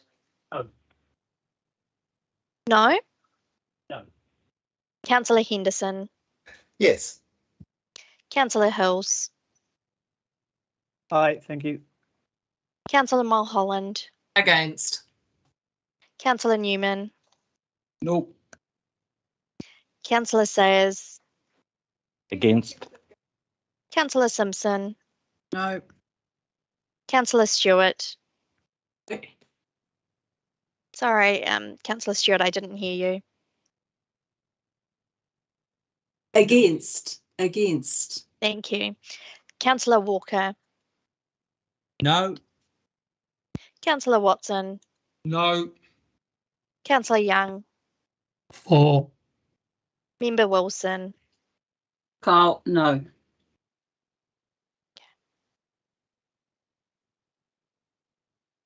That motion is carried by 13 votes to 10.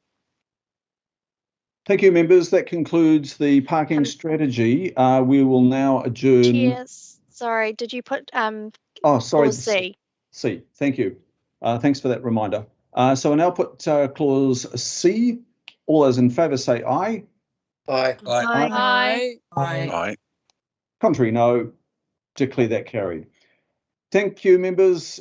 We will now adjourn for a lunch break, and we will come back at 3 p.m. 3 p.m, please. Stand.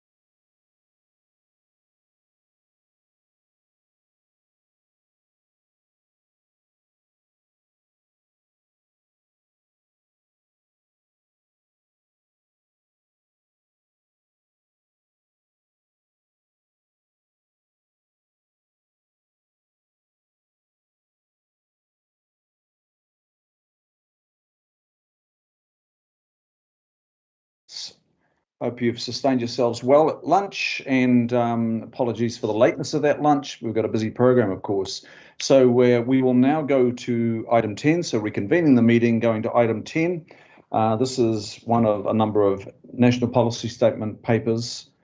This is the overview paper, and it gives the committee an overview of the NPSUD, going back to a couple of years, and then the enabling housing legislation of middle to late last year. And it outlines just where we do have discretion and where we don't. So it's just a good, solid, factual, scene-setting paper for us to consider. And one of the attachments here is a chronology of the committee and the local board workshops. There's been a lot of engagement, and as these members on this committee know, we've embraced the local boards on that journey as well. So after we've considered this overview report, this factual account, we'll then move to the decision-making reports that follow. So this report is prepared by Megan Tyler, our Chief of Strategy, and John Dugood, our GM of Plans and Places. And we will now go to that overview, starting with our Chief of Strategy. Kia ora, Megan. Kia ora, Mr. Chair. Welcome back, members. I just want to give a very brief introduction just to set the scene, as the Chair has said, for really the three reports that you're going to be considering next. So really the purpose here is just to tell the story of how we've got to where we've got to today. And just really briefly, since 2016, the government, or the various governments, have been particularly focusing on housing, particularly supply and affordability. And they've put out a number of policies through national policy statements or legislation to get some change across the nation, because these are national directions and national policy settings. And there are two pieces of policy in particular that we're looking at today, and effectively why we're asking you to make the decisions you are today. The first is the National Policy Statement on Urban Development, and that came in 2020, and it focuses on things like a well-functioning urban environment, housing affordability, housing demand and supply, accessibility to employment, transport, and some resilience to climate change. What it does, in essence, is it limits council's ability to use planning provisions to restrict intensification, and it gives the provisions of qualifying matters to be the way in which any kind of restrictions on that intensification would come about. And one of the most obvious and contentious ones that we've already spoken about today is special character, for example. And so the qualifying matter provision is the one where councils need to prove that there is there's a reason not to have the kinds of intensification required by the national legislation. So prove that, and then make those changes that are commensurate with those qualifying matters, those special things that we're trying to protect. The second piece of policy is the Resource Management Enabling Housing Supply and Other Matters Act. And that has gone further or added to what the NPSUD did, and that has required the medium density residential standards, or the MDRS, across all residential zones. And so you also hear people talking about a 3x3, so the kind of 3-story and three dwellings on any site. So that's in addition to the NPSUD provisions. The government, when they put that out late last year, they did not consult with the local government sector or any sector on any of that before they introduced it to Parliament and went through that submission and hearing process. So the Act was introduced and passed within a few months, and it was passed in December, finally came into force in December last year, December 2021. You had real concerns with the direction of that Act and some of the policies in it. And the Mayor and Councillor Darby represented you in front of the Select Committee at the end of last year to present those submissions. And if Sophie is online, I just want to provide just a quick clip of the Mayor's summary when he was summing up to the Select Committee, just to show the kinds of things that we talked about to government. Thanks, Sophie.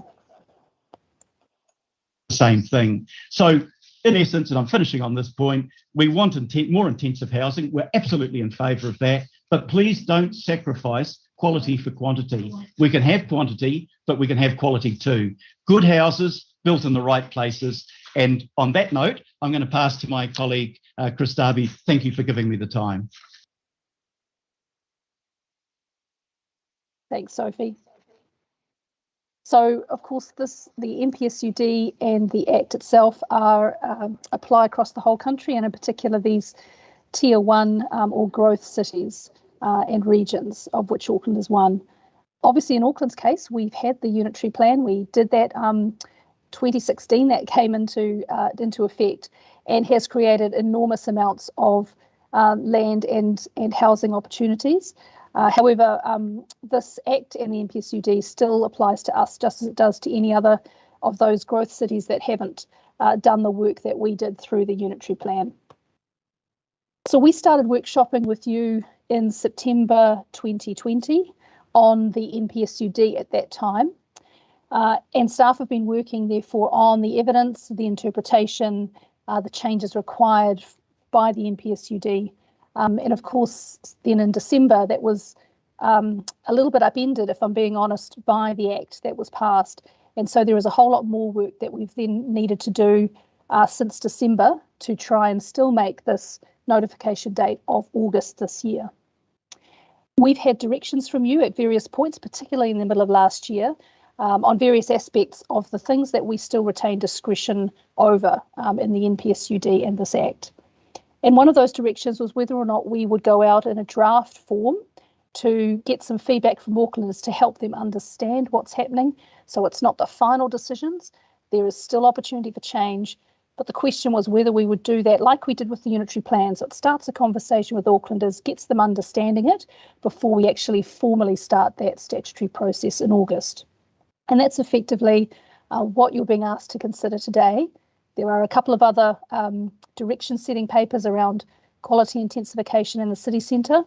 But in terms of the engagement one, it is about, are you happy for us to put out some responses, preliminary responses to the NPSUD and the Act so that Aucklanders can start understanding what that looks like, understanding the parts where the government's already made decisions, there is no discretion, it's just going to happen, versus the parts where we do have some discretion. And so those are the areas we want people to feedback on. I have no doubt that Aucklanders will be concerned with some of the mandatory stuff. That's out of our hands, but at least it helps educate and start that conversation with Auckland about what the future could look like. So that's in effect the purpose of this report, was just to set that context and help with the conversations that you're going to have over the next few items as well. Thanks, Mr. Chair. Happy to leave it there and take questions or just listen to the debate. Thanks. Thank you, Chief of Strategy, Megan. Now we'll take some questions on this. I've got a request for comment from Councillor Henderson. Are there questions on this report, members? I'll just pause there. None? Okay, we're now going to comment. And I could ask a question, Chris. I didn't see, did you put, is it up ahead? Okay, Councillor Wayne Walker. Sure. So I've got a question that goes to point 6 of the report, and point 6 details the 900,000 dwellings that are available through the unitary plan, but then in addition mentions that there's even more than that within when you take into account the city centre, mixed-use zone areas, future urban areas and the like. Is it possible to have an update as to what the amount is in total? The 900,000 plus, is it 900,000 plus, say, another 500,000? Can we have some detail? Because this goes to the later conversations that we're going to be having around the need to release more housing, especially in special character areas. Thank you. Thank you, Councillor. Megan, is that with you or John? Kia ora, Councillor Walker. Thank you for your question. We are still doing that work. We have another housing and business assessment under the NPSUD due next year. So this work does take a little bit of time. So I'm not going to be able to answer your question immediately. We are also doing that capacity conversation or looking at that investigation with the NPSUD and this new MDRS provisions to see what that enables, and it's going to be far in excess of 900,000. We will have that for you for your August or those July-August decisions. I don't have that for you today. We're still working on that. Through you, Mr. Chair, the reason why that sort of information is important now, and by now I mean today, we are considering later in the agenda around these necessities to provide more density, especially in special character areas. Now, let's say we've got provision for 2 million homes. Let's say.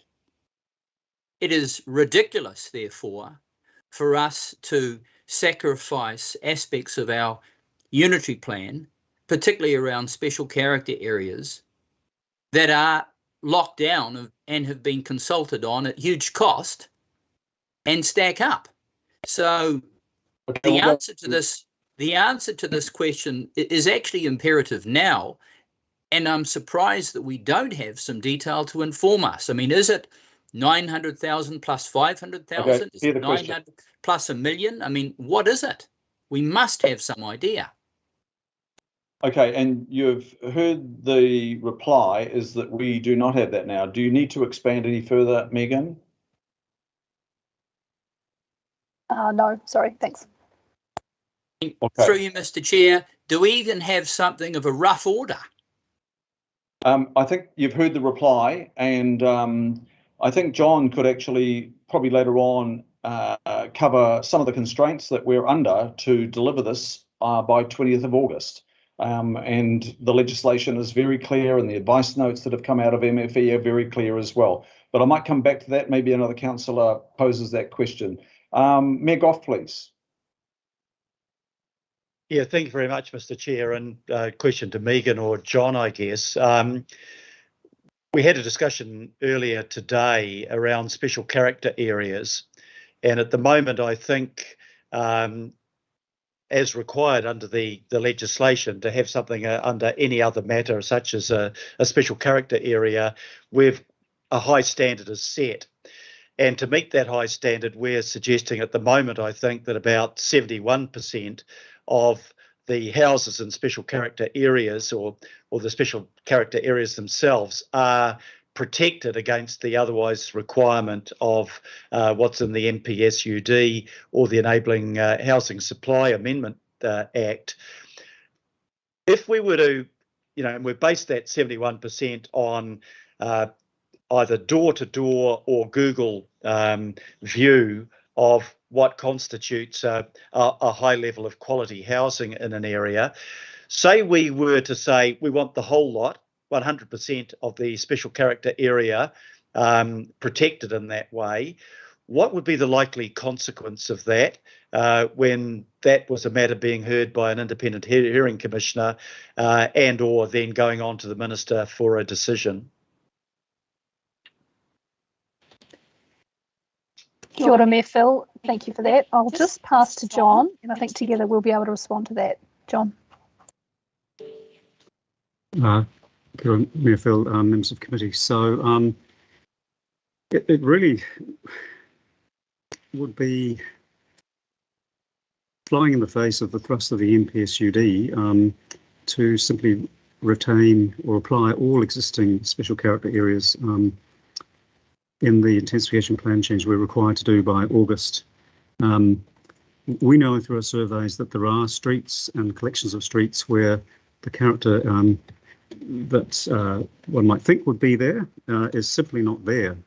So to apply a special character restriction to those locations where there simply isn't evidence of the character is really at odds with the thrust of the NPSUD. So particularly for those locations, it's our advice is that that's simply not a wise option and is unlikely to withstand submissions and the hearings process that would follow.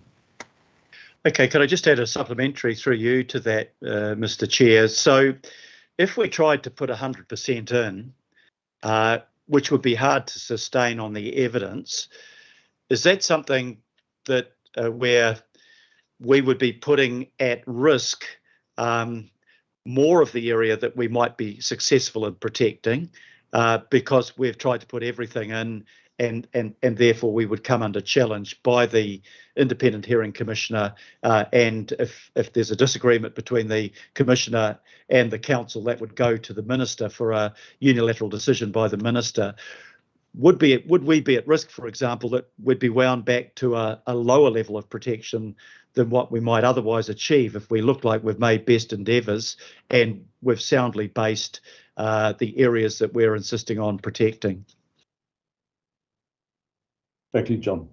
Mayor Goff, yeah, you have certainly identified a risk that we've certainly thought about as well, that if the approach that Council took for August was to not rely on evidence and the analysis of the special character areas that we've undertaken, then that there is a risk that that's perceived as Council really not taking the requirements of the NPSUD seriously, and other parties who would make submissions would, their evidence is likely to be given more weight. Is our concern about the risk there of that approach. Yeah, is there anything you'd like to add to that, Megan? Thank you. I was just going to say there is a risk of losing control of this a bit. So it is a difficult balance to make where we're looking at what is important, quite rightly, to communities and our values as Aucklanders, but a very clear direction from the government through the Act and the NPSUD that things need to change and there needs to be less restrictions, not more.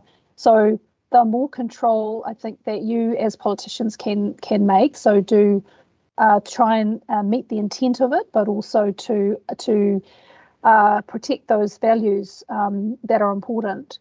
That is best. And so I don't think retaining everything keeps that control for you. That would be my advice. Okay, thank you. Thank you, Mayor. I'll now go to, I think it's the next question is Councillor Henderson. I thought I had Richard Hills ahead of me, actually, did I? I'll take quite a few people ahead of me, actually. It's Councillor Hills, Chair. Yeah, feel free to circle back to me, mate. I'm still trying to narrow it down. Okay, Councillor Hills, please. Kia ora, Chair, thank you. The questions, I think, largely were answered from Mayor Goff, but I guess further to that discussion is I asked for that specific advice from the Minister, and I guess because we're making this decision later, I just want to reaffirm that what the bill has already done is effectively, and I spoke to John about this the other day, it's already effectively removed all protections. So it's removed all protections, and what we're doing with our plan change is trying to use evidence to put some protection back. It's not Council removing protections that has been done across the whole of Auckland already. So could you just clarify that part? With John or Megan? Yes, so that's absolutely right. So when the that 20th of August date comes, where we're supposed to notify any of these kinds of restrictions and constraints will be removed unless Council applies through those qualifying matters to put them back. And that is effectively the conversation around special character areas and a few others that you're having today and through to August, where you make your final decision. And so the advice I got direct from the Ministry said that we can no longer protect a suburb or a area as such. What do you got? How have you guys interpreted that with a special character area? We cannot legally do that. So how far can you go? Thanks, Councillor. So the NPSUD is very clear that it's a site-by-site assessment. So the evidence is at a site level. It's not at a suburban or street level. Clearly, when we're talking about something like character, a street is important. But the level of evidence that we require is at a site level, not a street level. So the Ministry is right in the sense that without every individual site within a suburb having all the evidence to prove that it should be constrained, we can't do that anymore. And apart from individual sites that were protected, say in a category protection, we had not done this work during that. So this is the first time we've ever looked at individual properties as a Auckland Council for heritage. Yeah, so just to be clear, as you say, from a historic heritage perspective, we have scheduled buildings and places and spaces. So we're not talking about historic heritage. We are talking about the category which is more an amenity, so section 7 at the moment, section 7 issue of amenity and special character. So they are not historic heritage sites. So talking about the special character, for the unitary plan, we effectively rolled over or continued any areas of special character in any of the previous council's district plans. And there was probably almost all of them had some, but particularly the Isthmus and the North Shore in particular had quite a few. So no, we have not done the kind of analysis that the NPSUD requires us to do now under Auckland Council. And just last question, sorry, Chair. So effectively, and it's the advice I got from the ministry, but I just guess from you as well, Megan or John, is that if we decided at the meeting to protect 100% of currently special character areas without good basis for that, we run the risk of actually getting far less heritage protected that maybe the council has tried to through this process. We run the risk of it being taken out of our hands. Megan again. Yes, through the chair. So similar to the mayor's question, yes, that is my view. You do have the risk of getting it taken out of your hands. Can I just reiterate as well that the decision we're asking for you today is to go out and draft for Aucklanders, so it's not your final decision. Yep. This is this process of we want to put something out there for Aucklanders to understand and to feedback on. So whatever you decide is entirely up to you, whether it's 100% keeping it all or not retaining everything as we've recommended. But ultimately your decision is going to come in kind of July or so, where we have to notify statutorily, and that's the particularly key decision, but this sets a bit of a direction for us, really. Thank you. We'll go to Councillor Henderson now, please. Okay, thank you, Chair. Just got a couple of questions, but I'll be as brief as I can. Could we just clarify with this committee the rationale for a special character zone of protection versus the site-by-site assessment of heritage value that we've been asked to do? Why do we have special character zones? John, is that with you? Thank you, Chair. Well, they've been recognised by this council and the Legacy Council going back 25, 30 more years. They do reflect a significant component of Auckland's character and identity. So it's primarily around the fact that these areas, the vast majority of them, are an important part of Auckland's history, and locally, regionally within Auckland, nationally, and arguably internationally, they do form part of the identity of Auckland. So they're not entirely meeting the threshold for historic heritage of national significance. As Megan mentioned, it's that broader amenity section 7 of the RMA that they largely rely on for their statutory protection or management. But in short, it is the part of the character and identity of Auckland. Okay, so we're being directed to site-specific analysis, and Councillor Hills, thank you, has actually raised what we've been directed to do. How is that direction consistent with having special character areas going forward? Doesn't that run contrary to a site-specific analysis?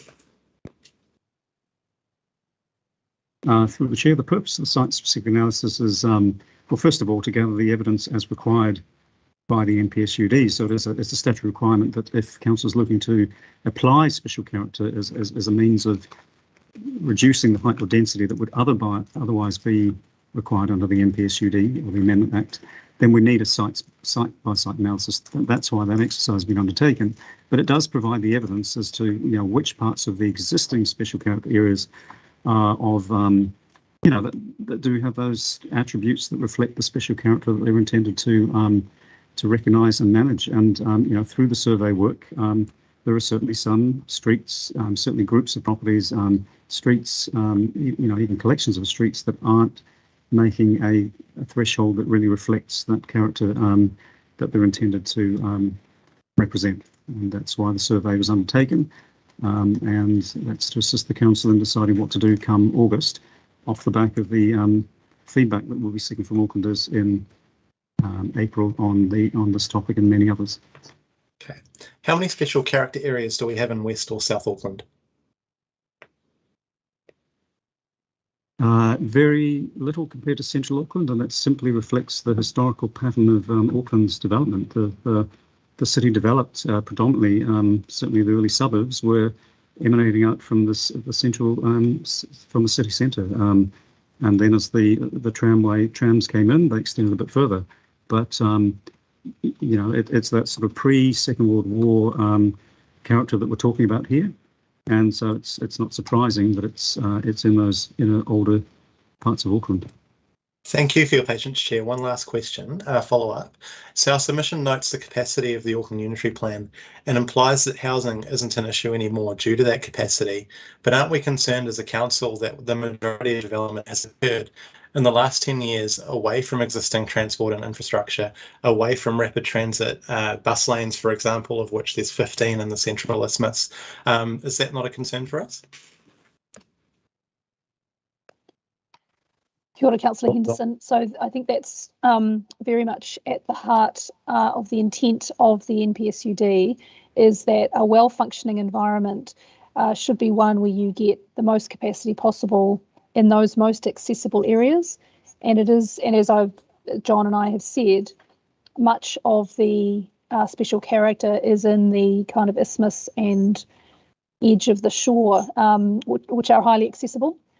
So it's as much about where it is as the fact that it is, because it's also a very small percentage, of land area and dwelling numbers across the region. So if you're talking about regional capacity, on one hand, you could say it makes no difference at all. It's only a few percent. It's really tiny.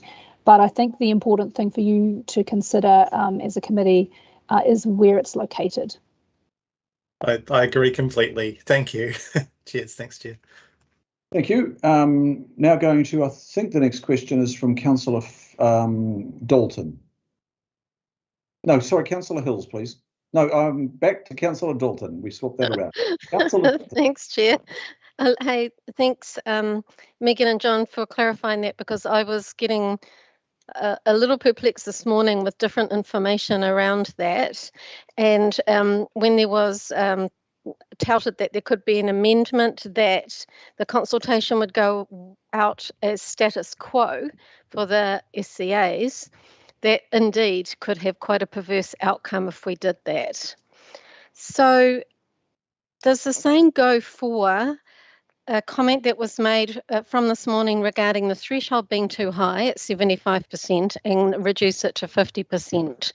Could the same logic be applied to that just might not be enough of an analysis to put through?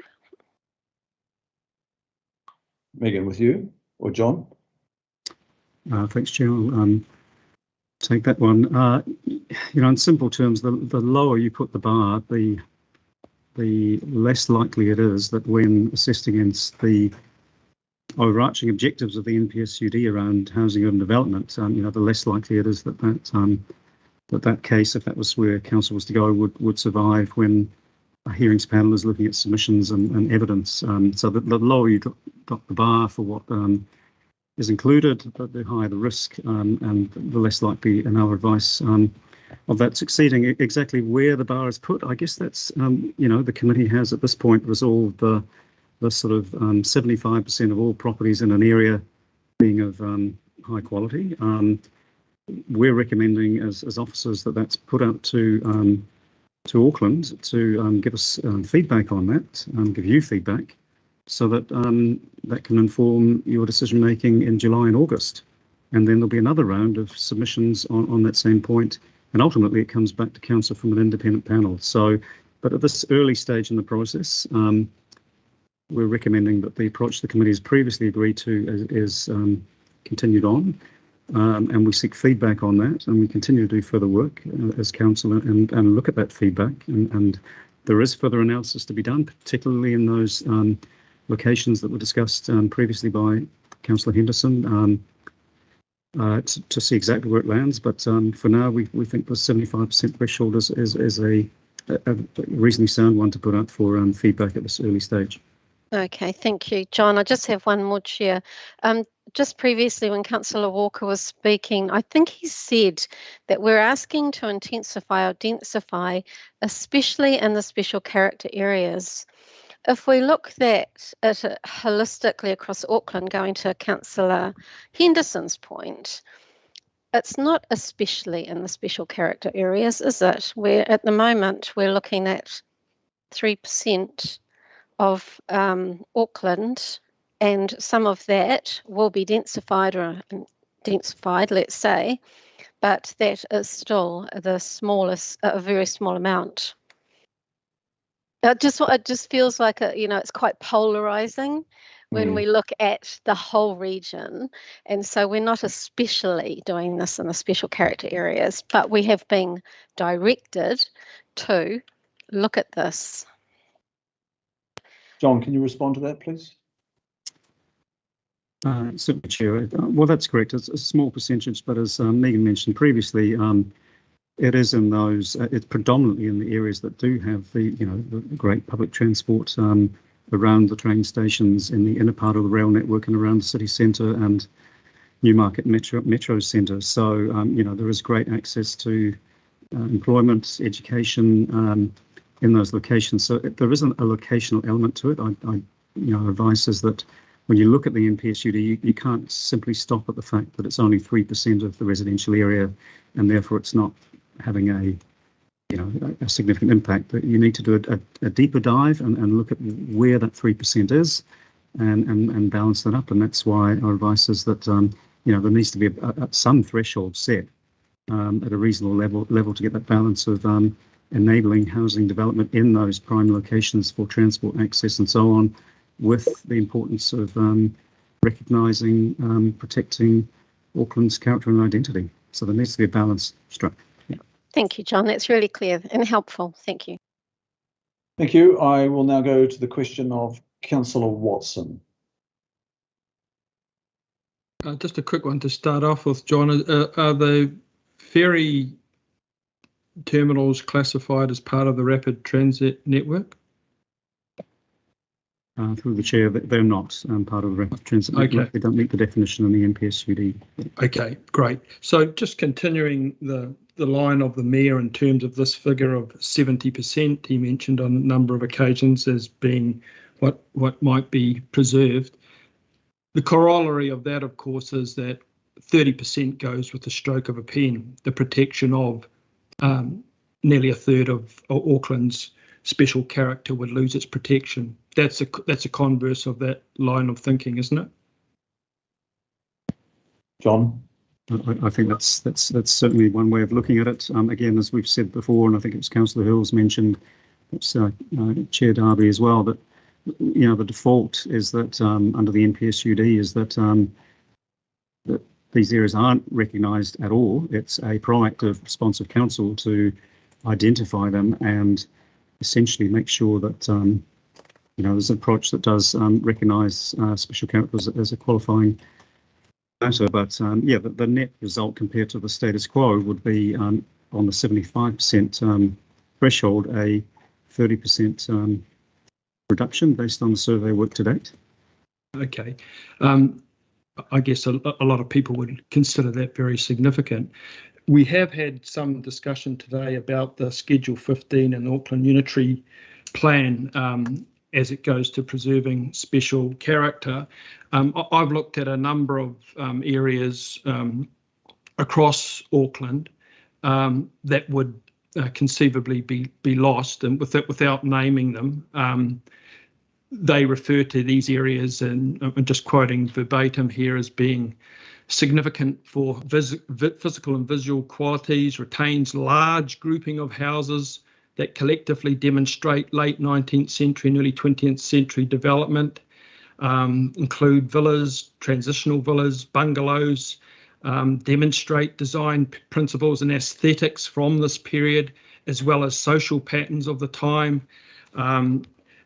This area and its built fabric is a significant period of residential development that occurred in this area from around the 1890s. The built fabric includes houses, street layouts, and urban form, etc., etc. Now, wouldn't you agree that sort of commentary would indicate that those areas which would be lost have been identified as having the kind of special character traits that are worthy of protection? Because under our analysis with the 75% threshold, areas described as that, which I think most people, if they looked at it objectively, would say, well, they have got qualities there, that area that deserve protecting, would go. If we're talking about perverse results, isn't that a perverse result where that sort of area, not in close to a rapid transit mode, would go under what we're proposing? I think that would be a definition of perversity. Is that a comment? So my question really goes to Schedule 15, the descriptors that are in it for these special character areas, a number of which would be lost in that 30%. Kia ora, Councillor Watson. I mean, obviously, until we've completed all of the work and you make your final decision in kind of July or so, we can't confirm exactly which, if any, areas you decide to, to remove, or on the flip side, to actually retain. However, I'm sure that is true, that some of those areas, or the kinds of environments you've described, would not make the cut. And all I can say to that is that we are working under a different legislative framework than we were in the legacy councils in Auckland and under the unitary plan that we did, 7 or 8 years ago.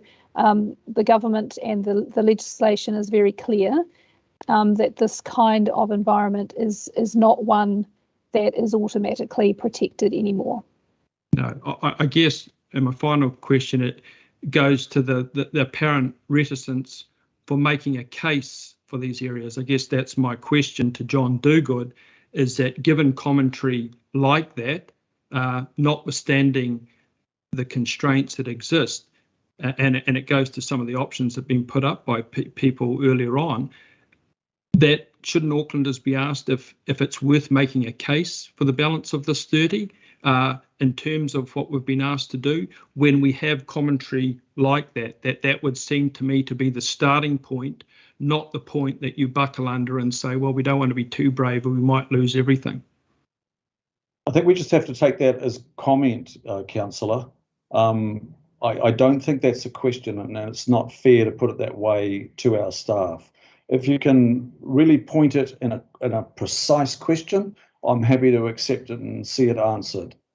Okay, so my question is, precisely as I can manage, is that we have, in my view, and I've read through it now, in special character schedule 15, there is any amount of details that would go towards making a potential case for the third of heritage that we could otherwise lose. That's my question. I'm not hearing that as a question. I'm hearing it as a statement. Oh, well, I don't know how much clearer I can make it. Is there or is there not content in Schedule 15, Special Character Schedule, that could go towards making a case for a wider protection of our special character areas than the 70% that is being discussed? John, can you fetch that, or Megan, sorry? Kia ora. Yeah, look, I think I do understand your question, Councillor Watson. Yes, that information is useful, but again, remembering we're under a different framework, so we have to do a site-by-site assessment. Also, the other point of going out to informal or draft consultation is exactly for this point, because we will get feedback from Aucklanders. Some, of course, will be really supportive of retaining all or some protection. Some, of course, will want it removed entirely. So we will get that feedback, but all the information we already have helps us to come to a conclusion or to provide you with advice so that you make a decision. But remembering we're in a different framework and we can't just use the stuff we've already got, because we need to do it at a site-by-site level now. Thank you for that. Thank you for that, Megan. I'm not suggesting we just use what we've got. I'm suggesting that we look to bolster it where possible. So rather than going for the lowest bargaining position, we go for a much higher one. We be a little braver than has been indicated so far. That's all. Thank you. Thank you. Councillor Walker, please. Sure. So I'll just put a variation on the question that's just been asked, and that is at a site-by-site level, and I'll repeat that, at a site-by-site level, are not the issues that Jeremy Salmon identified that go to historic patterns of land use, forms and patterns of subdivision, patterns of buildings, patterns of streetscape, are not they also exemplified, identifiable at a site-by-site level? Is that not the case? Megan or John, who's best to answer that, please? It's just a principal question. Yep, we're just finding. I think John was just about to respond. Chair, well, the short answer is yes. Okay, so relevant. No, yes. sorry, Councillor. Wait for the full reply. That the officer only had the chance to say 3 words. Yes, is John, all I'm after.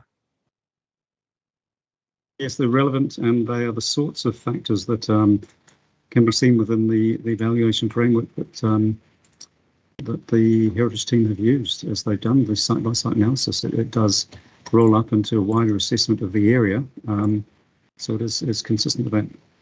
Understood.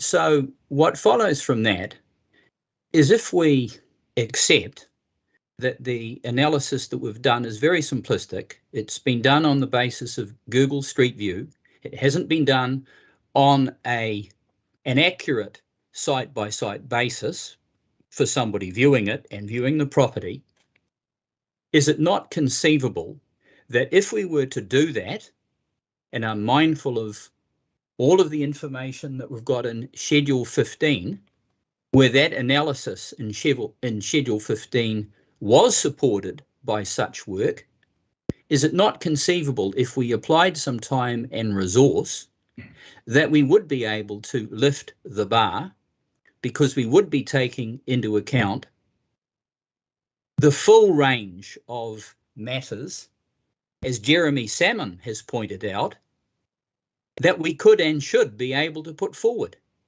Is that possible? Okay, John, can you clarify the contention that this has only been undertaken by Google at a desktop?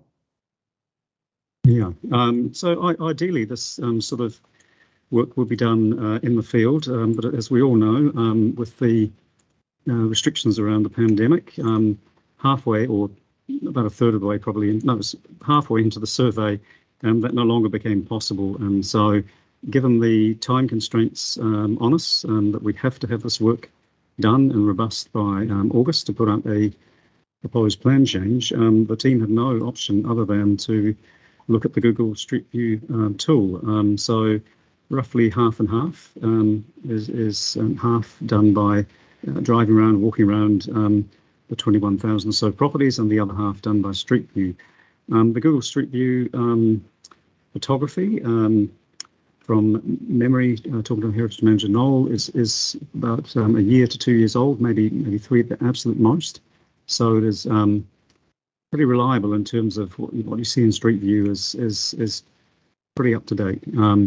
So not absolutely perfect, but the best that we can do to gather the evidence in order to apply any special character areas as a qualifying matter.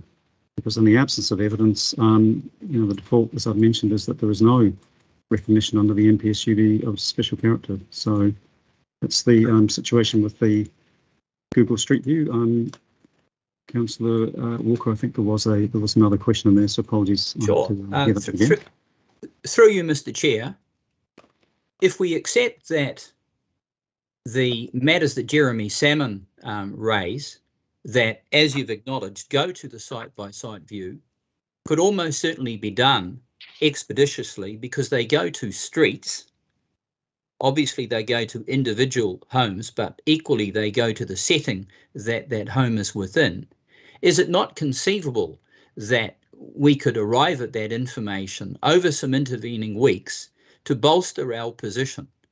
And if we take into account the view that certainly Troy Churton and others have taken around a precautionary principle, is it not desirable for us to have a higher bar, you know, and in this instance, that might involve going down from 75% to lower, knowing that we've already done the Section 15 analysis and knowing that I would suggest there's a high degree of certainty that the additional information will support our case. So I'll just leave that question on the table for now and ask a related question, and that goes to the requirement for us to provide more density within these special character areas. And I think you know this question, John. If we accept that there are going to be sites where intensification can take place, where there may be a property that frankly is of no special character at all, but there could be some development that could be put in place that is sympathetic to the character, but you've got a new dwelling or dwellings that are sympathetic. Can that help meet the density requirements in these areas? And have we quantified that? Have we done any work on quantifying how we can take advantage of density in these areas? Through the chair, Councillor Walker, that is work that's underway. Again, given the complexity of this exercise and the fact that the widespread nature of this medium density restores that was introduced just before Christmas, it broadened the scope of the work that we're having to do on special character, really. So we simply haven't had the time to do that analysis of impacts of capacity of various different scenarios, but it's certainly work that will need to be done, is being done. We'll be able to bring that advice to you together with feedback from Aucklanders on the approach to special character in order for you to make decisions. So I think the key point really is that this is very much work in progress. Comments from people like Jeremy Salmond are all extremely helpful. We really haven't had a chance to talk to the Heritage team in any detail about the recent information from Jeremy, but it's, you know, the feedback I've had, initial feedback, is that much of what is being mentioned is covered in the methodology. So, you know, there's perhaps some conversations to be had there with some of our heritage experts in Auckland and elsewhere. So, look, it's an evolving approach. We're at the point simply of seeking feedback. This isn't the point of council making decisions. And at this point, you know, all that information is extremely useful in framing up a response for July, August. So, supplementary question to that. I've got one very important supplementary question, Mr. Chair. Can I ask it? Order, please. It is. Thank you. I will come back to you because you've asked 6 questions.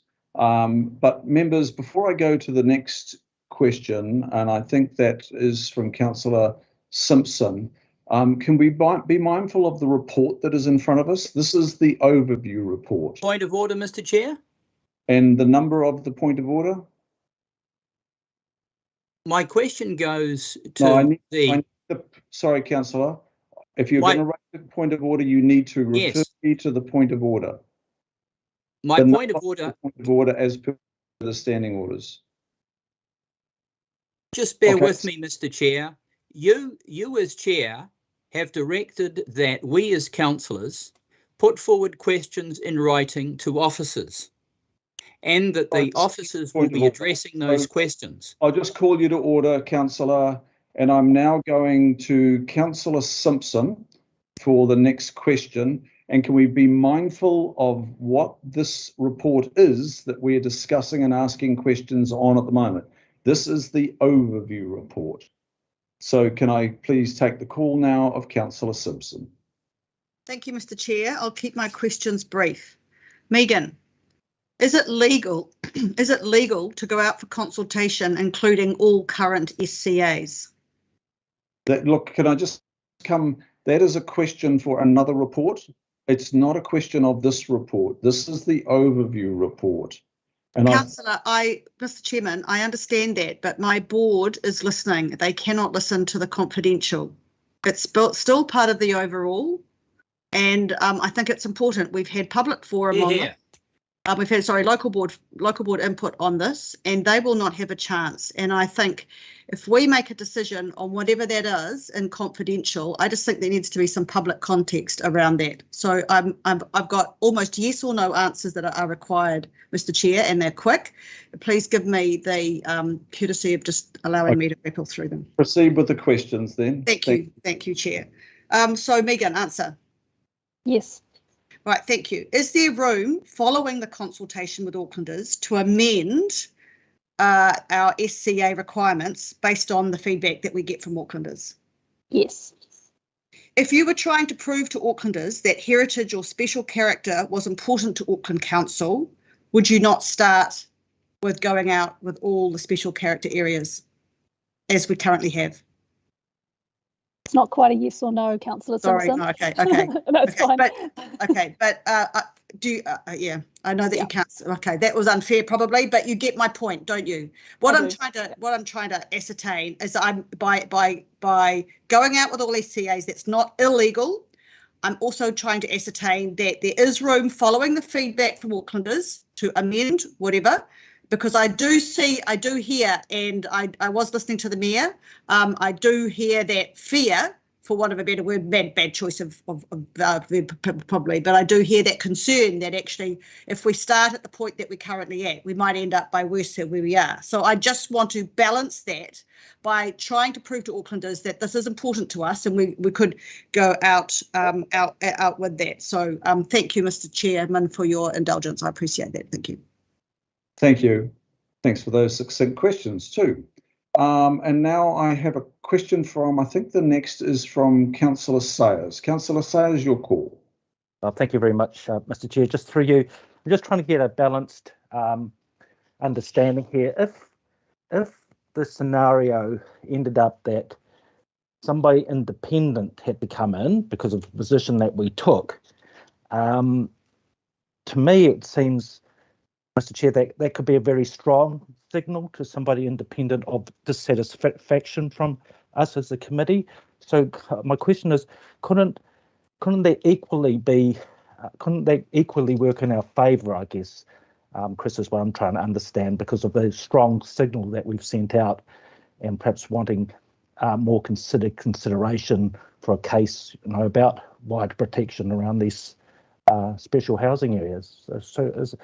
Would an officer be able to comment on that for me from the, I guess, the other side of the coin? Thanks, Councillor. Okay. Who would like to take that? John, Megan? Kia ora, Councillor Sayers, thank you. Look, it's always a guessing game, isn't it, depending on who the independent panel is and what their views are and how they view the evidence that we will need to provide for any and all of our changes, so not just around special character. However, they will be very clear about the purpose, and what they are looking at is the objectives and policies and intent of the NPSUD and the Act. And I guess all we're saying as staff is that we think we are no longer in a position that we can retain, in the special character example, we're not in the position where we can retain everything that we have now when we look at those objectives and policies of the NPSUD. Therefore, we're advising you that there needs to be some change. And the independent hearing panel will be looking at exactly the same question. So, of course, they may not agree with us as staff or you as the committee, or they may. You're right, we don't know. It could, they could be very supportive of whatever we put out come August. I guess there's a question there, and so all we're saying is our advice to you is to retain as much control, I guess, of this as you can, and in doing so, recognising that we don't think that full retention is really an option anymore, but that is ultimately up to you. All right, thank you very much, Megan. Thank you, Mr. Chair. Thank you, Councillor Sayers. Councillor Fletcher. your question, please. Thank you, Mr. Chair, and to Megan. It's a great report insofar as it reminds us all how we've been spending our lives for quite some time. It's comprehensive, and you are reminded at just the level of this. From my simple perspective, what appears to be the outcome at a high level is we're wanting more transit-orientated development that is affordable. And I think there's a general consensus around that. There may be some who disagree, but I think the majority of the politicians, central and local, that I have spoken to, the problem is it's getting really complex, and it is such that in order to work out what weighting we should give on what we undertook in the unitary plan, or what was the minor difference between this person or that person's perspective from the first reading and the second reading of the bill, all of this, we could go down those rabbit holes. But my question to you is simply, given the complexity, and what external contestable advice have you received on the recommendations, which I can see you're trying to put to us very carefully? And I don't want to put you on the spot, but you would be aware that some of us have had extensive lobbying from some of the MPs that voted for this to say that the way that the officers are interpreting it is wrong.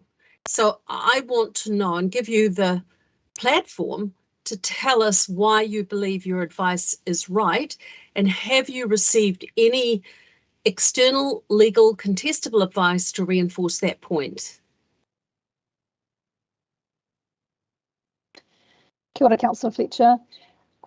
We have in-house lawyers, and we obviously have some external lawyers that assist us at times as well. So we have been working with both, so external and internal lawyers, around the interpretation, as you say, of whether it's the NPSUD itself or the Act. We have a few consultants as well, externals, helping, but also we have been working, I think John might have mentioned it earlier, we've been liaising with ministry officials as well, because of course this is coming from government. So we have been talking with them and also receiving guidance that they've put out. And in fact, there's an attachment, I think it's the next paper, the city centre paper. There's an attachment that talks through some guidance that the Ministry for the Environment has put out about the interpretation and the process around the NPSUD. So on that basis, my answer is yes.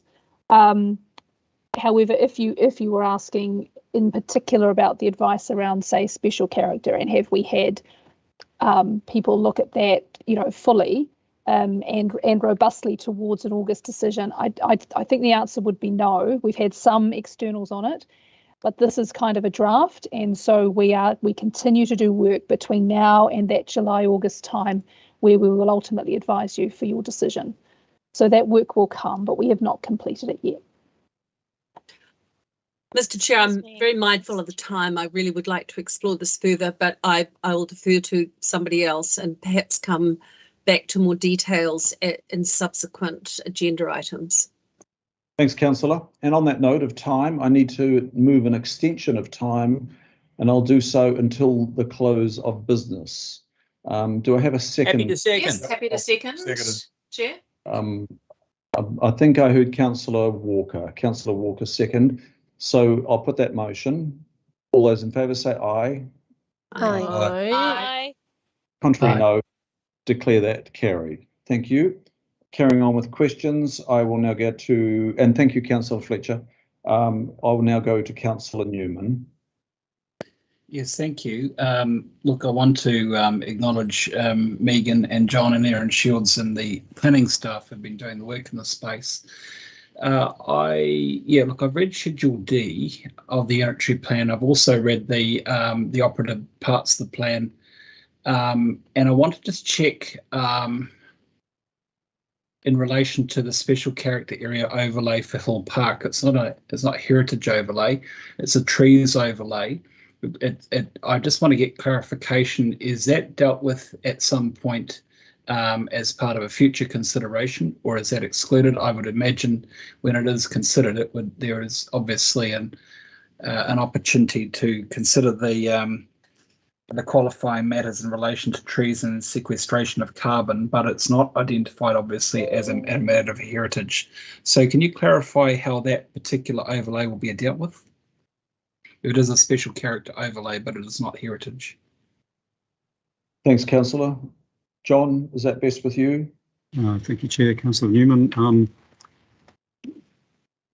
Probably in terms of the agenda item right now, given it's the overview, getting to specific locations is probably more for the subsequent item.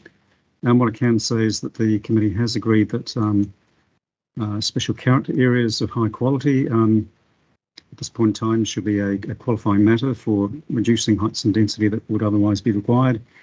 Significant ecological areas that are mapped in the entry plan, potentially I think through the area you're mentioning, are also deemed to be a qualifying matter by council at this point in time for getting that feedback in. So yeah, perhaps if it's okay to leave it at that point, but yeah, there are factors over and above the built character that the committee has agreed are a potential reason for limiting height and density in certain suburbs, neighbourhoods.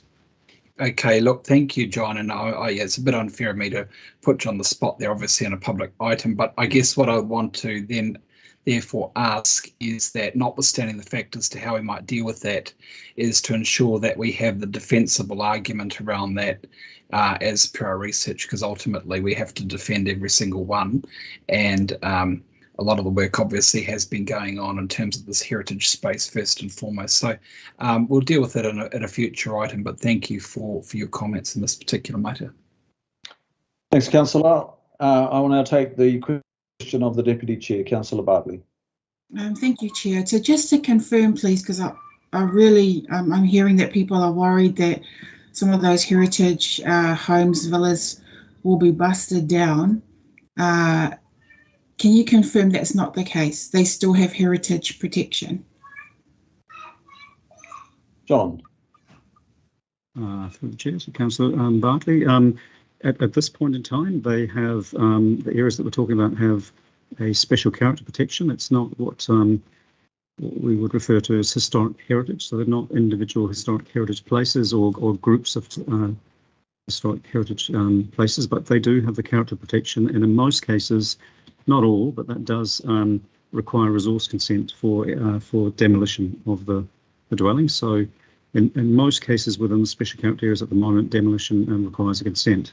But unless the council, once again, proactively introduces as a qualifying matter some or all of these areas, then as of the 20th of August, the default would be that they would have to enable the 3-storey medium density, or if they're in a walkable catchment of a train station, the city centre or the metro centre, they would have to enable the 6 stories. So 20th of August is a point at which that demolition protection would disappear effectively, unless the council takes an approach of having some or all of these character areas identified as a qualifying matter.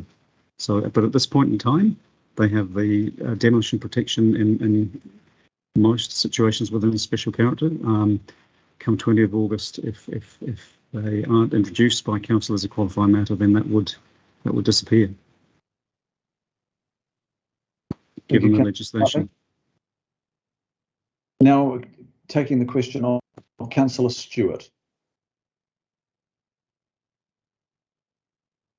Councillor Stewart, here you are.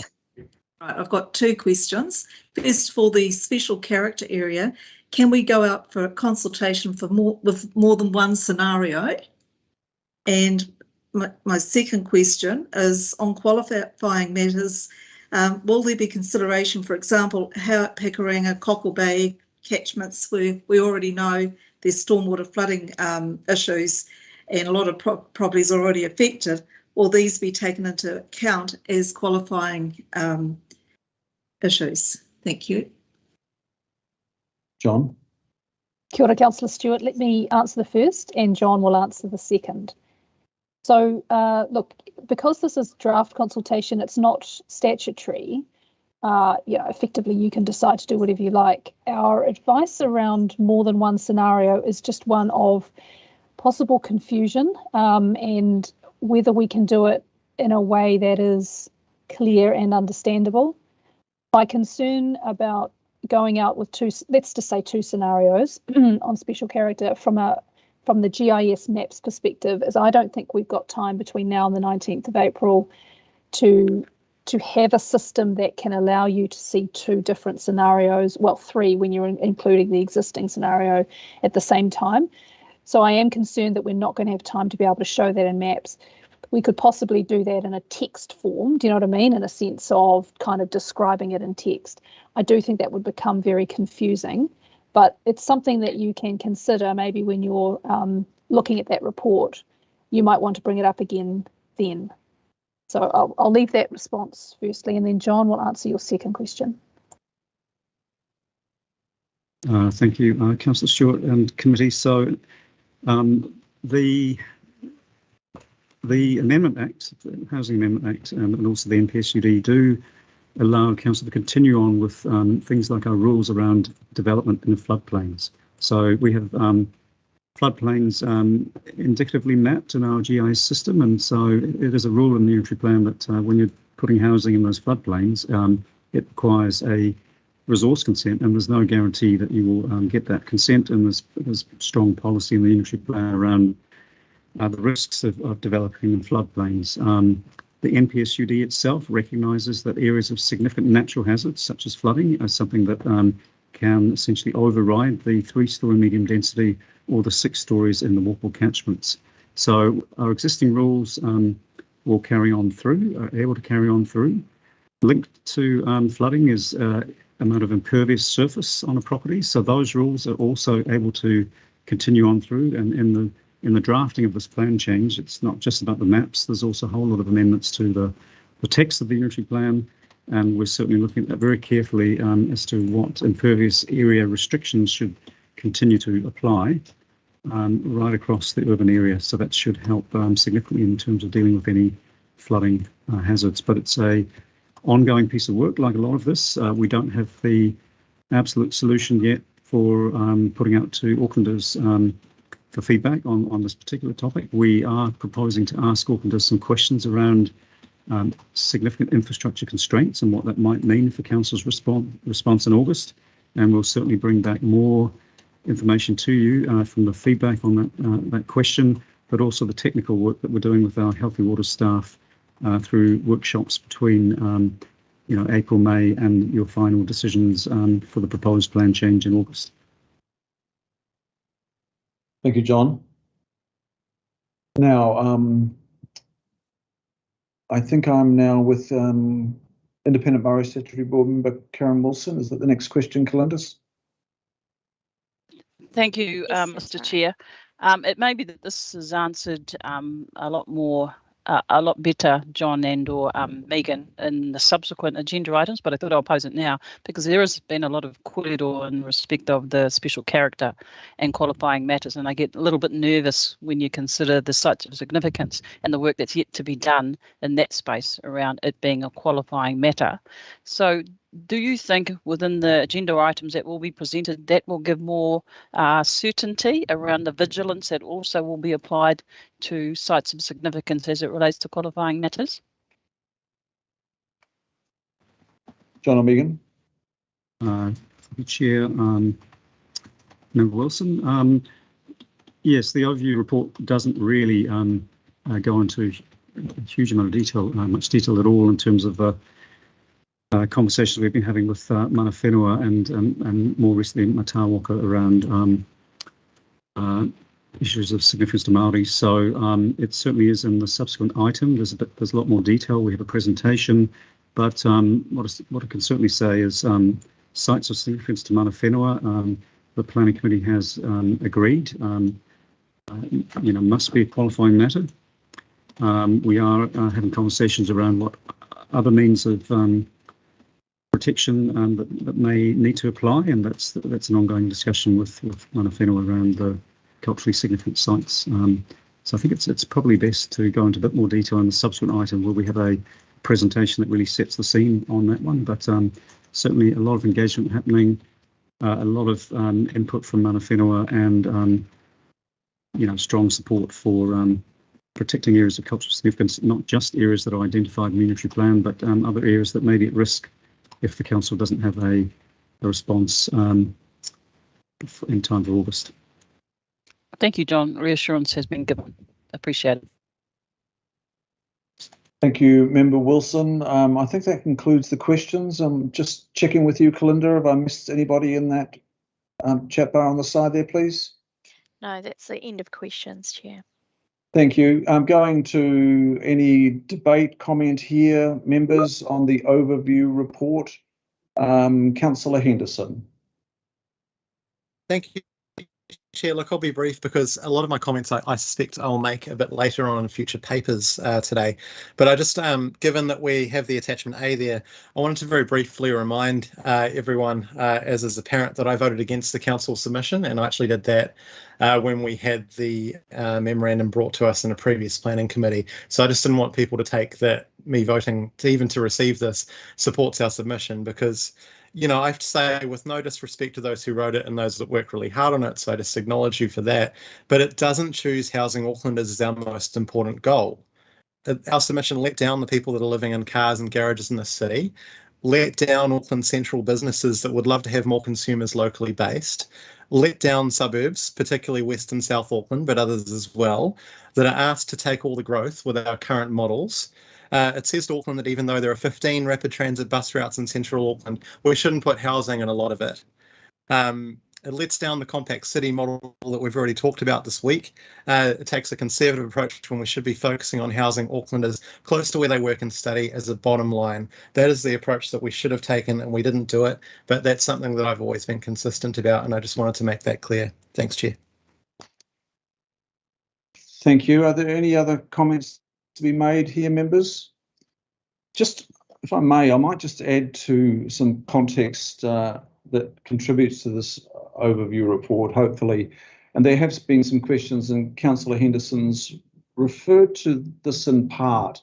I sought some detail from our strategy and research unit on where is the population growing and where is the density of population growing and where is the density of housing growing and what was the baseline.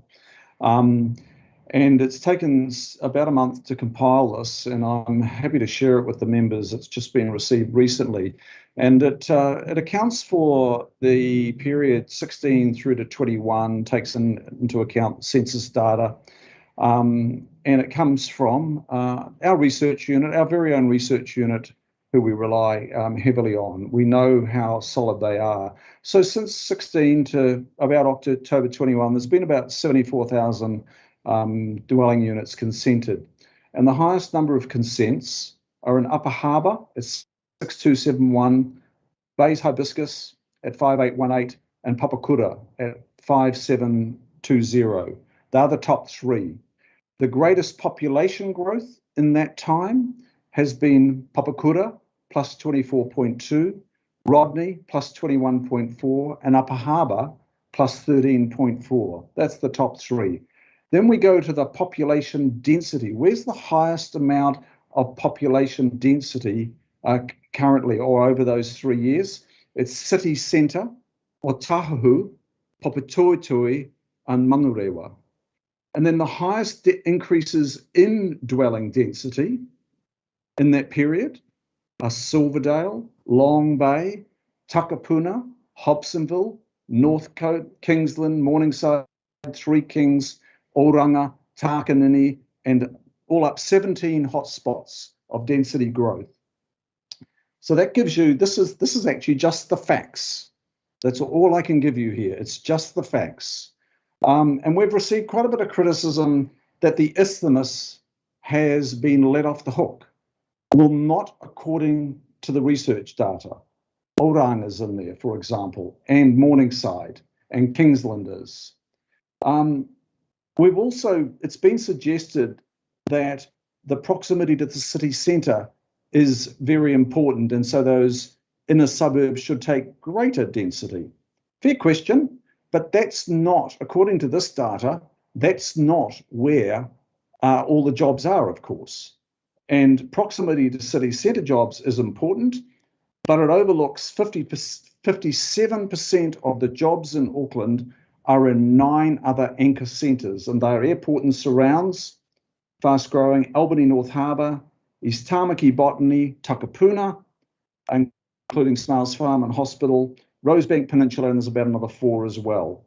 And 41% of the consents issued in the last, 6 years, have been issued for in the rural urban boundary area are within 2 kilometres of those 9 job anchors. So 41% are within 2 kilometres of those 9 major job anchors.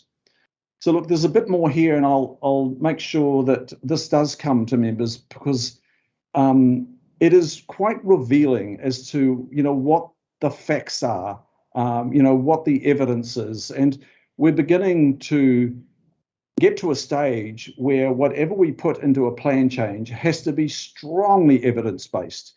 Otherwise, we will lose it when we come to being tested through a hearing and being heard by the commissioners and counter evidence. So that's a question that will be faced in a later paper, but they are the bare bone facts, and I'm happy to share those with the members. Now, I have a comment also from Councillor Walker, please. So my comment just goes further to the question that Councillor Stewart raised, where the answer was yes, we could have more than one scenario, but the comment on the part of the officers is that could be difficult if we weren't able to substantiate that second scenario. Now, if that second scenario, let's say rather than 75%, dropped down to 50% for special character area, and it aligned almost identically with the unitary plan, if that were the case, I'm assuming there would be no problem going out with that scenario, because effectively we would have already done the work. So I'll just leave that comment on the table, Mr. Chair, because it is vital that we as councillors consider options that members of the public, particularly people that know and love these areas, would expect us to ask and consider. Thank you, Councillor. And Councillor Newman, your call, please. Oh, look, Chair, there are members of Parliament who have voted for legislation who are hoping like anything that we will identify qualifying matters that will keep the consequences of their vote away from their electorates. That's just the reality of what we're facing here. I think that, this isn't a Pontius Pilate argument here, Chair, but I think that this is really a classic example of local government having no choice but to deal with the consequences of what Parliament has directed, including the perverse outcomes of what Parliament has directed. The regulatory impact statement for the legislation that has been passed is damning, and I'm sure that there's a number of people who've been involved in the debates around this piece of law who are very embarrassed by it. In fact, I know they are. Chair, actually, you and I strongly agree on this point, that the position that we face is one of, if you want a qualifying matter, you have to have that fully evidenced to defend it before commissioners, who will be held responsible if they seek to achieve an outcome through the commissioners' hearings and deliberation, which is in effect contradicting the intention of what Parliament has codified. And for that reason, I think the officers are right. But I do hope that the research that will form the basis of evidence for the plan changes and the submissions that will have to go into the hearings process will be comprehensive to defend every qualifying matter. Otherwise, they'll simply have to be struck down. Thank you, Chair. Thank you, Councillor. Deputy Chair, Councillor Bartley, please. Thank you, Chair. I found your comments were interesting, given what I've seen from Build More Homes and Scoot, I think it is, regarding Auckland being a donut city. And when you do look at the map that they have, intensification is actually more in the outer suburbs as opposed to the inner suburbs, hence the image of a donut.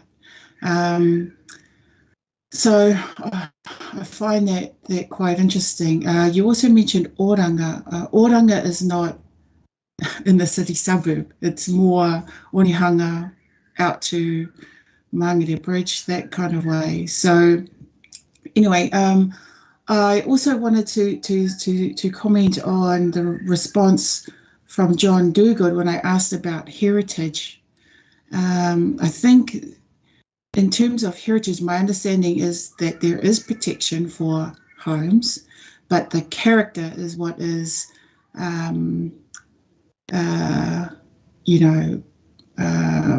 being looked at, being removed. I take on board a lot of the comments coming through about the character of Auckland. Another character of Auckland is the people. And there are a lot of people that are locked out of the housing market, that are locked out of renting homes. So be, good to consider them in all of this as well. So yeah, I look forward to this going out there to the public. I hope we are asking the public what they think are the major issues for Auckland, and a lot of them will say it's housing. So anyway, yeah, that's just my brief comments for now. Thank you. Thank you, Councillor Bartley. Now, did I take the comment of Councillor Watson? Yes, thanks, Mr. Chair. Just a brief commentary, given that this is an overview and there has been reference to the council's position it's taken, and indeed it is articulated in the attachments here. So I think it's important just to remind Aucklanders what Auckland Council did say about these proposals, because I rather suspect that hasn't filtered through to the ordinary person in the street. Without going into too much detail, we simply said that this enabling legislation will, and amongst other things, result in many Aucklanders living in places where it is simply unviable to provide the necessary physical and social infrastructure. It'll run against the compact city approach. It continues despite the fact we have well over 900,000 dwellings to be built on, and it would result in poor quality design outcomes. That was some of the things we say are waiting further down the line with the progression of this legislation. If that wasn't enough, the points that really stood out for me, and it's in our attachment A, is the fact that this, in respect of the medium density provisions, they will actually work against achievement of a well-functioning urban environment, both regionally and at the neighbourhood scale. It would disperse medium density housing across the urban area unsupported by, reasonable public facilities. And I guess the key point for me was the comment that it would result in poor quality built outcomes that reduce livability for residents. So far from not standing up for Auckland residents, the position the council has been on part of Auckland residents saying that they deserve better than is coming down this pipeline. I guess in that respect, Mr. Chair, what I do find a little objectionable, and I saw it during the time of the unitary plan, is the assertion that somehow this legislation will result in the poor family who are living in a car, or the young people and the not so young people also, I might add, shut out of housing, who will suddenly be waltzing down to their terraced house on Northcote Point or Birkenhead Point. That is simply not true. Any objective analysis of what's proposed here will have the effect of increasing the value of properties right across Auckland, so they will make them less obtainable because the value of a product is a property is a product of its development capacity, which is going up under this provision. So those houses will automatically go up, and even allowing for the replacement if houses are knocked down and cleared, it will result in the same pattern that's happening already, where yes, one house at 1.5 million might be knocked down and another 8 put in, but those other 8 put in, as I see on numerous occasions across my ward, are all 1.5 million too. So the notion that this somehow translates into the poor, dispossessed getting housing is simply not true. It hasn't been borne out by the unitary plan, and it will be exacerbated by what's proposed under this legislation. If you do want to go to an answer for those poor people, increasing numbers who are locked out, you should really look at the research of Kay Saville-Smith, which shows that over the last 4 or 5 decades, how we've ended up where we are now. And that, amongst other things, resulted in the virtual disappearance of construction of low-cost housing, which at one point used to be 33% of our housing stock, not low quality, low cost, and you see that in any number of the group housing around Auckland, and the withdrawal of government money, which at one point was up around about the 30% in terms of capitalisation of family benefits and state advances loans, disappeared courtesy of Roger Douglas and his merry crowd in the late 80s, and disappeared down to virtually nothing. That's the seed of our troubles today that has been exacerbated along the way. The solution is not through this ad hoc rampant development that has more to do with political window dressing than anything. It's to do with a new product, a low cost housing product similar to what we had in the 60s and 70s that is accessible to those people on medium and lower incomes. That's not going to change with this. It's going to get worse. So we were correct in our assessment and our submission, and unless there's some attempt to claw back in that, the outcomes will be exactly those that our officers and our mayor articulated in the submission that was presented to Parliament. Thank you. Thank you. And we'll hear from the mayor now. Mayor Phil Goff. Yeah, thanks, Mr. Chair. I'll make my comments now, maybe rather than later on. And the first comment is probably in line with what John Watson has just said. The problem we're dealing with here is not one of our making. This is a problem that has been created by Parliament. I use the word Parliament advisedly because both sides of Parliament, both major parties, have foisted on us something that we strongly resisted, not on any basis of, NIMBYism, but we believed that they were going down the wrong track. This council has always supported intensification to create a compact, quality urban form. What we're against is the sort of modern day sausage flat developments that they're going to create, because on the 3x3 scale, that probably won't be what goes up in the areas that we're talking about in terms of special character areas. They'll go up in the poorer areas because that's where they always put that sort of development up. And secondly, look, I respect Councillor Shane Henderson's viewpoint, but this is not a case of having to choose between preserving heritage or housing our people. We can preserve the best of our heritage and not at the expense of housing our people. We are doing intensification now. 2/3 of our housing is either terrace housing or apartment blocks. And the sort of housing where we want to build up will be around the metro centres, the city centre, and transit-oriented development. The problem is not zoning, as the Parliament pretends. It's about providing the infrastructure to enable it to go ahead. My last point is on this question of heritage. And, I've said before at this committee that I think heritage is really important to give a city character, identity, to tell it about where our people, about where we've come from, a sense of history for it. And I want to preserve as much of that heritage as we are capable of preserving. And that has always been my position. But what do we put out to consult with people about in terms of what we can preserve? And there are 2 points I want to make here finally. One is we need a defensible argument about what we're putting up to protect in terms of the intentions and purposes of the Act. If we don't do that, if we put stuff in, and our officers have told us this, not all of our special character areas are defensible. And if we put stuff in that is not defensible, that will simply lead independent hearing commissioners or the minister, where it will likely end up with saying, these guys aren't for real, they're not genuine, look, there's holes in their arguments, and we'll lose more than we gain from it. I think the second risk that I want to draw attention to is if we create expectations in the public mind that we can protect areas which professional advice tells us that we can't protect, then we're misleading our public. So I think we've just got to be totally straight.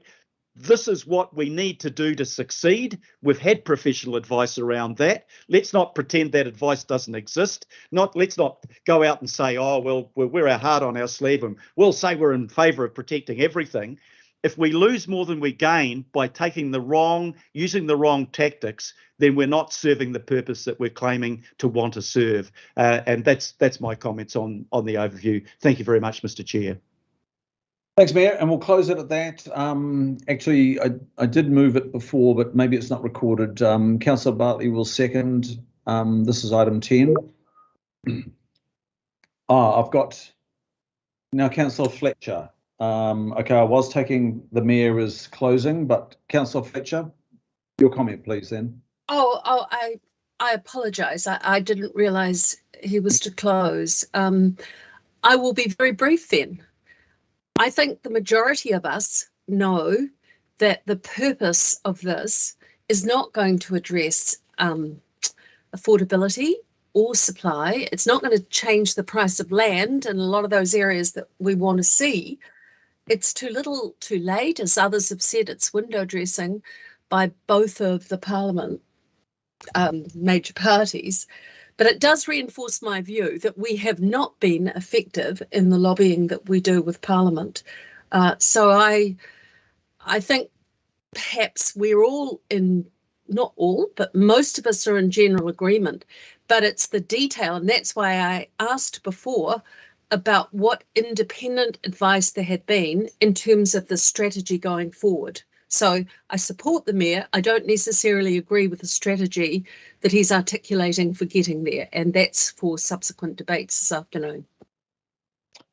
Okay, thank you. And we'll now just, the motion is moved and seconded. We'll put it to the vote. All those in favour say aye. Aye. Aye. Aye. Contrary, no, and declare that carried. I think I'd like to take a 5-minute break now. We'll take a 5-minute break. So we'll stand adjourned until let's make it 4:40. 4:40 we'll reconvene. Oh.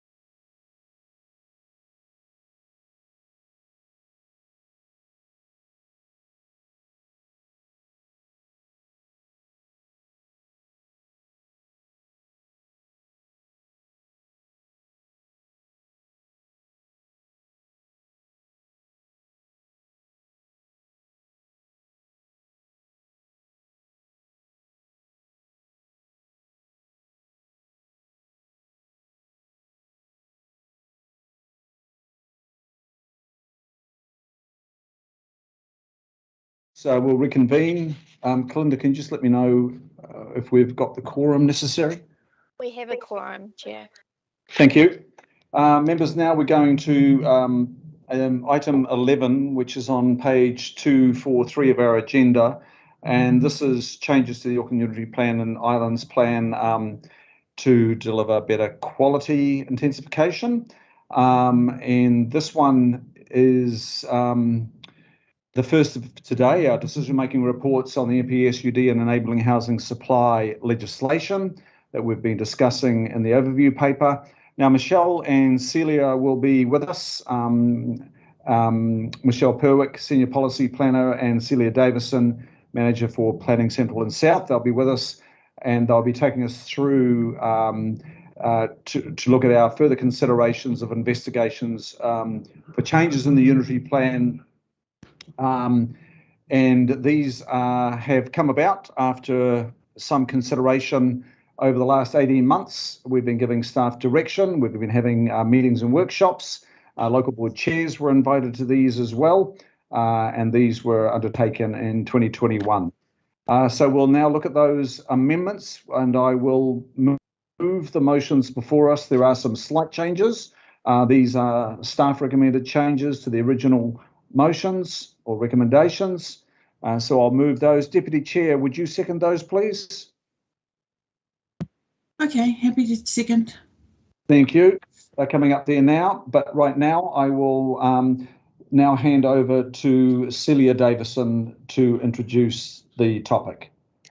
Kia ora, through the chair. Apologies, I will be Celia Davison today. Unfortunately, some urgent matters to attend to. By way of introduction, my name is Wayne Seal. I'm a Senior Policy Planner and I work within the work stream as well. So thanks for your accommodation today. And as the chair mentioned, with me is Michelle Perwick. So item 11 today's really is about seeking endorsement for staff to further progress work investigating amendments to the Auckland Unity Plan.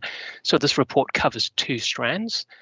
Firstly, around issues arising from the NPSUD removal of parking minimums and the 5 issues around that to address private ways. And the second strand goes to the quality and intensification aspects. So just to clarify that we're all sort of on the same page, this is about the rules themselves.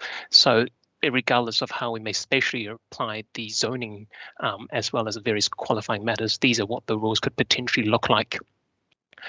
And I'll just note that some of the strategic approach was workshop with the planning committee earlier in the month. And as per, I think John's comment further in the previous report, that prior to the intensification planning instrument going out for statutory notification, there'll be another report coming to the planning committee which will look into the specific rule provisions in further detail. So this is the endorsement for the strategic approach. And as the chair noted, we have suggested some changes to the recommendations around the private ways, and I'm sure Michelle will speak to that. So if the chair is all right with that, we were going to have sort of a tag team, Michelle, to speak to her part, and I'll go through some slides quickly and we'll have questions at the end. Thank you. Let's proceed. Yep. And Michelle, I think the floor is yours. I don't think she has any slides for this calendar. Thanks. Thank you very much, Mr. Chair. We have met with both the local boards and the planning committee and workshops since over 2020 and more recently with the local boards in 2022. The work for the private ways has originated from the Section 35 monitoring report, which council is obliged to undertake 5 years after the unitary plan became operative. And that was the work there focused on the quality of the built environment.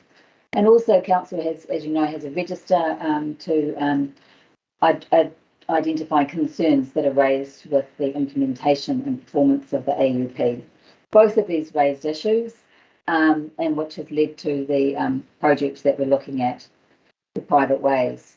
The work on the with the removal of car parking minimums as directed by the NPSUD has also led to issues with regards to matters such as accessible parking, loading spaces, the provision of parking pedestrian access when there is no vehicle access to a property, and also related matters such as loading spaces, bike access and storage and future EV proofing of parking sites where they are provided.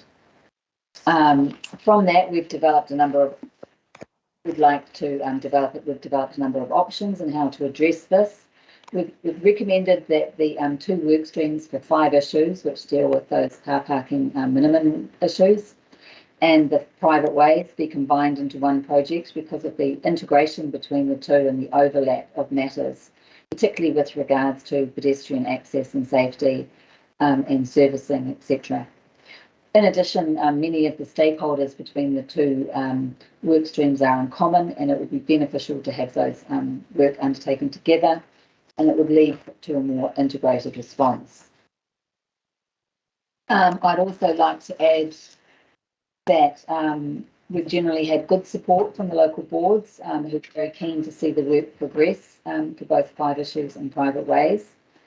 Although they would like, they raised some queries about the disadvantages of relying on non-statutory methods from central government, such as the building code and others, to address matters such as EV charging, and supported the development of technical guidance on those matters.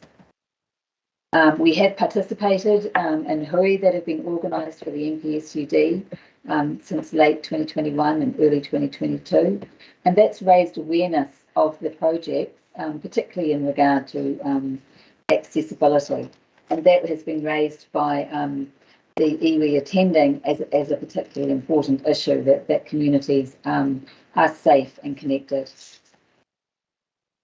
So the key risks that we've identified for this project are essentially poor development outcomes that arise from not addressing the removal of car parking minimums and by keeping our existing standards, which are not performing well. We're also looking at, with the private ways, improving the health and safety impacts on people and ensuring that the private ways are actually fit for the function and that they can accommodate the likes of ordinary light vehicle movement as well as emergency services and larger vehicles such as council's rubbish trucks. So our next step after this would be to continue to consult with mana whenua local boards and key stakeholders, and then to report back to the committee in August 20. No, sorry, to report back to the committee prior to any notification of a plan change. Cool. Now I'll return to my colleague Wayne, who will walk you through the quality intensification work that he's been responsible for. Thanks, Michelle. Can I just interrupt you? Is the presentation changing slides for other members? I'm looking at the same opening slide. It's the same? Okay, I've got a second one now. Okay, yeah. Thank you. So, sorry to clarify, Michelle didn't have any slides. She's much more eloquent than I am, so it's going to be me who's going to rely on them. Good. Cool. Yeah, so thanks for that segue there, Michelle. So just to provide a really high-level summary and acknowledging that there's quite a complex overlapping area around various legislation, the NPSUD and the latest amendment bill. So just to provide a summary of the approach to date, the key delineating factor is walkable catchments, whether you're outside or inside of it. So across or both areas spatially, council is required to implement the medium density residential standards, except where qualifying matters apply. However, within the walkable catchment, the NPSUD directs council to enable at least 6 stories, again, except where qualifying matters applies. And what part of the workstream has been doing in terms of our approach into enabling these outcomes is also to put on a quality built environment lens. In terms of the approach within the walkable catchment, these are the 5 outcomes that we're working towards. So number 1, obviously the legislative requirement of enabling at least 6 stories, but also we want to temper that in terms of ensuring good on-site amenity, managing dominance effects on streets such as shading, and also sort of visual connectivity. Outcome 4, managing privacy on adjoining sites and neighbours, such as privacy, dominance and shading, and sunlight access. And finally, outcome 5, responding to climate change, so that lens of climate resilience. Again, a really high level overview. So the NPSUD and the 6 stories staff has interpreted as in terms of applying a fab zoning to it, but also in terms of interpreting the MPSUD requirement, we are a lot of our provision has been tested architecturally on the assumption of quote unquote a typical site within those walkable catchments, which is taken to be an 800-metre square site, so approximately 18 metres wide by 44.5 metre in depth. As noted, qualified matters will apply appropriately within these walkable catchments, but also I think cognizant of the underlying current in terms of some of the discussions and the work to date is that staff's view is that additional intensity do require greater considerations in terms of managing quality effects, as a noted dominant shedding and privacy. And so I think it's cognizant that in terms of all these conversation, the scope is indeed limited by the Amendment Act and the flow-on effects from the MDRS. So these are some of the provision that's been investigated within the walkable catchments.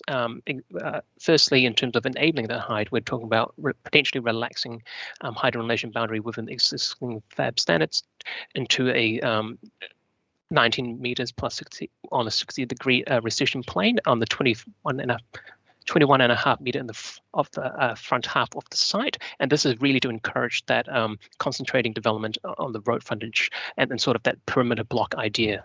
We're also looking at privacy separation of 8 meters in terms of outdoor living space and outlook space above 3 stories on side and rear boundaries, so that managing effects with adjacent sites, retaining existing FAB's daylight standards, and communal outdoor living space requirements for development of 20 or more dwellings. So providing that flexibility, but still making sure that residents can enjoy those outdoor living amenities.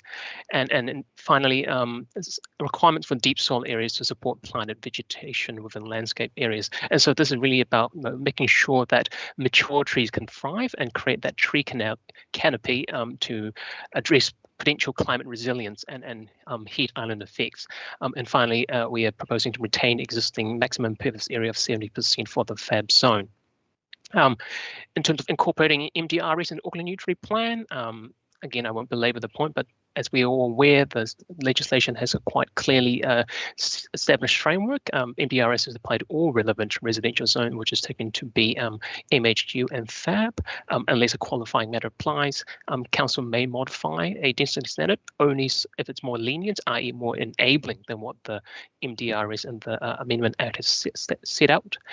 Council may include additional standards controls on different effects. However, it needs to be consequential to incorporating MDRS and then finally to temper some of that MDRS. Council, staff is currently investigating additional built form standards for development of 4 or more dwellings within the MHU zone.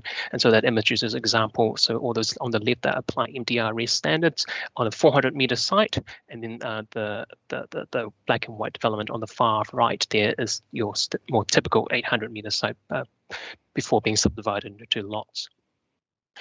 So again, I won't speak to these, but as just for a refresher to the members, these are the MDRS standards which are set out in legislation, and council must incorporate them into the Auckland Unitary Plan. In terms of the quality intensification aspects of this, we are pulling on quite a number of findings that we've reported to Planning Committee earlier last year around the Section 35 monitoring, but also building on the expertise of our in-house urban design experts. So these are sort of the best planning and best practice outcomes that sort of tempered and how we incorporate the enabling aspect of the 6 stories and the 4+ dwellings. So slightly more scope than the MDRS. And just a really high level refresher, we do note that some of the analysis and recommendations was completed prior to the Resource Management Act Amendment Act coming into effect. So again, as I think the strong message we're trying to send through is it has been sort of tempered in what we're able to do. The Amendment Act and introduction of the MDRS sort of established the framework and matters which can and cannot be addressed. However, some of the provisions that we're exploring for inclusion in IPI will attempt to address some of those quality outcomes, provided we can demonstrate the consequential to incorporating the MDRS and the MPSUD. And I'll note that table 1 in I think page 294 of the report outlines how some of those matters may interrelate, and I'm happy to speak to them later on or as the questions arise. And finally, some of the reporting for through the monitoring has identified matters which are not clearly within scope for this IPI process and may potentially be addressed by future plan change process. And I think that brings me then into a very quick run through of the item. So I guess the floor was yours. Thank you, Wayne, and thank you, Michelle. Now we'll go to questions, and I have the first question was presented in writing, and I'll allow Councillor Coombe to present it, please. I appreciate it, Chair. I do submit my questions in writing so that officers have a heads up rather than so they can be read out by the Chair. Maybe it's just a misunderstanding about questions in advance, so thank you. But actually, I think my query that I made of Michelle was just about the drafting, because I didn't think it said resolution A said what it was intended, but I see that that's now been amended. So maybe just some clarification if that was the case. I don't know. Michelle, can we go to that? Certainly. The amendment, the recommendation was amended to make it explicit that that was applying to residential private ways and not to those in business and rural areas. And in hindsight, it was recommended that we also take out the limitation on servicing 10 or more parking spaces or rare sites, because there may well be consequential changes and amendments that we need to make to smaller developments servicing between 2 and 9, although our intention is very much to focus on larger developments for the private ways. Yeah, thank you. So it was just a clarification. Appreciated. Okay, thank you. Councillor Fletcher, please. Thank you, Mr. Chairman. My question may to you seem somewhat unrelated, but I have thought about this very deeply, and I think it is, in light of the recommendations, I think it is related.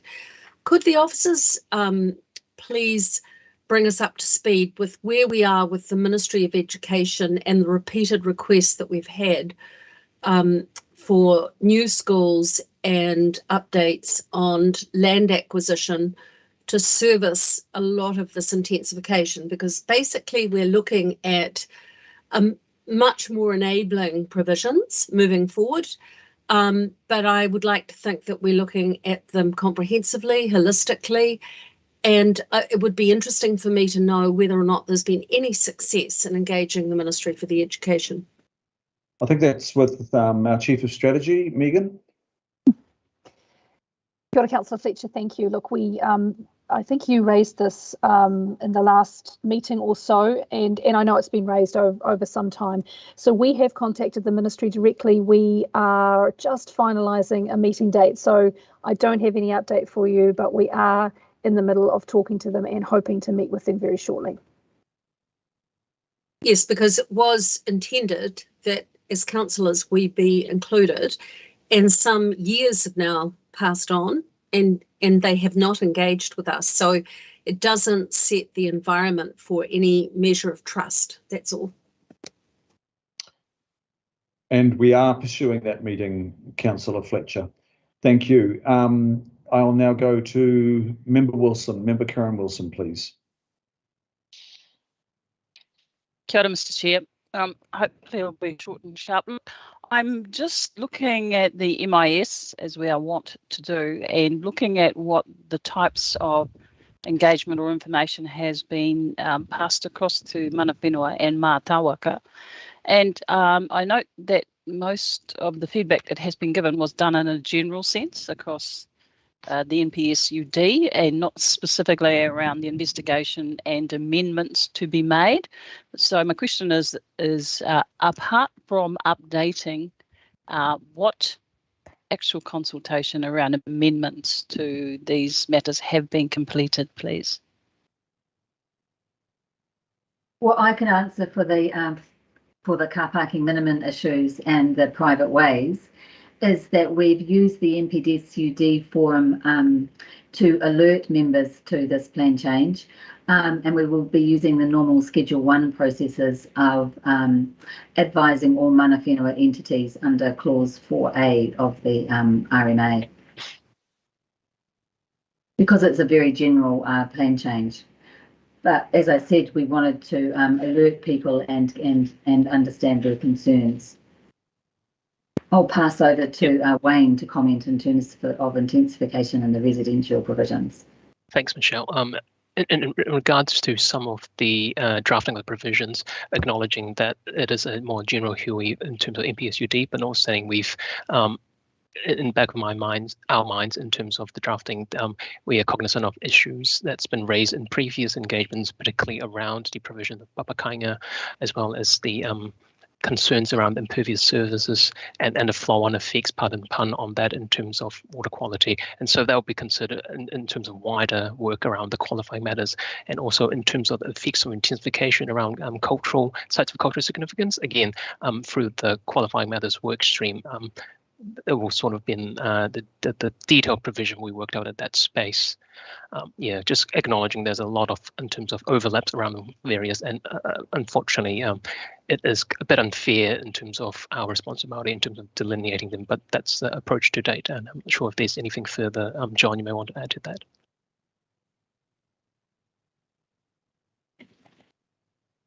Anything further there, John Duguid? Thank you, Chair, members in the committee. We have had some feedback around incorporating Māori design into medium and larger scale residential developments. That's something we're still progressing how that might play out in terms of this plan change for August. But yeah, maybe just to add that in there as well, there are some aspirations coming through that potentially through this plan change. Maybe a later plan change, it could be this one, but there is an ability to have some assessment criteria, some provisions in the unitary plan around Māori design for larger scale residential. So that's just probably something to add to the points Wayne and Michelle have made. Thanks. Thanks for that, Mr. Chair. After the questions, it'd be good to have a comment made in respect of that. Thank you. Got it. Yes, we will. Thank you. So just a question from me, Michelle and Wayne, and possibly John as well. On the recommendation C, we talk about providing for the quality built environment outcomes, etc. And we have some reference to that in the report. My understanding is that Celia's team, I gather it's with you, Michelle, and Wayne, are still, that work is not concluded. It's part of it's concluded here, but there's further work. I raise this because this is one of the points that the Mayor and I raised in front of the Select Committee, that we wanted to see much greater attention to the quality of outcomes in addition to the quantity that the government was focusing on. We got very close to getting support for a proposal that we've put forward, but it seemed to evaporate between, I don't know, first reading and second reading, I think. And that was for the convening of an expert group. And that didn't get traction, unfortunately. So can you just take us through what we can do between now and the 20th of August date to further investigate and strengthen and provide even greater opportunity to deliver those quality built outcomes that Aucklanders expect of us if the government haven't provided for it to the extent it is provided in the bill. And then the second part to that is, John, I hear when that the government or the MFE has finally woken up and there might be some national design standard work, and could we have a status report on that? So 2 tranches to my inquiry. I may have first crack that, John, if that's okay. In terms of some of the workstream work, beyond some of the provisions we've sort of touched on today, further work we're looking at is obviously through the policy and as well objective and policy to get stronger direction in terms of the outcomes we're seeking, and we're also progressing work around assessment criteria and strengthening of the standards to give council staff the ability to negotiate some of the outcomes through the process. And I think it's important to not lose sight that a lot of our work to date has in terms of implementing for the MPSUD anyway, and the more intensive development has been, to a certain degree flavoured by this Section 35 monitoring. So I think we have done a bit of work in terms of advancing some of the stuff, and as I said, some of the standards around hydroelectric boundary and encouraging fronting onto the street, and avoiding that sausage flat sort of development and typology, but also a lot of the work that Michelle was doing around the private ways to address the safety issues, to ensure that residents, as we progress into more intense developments, provide for safe and well-being through that space. Yeah, I'm not sure if there's anything further you want to add there, Michelle, or just cognizant that Nicole Miller, the team leader for the urban design strategy, is also online, if she has anything to add. My principal comment here would be that the 5 issues in private ways work is a very discrete package, and it's not anticipated that there would be further work being progressed from that. So I think that question is more designed to the residential. Apologies, Michelle. Controls.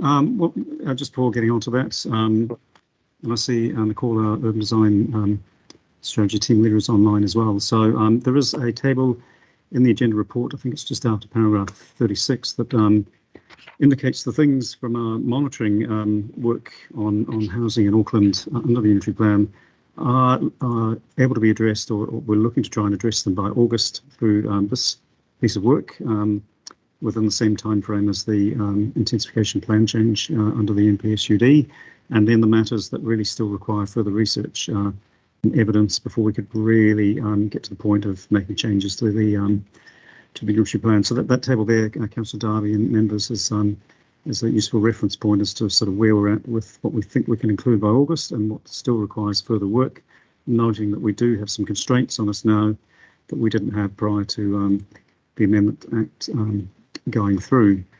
So that's in terms of what's in or out of scope at this stage and ongoing work. In terms of the government, Ministry for the Environment, officials are certainly working on national design guidance. Chair, you mentioned standards. I guess in sort of planning speak, standards are, the sort of rules that go into your plan, and the guidance is, non-statutory suggestions as to how you might meet the standards and achieve a good outcome. So it's great to see Ministry doing that. We do have our own Auckland Design Manual. It is leading edge. It's something we are looking to put a bit more time and energy into once we get through this piece of work here. So yeah, there wouldn't be national standards as such, but there certainly would be some guidance, and we're keen to support Ministry for the Environment where we can. But we're certainly very keen to keep our own Auckland Design Manual, which goes well beyond illustrating how to achieve good housing outcomes. It talks about commercial development and a wide range of other design issues. Maybe if I can just quickly ask Nicole if she has anything to add. Thanks, John. Kia ora koutou. Just wanted to reiterate what Wayne was saying, really, that we are looking closely at what additional standards we can bring in to try and ensure quality built environment outcomes whilst still being in line with NPSUD and the MDRS, but also looking closely at the policies and objectives and assessment criteria in the plan to ensure that we have as many tools available to us as possible to negotiate good outcomes when we're working through the resource consent process. So the more that we have available within the statutory context, the easier it is for us to negotiate better outcomes. That's what I wanted to say.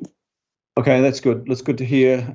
So this work is not concluded; it's ongoing, and we will see more in that particular area. And John, just confirming conversation with you, I noted that between the build stage and the legislation stage, government removed one of the standards on the impervious surface area. I think it was 60%, and then it dropped right off, and it was left to councils.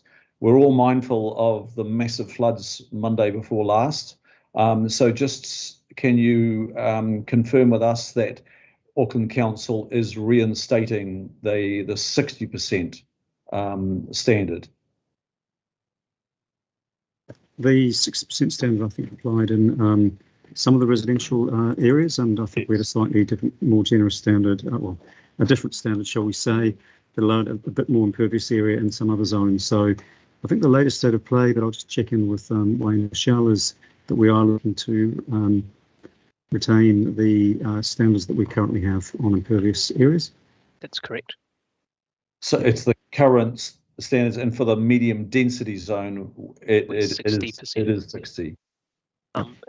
I just want to reiterate, I guess, in terms of the qualifying matters, obviously we're working quite closely with Council's Healthy Waters team to understand implications around, it's not just the 60% quantum, but also the, I guess, the increasing amount of development enabled by MPRS and the extension of the FAB zone. So again, that's a bit of work that's been progressed, and unfortunately, I don't think we're reporting it today yet, but just reaffirm. Yeah.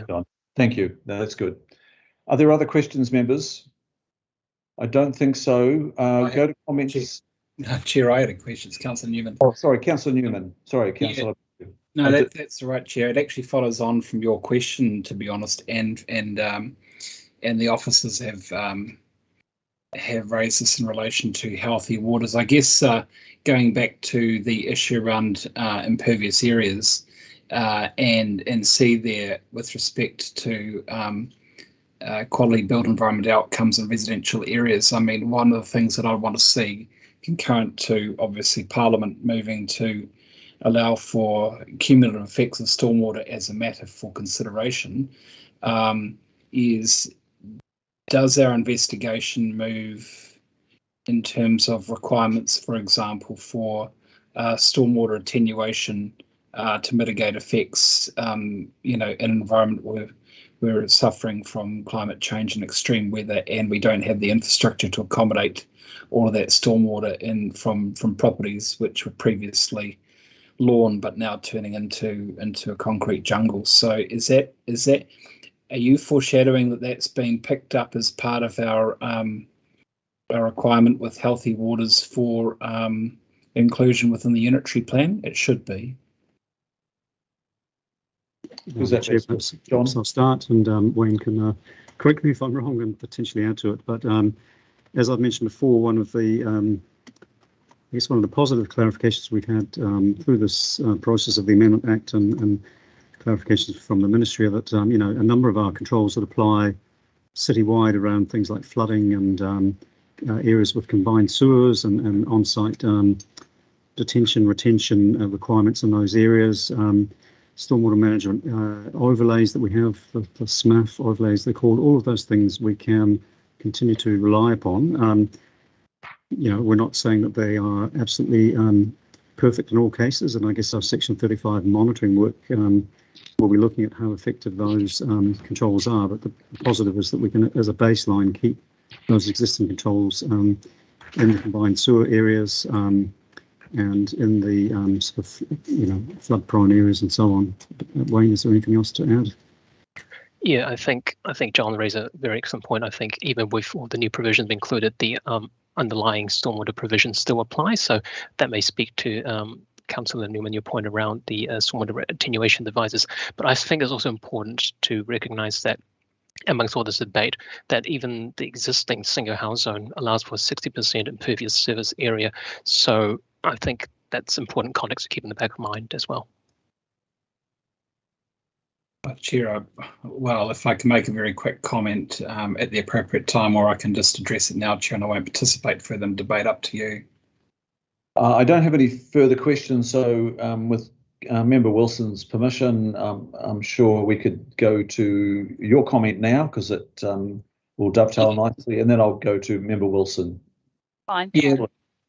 Oh, look, thanks, Karen. Look, I guess what I would say is that I have some sympathy for the nature of the work that's taking place here. This is not easy, dealing with the consequences of what I think was a pretty rough piece of work by Parliament. But I think really in terms of the quality built environment, and I'm not sure how much you can, we can sort of required by industry standard top of the line in terms of urban design outcomes. I'd like to think that we can. I wouldn't be holding my breath, But to the extent that we're able to, one of the built environment outcomes that really needs to be focused on is putting a very high requirement on individual developments around stormwater attenuation. I have no qualms about requiring new developments basically to put in stormwater holding tanks as a condition of their consent to try and attenuate stormwater, given the impact of these developments and changing weather patterns on our severely constrained stormwater network. And I would make the point, Chair, that we should be absolutely holding the line on the requirement to do a lot of work on stormwater as a condition of development, particularly if we are not going to have responsibility for the stormwater network in the future, and a new entity is going to have to take responsibility for funding that. Good luck with them funding that. If they don't do it, it will largely be left up to the conditions of a consent as required by council to ensure that it is done by the private developer. So better that we address this now than rely on future stormwater investment from an entity for which we're not responsible for funding. Thank you. Thank you, Councillor. And I'll now go back to Member Wilson. Thank you, Mr. Chair.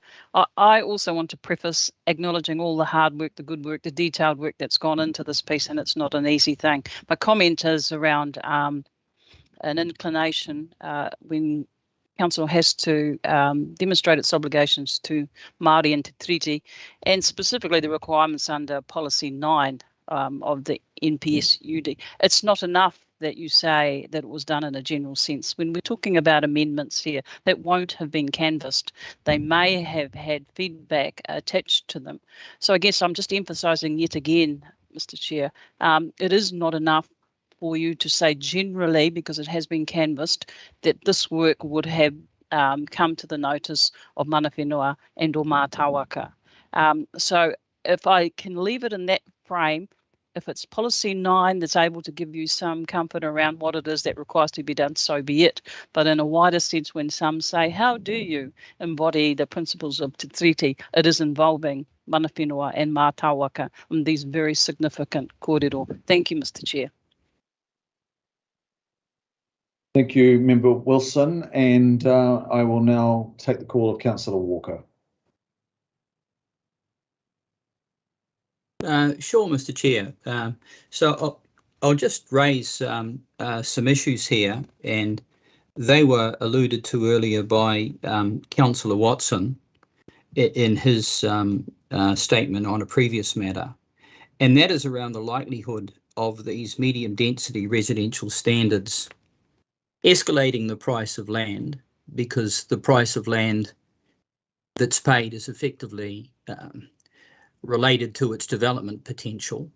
So we're going to see the price of land across much of Auckland going up. Obviously, the current homeowner will pay the price, but what we will see is a circumstance where the only people that will be able to buy these properties won't be homeowners in many instances, because they won't be able to pay the price that a developer can pay. So the developer will buy the property. It'll be developed to the max, because that's what they'll have to do to actually get their return. The bulldozers will scrape the site clear, including any trees. We'll have a concrete platform. We'll probably have concrete slab development, boundary to boundary, as close as possible to the road, and effectively the uglification of Auckland. And I have little confidence that we're going to have better quality intensification based on what we're seeing now occurring around Auckland, and Aucklanders see that. So I have a huge concern that, one, we will have increasing unaffordability of homes. Two, it will be nigh and impossible for new entrants into the housing market to compete with developers, and we will have largely a developer-led housing sector. Now, are we proposing to have some research and some information on this, Mr. Chair, to the officers?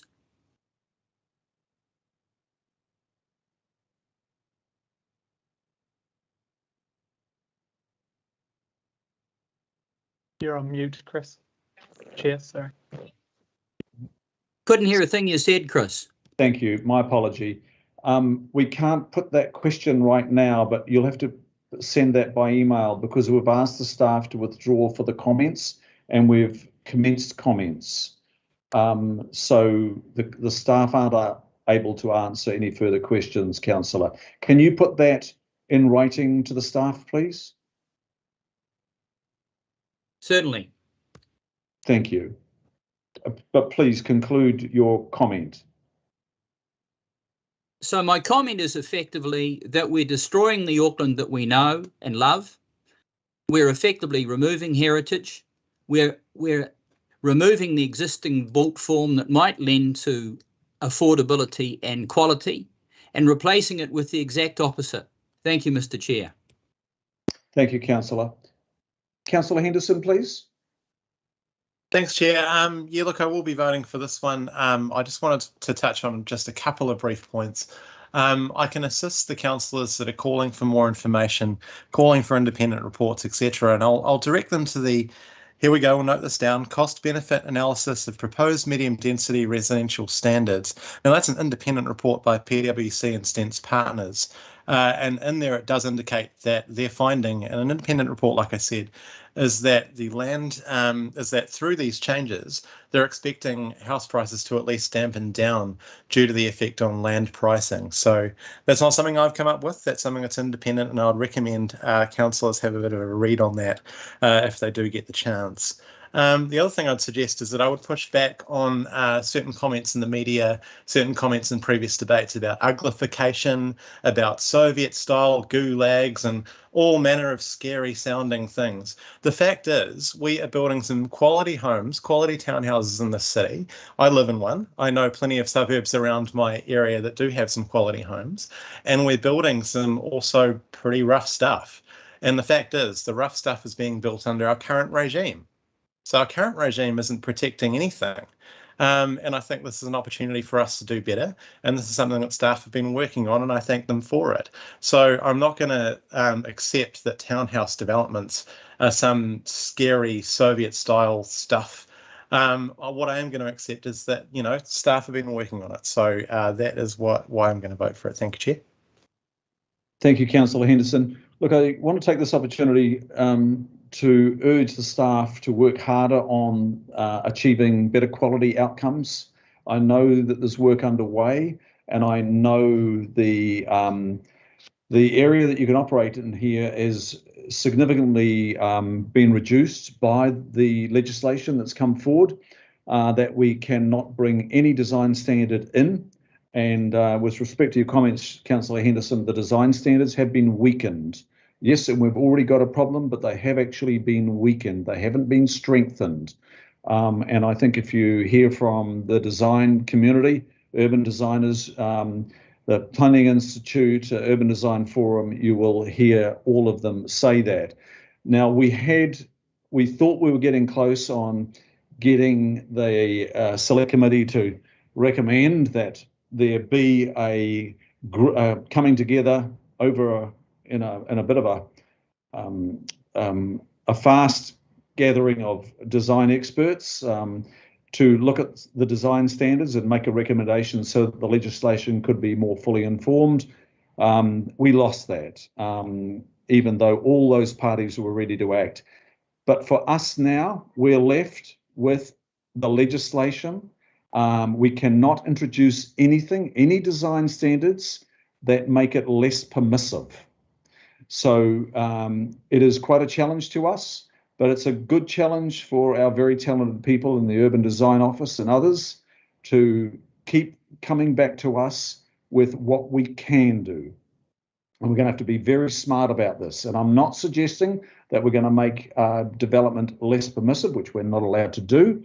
But I think our Aucklanders expect us to work much harder on this to achieve the quality of those built environment outcomes that we all expect.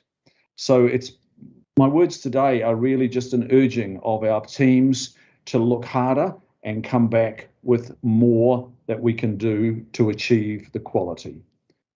Thank you. Are there any other comments, members? There being none, I will now go to the vote. It's moved and seconded. The motions are before us, and I will take the vote on voices. All those in favour say aye. Aye. And to the contrary, no. Carried unanimously. We'll record that accordingly. Sorry, could you record an abstention on that point for me, please? It's Chris Fletcher speaking. Same, please. Okay. Okay, so it was carried, not unanimously. I've just had a voice. And my vote against. Wayne. Councillor Fletcher, was it the all AB? Yeah. And mine as Councillor well. Fletcher and Councillor. Thank you. Yeah, I'm against I'll a go lot. back to Kalinda and clarify that. I should have put it in the chat bar beforehand. I do apologise. Thank you. That's fine. Okay, members, we have concluded that item. We are now going to item 12 on page 271 of our agenda. And this is the second decision-making report focused on the policy direction. And this one's on the city centre.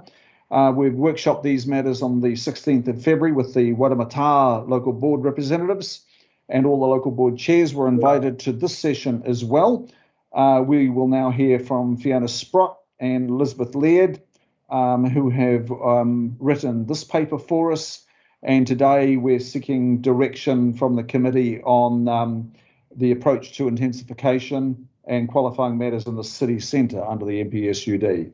So the motions are on the screen there, and I'll move accordingly. And Deputy Chair Bartley, you're happy to second the motions as recommended?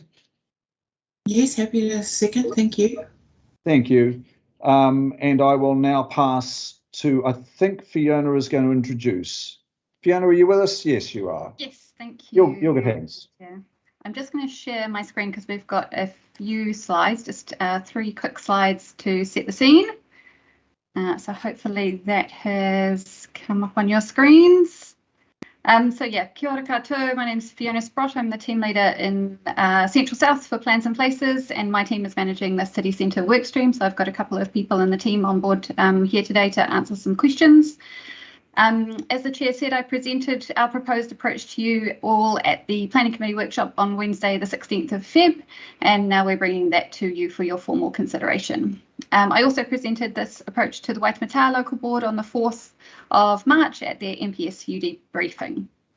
So we're seeking today that you endorse our principled approach to the implementation of the MPSUD in the city centre, and that endorsement will allow us to progress our work to flesh out the amendments we need to make to the city centre zone chapter and the city centre precinct chapters, which will then form the basis of the plan change text. So after we've been out for a consultation, we will definitely be bringing back that plan change package to you for your endorsement prior to the notification happening. So we, as discussed at the workshop, we've been working closely with our key internal and CCO stakeholders to come up with these key principles. These principles then help us to decide what those text changes might look like that we need to make to the unitary plan. Essentially, these principles look to keep protecting the things that we value, either as qualifying matters or as provisions in the chapter that do not affect height or density of urban form.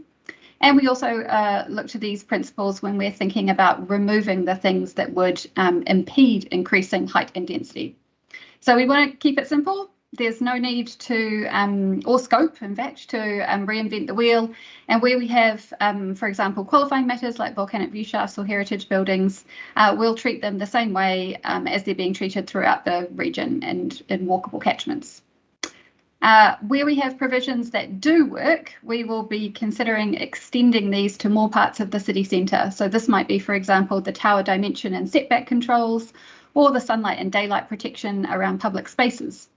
However, where we have provisions that don't work or that the MPS is telling us we should be removing, then we will be considering removing those. So this is looking, as I discussed at the workshop, at the general height controls and the floor area ratio controls and the bonuses.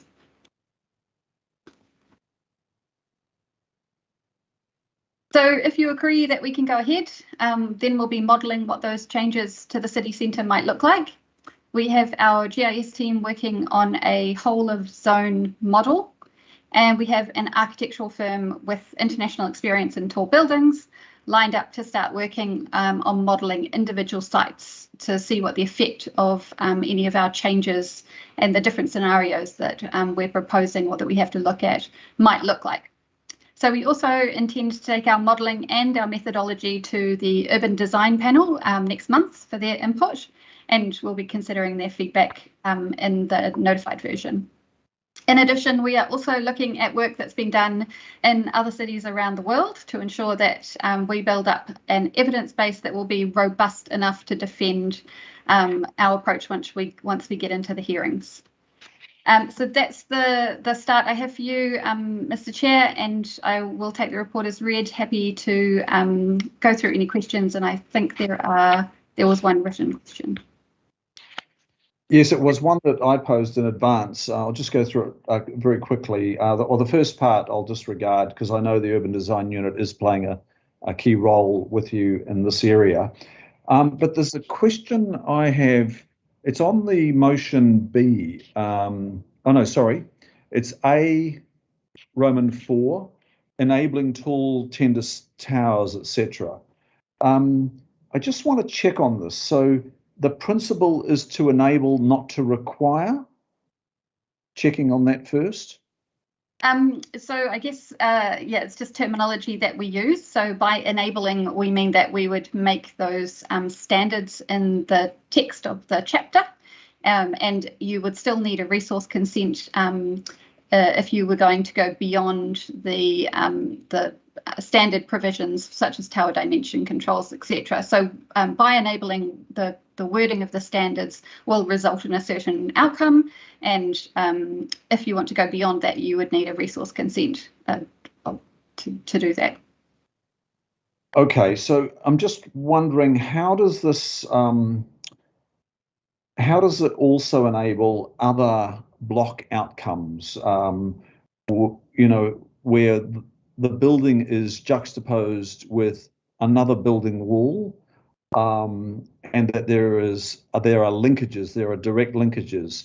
So I ask this because I have some experience in some cities where I've seen poor outcomes of separated tower developments. Vancouver, often lauded, that particular part of Vancouver is quite poor. It's much criticised in urban design circles, but I'm just wondering, how do we also enable other good whole of site or even whole of block outcomes where there's juxtaposition, you know, wall to wall, in addition to the so-called slender tower? Yeah, so I guess the solutions that we're looking at the moment, we are controlling or attempting to control different aspects of the building at different heights. So at the ground floor level, and for the first 28 metres, we'd be encouraging podium style development. And that means that you could take up your whole block, for example, and you could be adjacent to your neighbour and you could share a party wall with your neighbour at ground floor level. And that's to give you a human scale at that streetscape level. Once you get above that streetscape level, we're encouraging buildings to be set back from those boundaries, and so you will get a separation distance between towers. And the reason for that is not to create these voids that don't do anything. It's to create a sense of space around those towers at mid and rooftop levels, so that we get sunlight and daylight not only permeating into the building itself, but also down to street level, so that you know, the public users of the street get that light and amenity.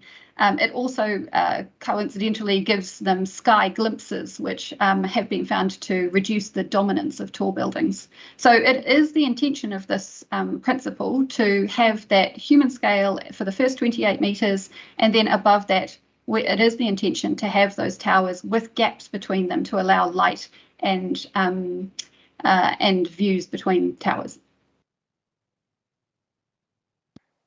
Okay, thank you. I have a question from member Tohenare, please. Kia ora, Chair. Thank you. Can you hear me all right? You're a little bit faint. If you, A little bit faint. you're good. You're good now, I think. Oh, good, good, good. Look, just looking at the list of principles, it's asking the committee to endorse. They don't appear to consider the protection of Māori identity or the Māori heritage in the city centre. I'm just wondering whether these matters were addressed in perhaps more in a more indirect way. If they were, can you talk us through that? But if not, how about we meet with the IMSB and we might be able to develop some more added principles around the issue of Māori identity and Māori heritage within that city centre. Yeah, through you, Mr. Chair. Sorry, that was a little bit hard to hear, but I'm pretty sure I got what you were saying, Member Henare. Yes, we currently don't have a principle around that. We have had some feedback during the hui, the forum hui that we've had with mana whenua groups that Māori design principles should be raised up and incorporated into some of our provisions. I would say the reason that we probably haven't put them into the principles is because they didn't fit with one of the qualifying matters that the July Planning Committee had given to us with the city centre, which are around amenity and daylight and sunlight kind of inbuilt form controls. But happy to have that included in the list that we can consider for sure. Just on that, Chair, how about we get something over to you in the next couple of days that you can have a look at? Megan, I need you to come in here, please, if you are on the call still, because we do have the recommendations before us. The recommendations that are before us, if they are voted, I just need to make sure that there is room within that to, accommodate anything that might be coming through from your office, Member Toe. Cool, not a problem, yeah. Can I, with your permission, can I make sure can you just give that responsibility to me and I'll follow it up with the Chief of Strategy? Yeah, cool, not a problem, not a problem, mate. Okay. Thank you. And the Chief of Strategy has just come on and is nodding affirmatively. Thank you. Got that. Thanks. Thank you, Member Henare. Member Henare, was there anything else to add? No, nothing. My chair's waiting for me, so hurry up. Okay. Thank you. And Member Wilson, Member Karen Wilson, please comment. Kia ora, Mr. Chair. It was just more in the way of clarity than anything else. I agree with the comment made by Toe in the sense that it's Māori heritage. We're talking not necessarily design aspects, and there are no principles around the general sense of Māori heritage in the principles. So it doesn't draw across together to mean that if you put design in there, that will reflect it. So it's more as they talk about the special character and the like, what are you looking at in terms of heritage, Māori heritage, because it doesn't appear. So I'm just wanting to make that clear, Mr. Chair, to aid your kōrero or whomever. It's not currently reflected and it should be. I'm happy to speak briefly to that point, Mr. Chair, if you'd like. Yes, please. And thank you, Member Wilson, for that comment. And we are definitely considering Māori heritage in the protection of historic heritage in the city centre. So the definition of historic heritage in the RMA includes cultural heritage. So we feel that we should be addressing Māori heritage at the same time as other heritage issues through that principle. Thank you. I guess it's almost making it a lot more obvious. Thank you, Mr. Chair. I never intended to continue, but thank you, Fiona. Got it. Thank you, Member Wilson. Right. Okay, there's no other comment. The motions are before us, and Oh, sorry, Chair, I wasn't quick enough. Can I just ask a quick question? we're past questions, really. Oh, okay, we're into comments. Sorry, I was confused because that was still getting. Yes, and look, I think I You can make it very quick. Okay. No, look, we're just about to go to the vote. Sorry, so I need to conclude there, please. It's moved, it's seconded, and the motions are before us. I'll put them on voices. All those in favour say aye. Aye. Aye. Aye. Aye. Contrary, no. No. And declare. Sorry, it's an abstention again from me. Thank you. Same. Abstention, Councillor Fletcher. Thank you. Sorry, that was a sign. Excuse me, Chair. Can I just clarify that there was an abstention from Councillors Fletcher, Simpson, and Stewart? Thank you. Yes. Yes, it was from me. Thank and you. myself, Mulholland. Thank you. Fuck you. Okay. Thank you. Members, we're now going to... Sorry, Chair, whoever swore just then, it's just not appropriate. Thanks. I did not hear that. I think I was speaking at the same time, but if there was any expletive, please, members, not the place. Thank you. I'll now go to item 20, and we need to move the motion to exclude the public to go to C1 for the reasons outlined, the 3 reasons outlined. I'll move that. Do I have a second, please, Deputy Chair? Yes. Thank you. I'll put the motion. Through you, Mr. Chair, I wish to contest that. You have a speaking turn. Can I speak now? Yes, I was just about to go to the vote, but you're just in time, Councillor Walker. So I'd like to contest going into confidential, Mr. Chair. I have the reasons in front of me. One reason is that the withholding of the information is necessary to maintain legal professional privilege. As far as I know, there is no legal opinion attached or part of the agenda item. The second interest is that the withholding of the information is necessary to prevent the disclosure or use of official information for improper gain or improper advantage. I would suggest that the information in the report around the consideration of 75% and the 5 and 6 rating is already known, that the special character areas that are identified in the unitary plan are already known, that any member of the public can walk down any of these streets and make their own assessment. So frankly, I would suggest that those interests do not apply. On the contrary, I would suggest, and I would invite any officer to comment, though I understand that this particular withholding is not based on any legal opinion, it came from the officers, but I would suggest that the principle of availability, that tests under public interest far outweigh the consideration for confidentiality, and I refer in that respect to the high level of interest, to the extent of the public concern, to the need to provide a full picture, to the importance of timing for the release of information as soon as possible, to the number of people affected, and all of these aspects have been covered off in commentaries by the Ombudsman, who has considered issues such as this in previous rulings.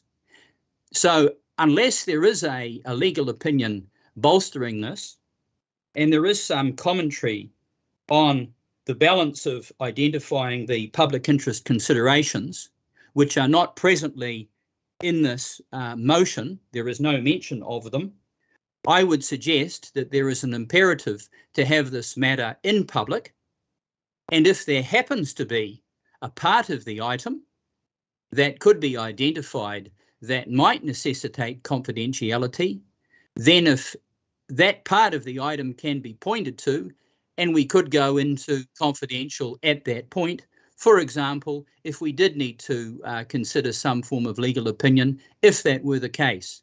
So that is my contention, Mr. Chair, and I'd invite a comment and support on the part of other councillors. Thank you. Okay, thank you. Look, I'm going to take that as comment, and then there's a question. Okay, so you've spoken to the motion, and now I will ask John Dogood. It's not usual that we have a legal opinion at this point in our meeting proceedings, but we usually have legal advice, and there is a distinct difference, of course. So I will now pass to John Dogood and our legal advisors at this point, please. Kia ora, Mr. Chair. I'll just take this one really briefly. Look, we thank you, Councillor Walker, for your questions and comments. We have discussed this with our legal colleagues. Karina is online if you require any specific confirmation of the advice. The purpose that we are proposing that this is in confidence is for you to have a free and frank conversation. But clearly the idea is that this would go out to the public in a matter of a few weeks. And so we're not keeping this confidential entirely, but it allows you to have the appropriate conversation, and all of the information will be released in the next couple of weeks. I just will pass to Karina in case she has any particular comments she wants to make. Through you, Mr. Chair. Through you, Mr. Chair. No, not at this time. It is pertinent to the comment that has just been made. I'm bringing you to order, Councillor Walker. Okay. You've raised point of order, Mr. Chair. What number point of order is it? I can't refer to it precisely, but it goes to. There is a point of order that goes to advice. Calling you to order, Councillor Walker. Okay. You've asked a question, and the question has been answered in part, and now we will go to the legal advice, the legal advisor that's available to us, and I believe that's Karina. Karina Fassenklot, your call. Through the Chair, the Public Law team has reviewed the grounds that have been relied on, and they've actually identified a third ground under Lagoima being Section 72C, Roman numeral 2. Their view is that it's legally open to the committee to hear this matter in confidential based on those grounds. So it is open to you to move into confidential. Thank you. Now I've got a comment from Councillor John Watson on the motion before us, please. Yes, yeah, thank you. It'll be a brief comment, and I just simply make the observation that at Christchurch City Council and Wellington City Council, who are both hearing this matter in their committees. In fact, the Christchurch City Council discussing their heritage areas today, and they are in open meeting. And I take it from the comment that was so they're holding it in open, dealing with the same national policy provisions and heritage protection. I take it from the comment that was made at the end there that it is open to us to have it in confidential. I would suggest it is open to us to have it in public as well. I mean, the question was asked as to what the exact legal professional privilege that is being protected here. We haven't had an answer to that. And I would suggest that the public interest here, given the conversation earlier today, you know, where for much of the time this special character zone has predominated, where there's very little public information out there that's been put out by council, that it being in the public interest to actually hear this in the open. I don't see any of the particular interests that have been put up are just the generic ones, that there's no tying it to specific information with respect to this item. So I would agree with Councillor Walker that the public interest is best served here, as we are able to do through this vote, to have it in open. What's there to hide? Thank you, Councillor Watson. I'll now take the call of Councillor Newman, please. Oh, look, thanks, Chair. And I actually have to go very shortly. And you know, I normally try and show deference to Councillor Walker and Councillor Watson, who've been around here longer than me, and so they're my senior colleagues. But in this particular case, you know, and the section 7 of the Lagoima is quite narrow, and 7.2G. I think that's really important actually, because ultimately, I want to preserve the council's position in relation to matters which will be subject to which will almost certainly be subject to council's legal arguments pertaining to the defensibility around areas that it would qualify, you know, it would consider to be a qualifying matter. And that's really important because actually I'd imagine that there are properties that people want to preserve the heritage status. So I do uphold the particular interests, the grounds here for this information not being considered in the public agenda.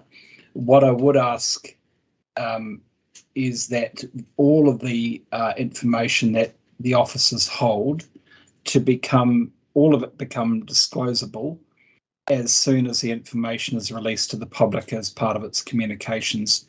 And I'd hope that we can set a date for that being no more than a month from today, or 6 weeks from today, or whatever the date will be. We should state that when that information will be released. But the information needs to be withheld at this point because the information is useful to defend the council's legal argument, and I wouldn't want to have that because that argument will be contested, and it won't just be contested by those people who want the highest possible threshold. It will be contested, I suspect, by those people who want no threshold, and so we need to ensure that the council's position is able to be defended. Thank you. Thank you, Councillor. And the information will be released to the open record much earlier than what you outline. Actually, it'll be subject to some decisions that we'll be making. It'll be mid-April. But thank you very much. And I will now go to the vote on this motion before us. Through you, Mr. Chair. I did indicate that I wanted to put a comment. You have actually commented, and I've got a confirmation from our governance advisor that you have commented. So I can't take a further comment. Can I just put the record straight on some misinformation then? Can't. I'm sorry, you can't, because that's commenting again, and that's in breach of the standing orders. So we'll now go to the vote. It is moved and seconded, and this is the motion to exclude the public. All those in favour say aye. Aye. Aye. And to the contrary say no. No. Against. And declare that carried. And may I have a reason recorded, Mr. Chair? And that is part of my reason is no, that's a speaking turn, Councillor. It's a speaking turn, so you're recorded against. Thank you very much. Members, we will drop off this particular meeting invitation, and we will go to our calendars and open the confidential meeting invitation and come on the call there. Can we just take a very short break at the same time? And you might like to make yourself a quick cup of tea or whatever.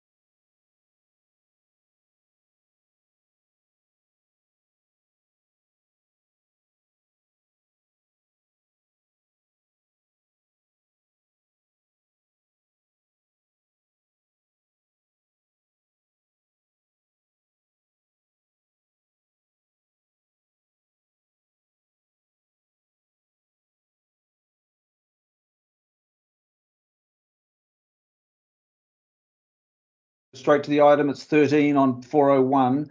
This is Thriving Town Centres Guidance for Urban Regen. We've had a number of workshops on this one. I'm going to cut out the intro. I'm going to go straight to the business, and we've got the motions before us. I'll move those motions. In fact, would somebody else like to move those motions? I'm happy to move, Chair, if Vessel. I'll Councillor, second thank you. Cooper. Councillor Cooper seconding, and we have Giles Bendel and others. I think we're going to open with Giles. And Giles, can you briefly take us through this, which have been well socialised through the workshop, though it was some time ago? I'll leave it with you, Giles. Thank you, Chair. Just a quick question. I do have 4 or 5 slides I could quickly run through just to remind people if that's appropriate. I'm just conscious of time. Yes, it is some time, and we still want to do our business well. So, Giles, please proceed with those slides. Thank you. I'll just share those now. May I have screenwriting order?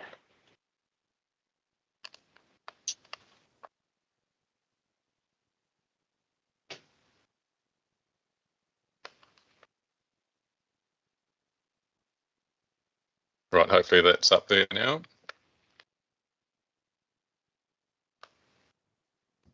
We can see it, yes. Cool. Thank you. So thank you through the chair. For those who don't know me, I'm Giles Bendel, the General Manager of Design at Place at Iki Panuku. We've also got a couple of other staff members, Naomi Kramer and Duncan Ecob, online, who have been driving this project forward, and they can help with any questions that you might have. And just very briefly, what we're seeking for from you is endorsement of Iki Panuku's Thriving Town Centres document, which is a guidance document for urban regeneration for town centres in Tamaki Makaurau.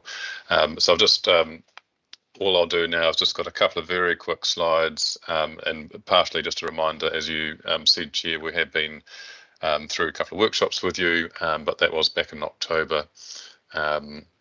So I'll just quickly touch on a few things. So the purpose of this document is really over the formation of Iki Panuku, 5-6 years ago, we have created a lot of approaches and standards and processes, but they're all been a little bit disparate. So this was a great opportunity for us to put it all into one cohesive guidance document.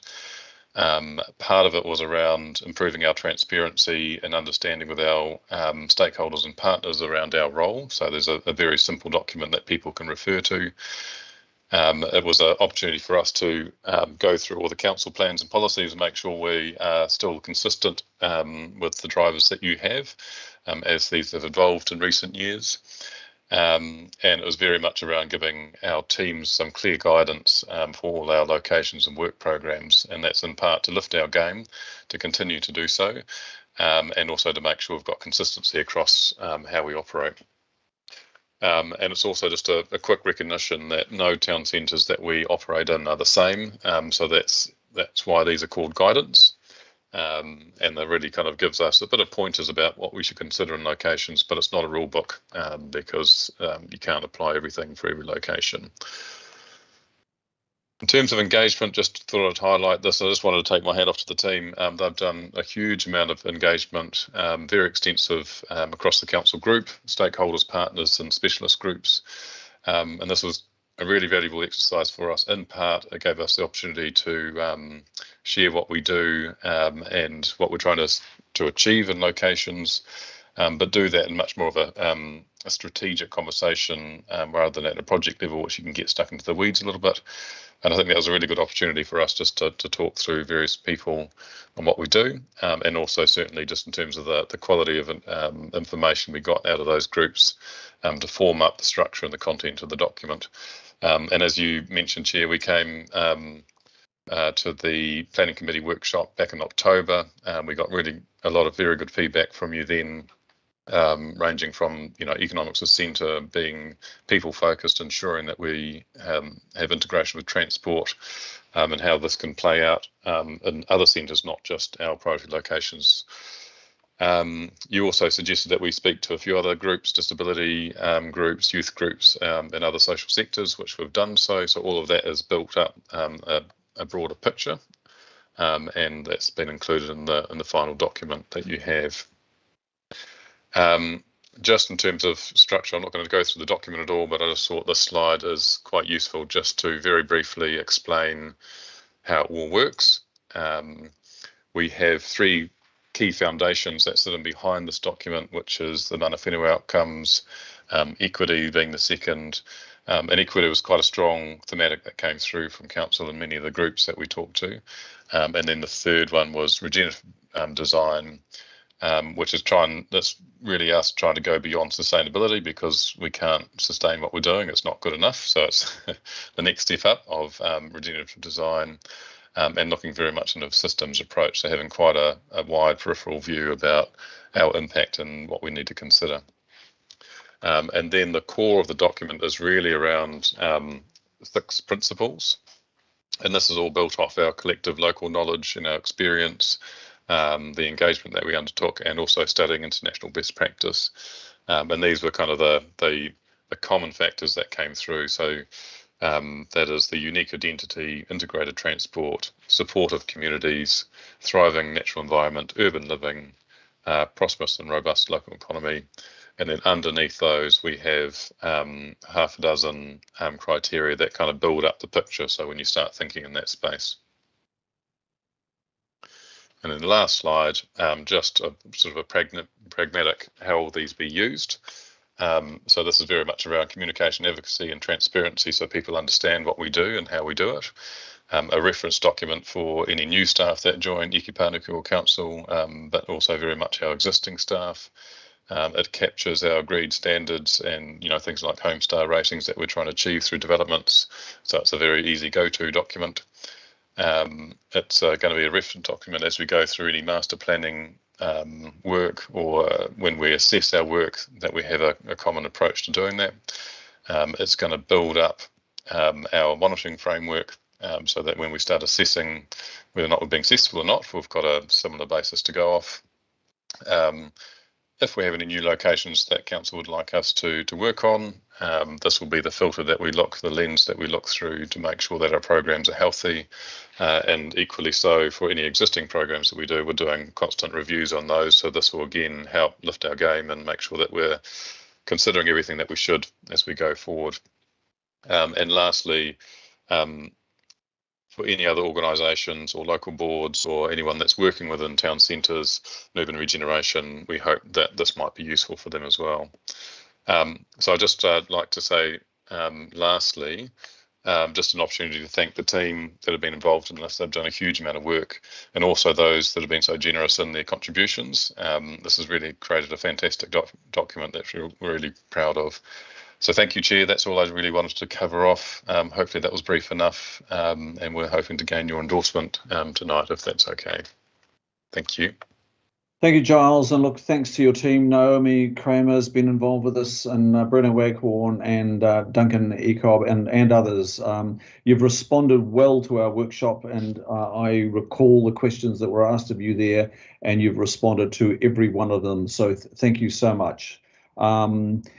Now, members, are there any questions on this particular paper? I'll just, sorry, just bring up my chat. Questions on this paper? From Councillor Filipaina, Chair. Yes, Councillor Filipaina, your partai, please. Kia ora, thank you, Chair. Giles, thank you so much for this. The only partai I have is that in February last month, Ngā Hapuri Momoho was Thriving Community Strategy was adopted by the PACE Committee, was moved by Councillor Collins, seconded by Councillor Hills. You mentioned in your slides that you have been working with within council. So is this part of the consultation and working with as well, the Thriving Community Strategy? Giles. Sorry, Naomi, are you going to? Yeah, absolutely. Yes, it is. And we've met with the Thriving Communities team, and these two strategies are mutually supportive of one another. So, yep, we're very aligned with it. Kia ora, thank you, Naomi. Thank you, Kia ora, Chair. Al.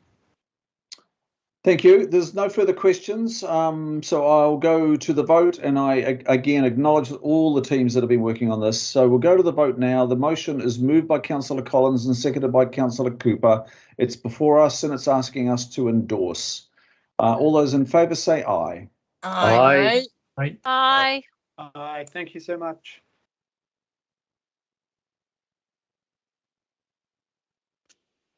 You're muted. Hello. It's carried unanimously, and thank you, Eke Panuku. Now, Thank you very members, much. we will go to item 15. Just get the right item here. And this is a private plan change request. We have to address this one to meet the statutory requirements. And this is the Waitemata District Health Board within the Wairaka precinct. Elizabeth Laird, policy planner, is the main author of this report, along with John Dogood. And the decision sought today is on how we process it, whether we adopt, reject, or accept. And the recommendation today is to accept it for processing. Shall I go to you initially, John, or is it straight to Elizabeth? Kia ora, Mr. Chair. I'll just given the time, I'm going to do a very quick introduction. Elizabeth is here if there are any questions, but this is a private plan change. It's on the Unitec site and it relates to the Mason Clinic part of the site. They are looking for some changes to zoning to enable that use on the site. The one major issue I think that the staff have worked on in particular with the District Health Board and HUD, who effectively owns the whole land, is one of open space. There is a reduction in open space proposed as part of this private plan change, but HUD that owns the whole site has confirmed in writing that they will deal with that across the whole site, so there won't be any loss of open space overall. And so we are satisfied that we can accept this that you can accept this private plan change for processing and to go through the submission process and hearing process as well. Happy to take any questions. Thanks, Mr. Chair. Thank you. And I can withdraw my question now because you've just answered it. All of the land is controlled by HUD. Thank you, all three parcels. Can I have a mover for this, please? Excuse me, sorry, Chair. Just to clarify, the three parcels in question are owned by the Mason Clinic, but the remainder of the precinct, other than Unitec and some land to the south, is owned by HUD. Okay, so owned by the District Health Board then, the three parcels. Correct. And the Mason Clinic is of course owned by them. Thank you. Are there other questions on this, members? I don't want to rush this. I sound like I am rushing it, but I'm not. Can I have a mover for this, please? I'll move. Councillor Dalton, and a second? I'll second, Bill. Deputy Mayor, thank you. There being no questions, any comment, members? There being none, I'll put it to the vote on voices. All those in favour say aye. Aye. Aye. Aye. To the contrary, no. Aye. Declare that carried. Now, I think that's conclusion of our business, but just before I do conclude, I will go to Kalinda. Kalinda, is there anything that we're missing here before we close the meeting? Yes, Chair. Actually, if we can just do a very short motion to agree to defer the rest of the items until the next scheduled meeting of the committee in May. Of course. Okay, I'll move that. Deputy second, boss. Okay, I've got a second from the Deputy Mayor, and that is, let's just make sure it's before us on the screen. I don't want to vote on something we can't all see, even though it's very straightforward. Is the motion there? No, not yet.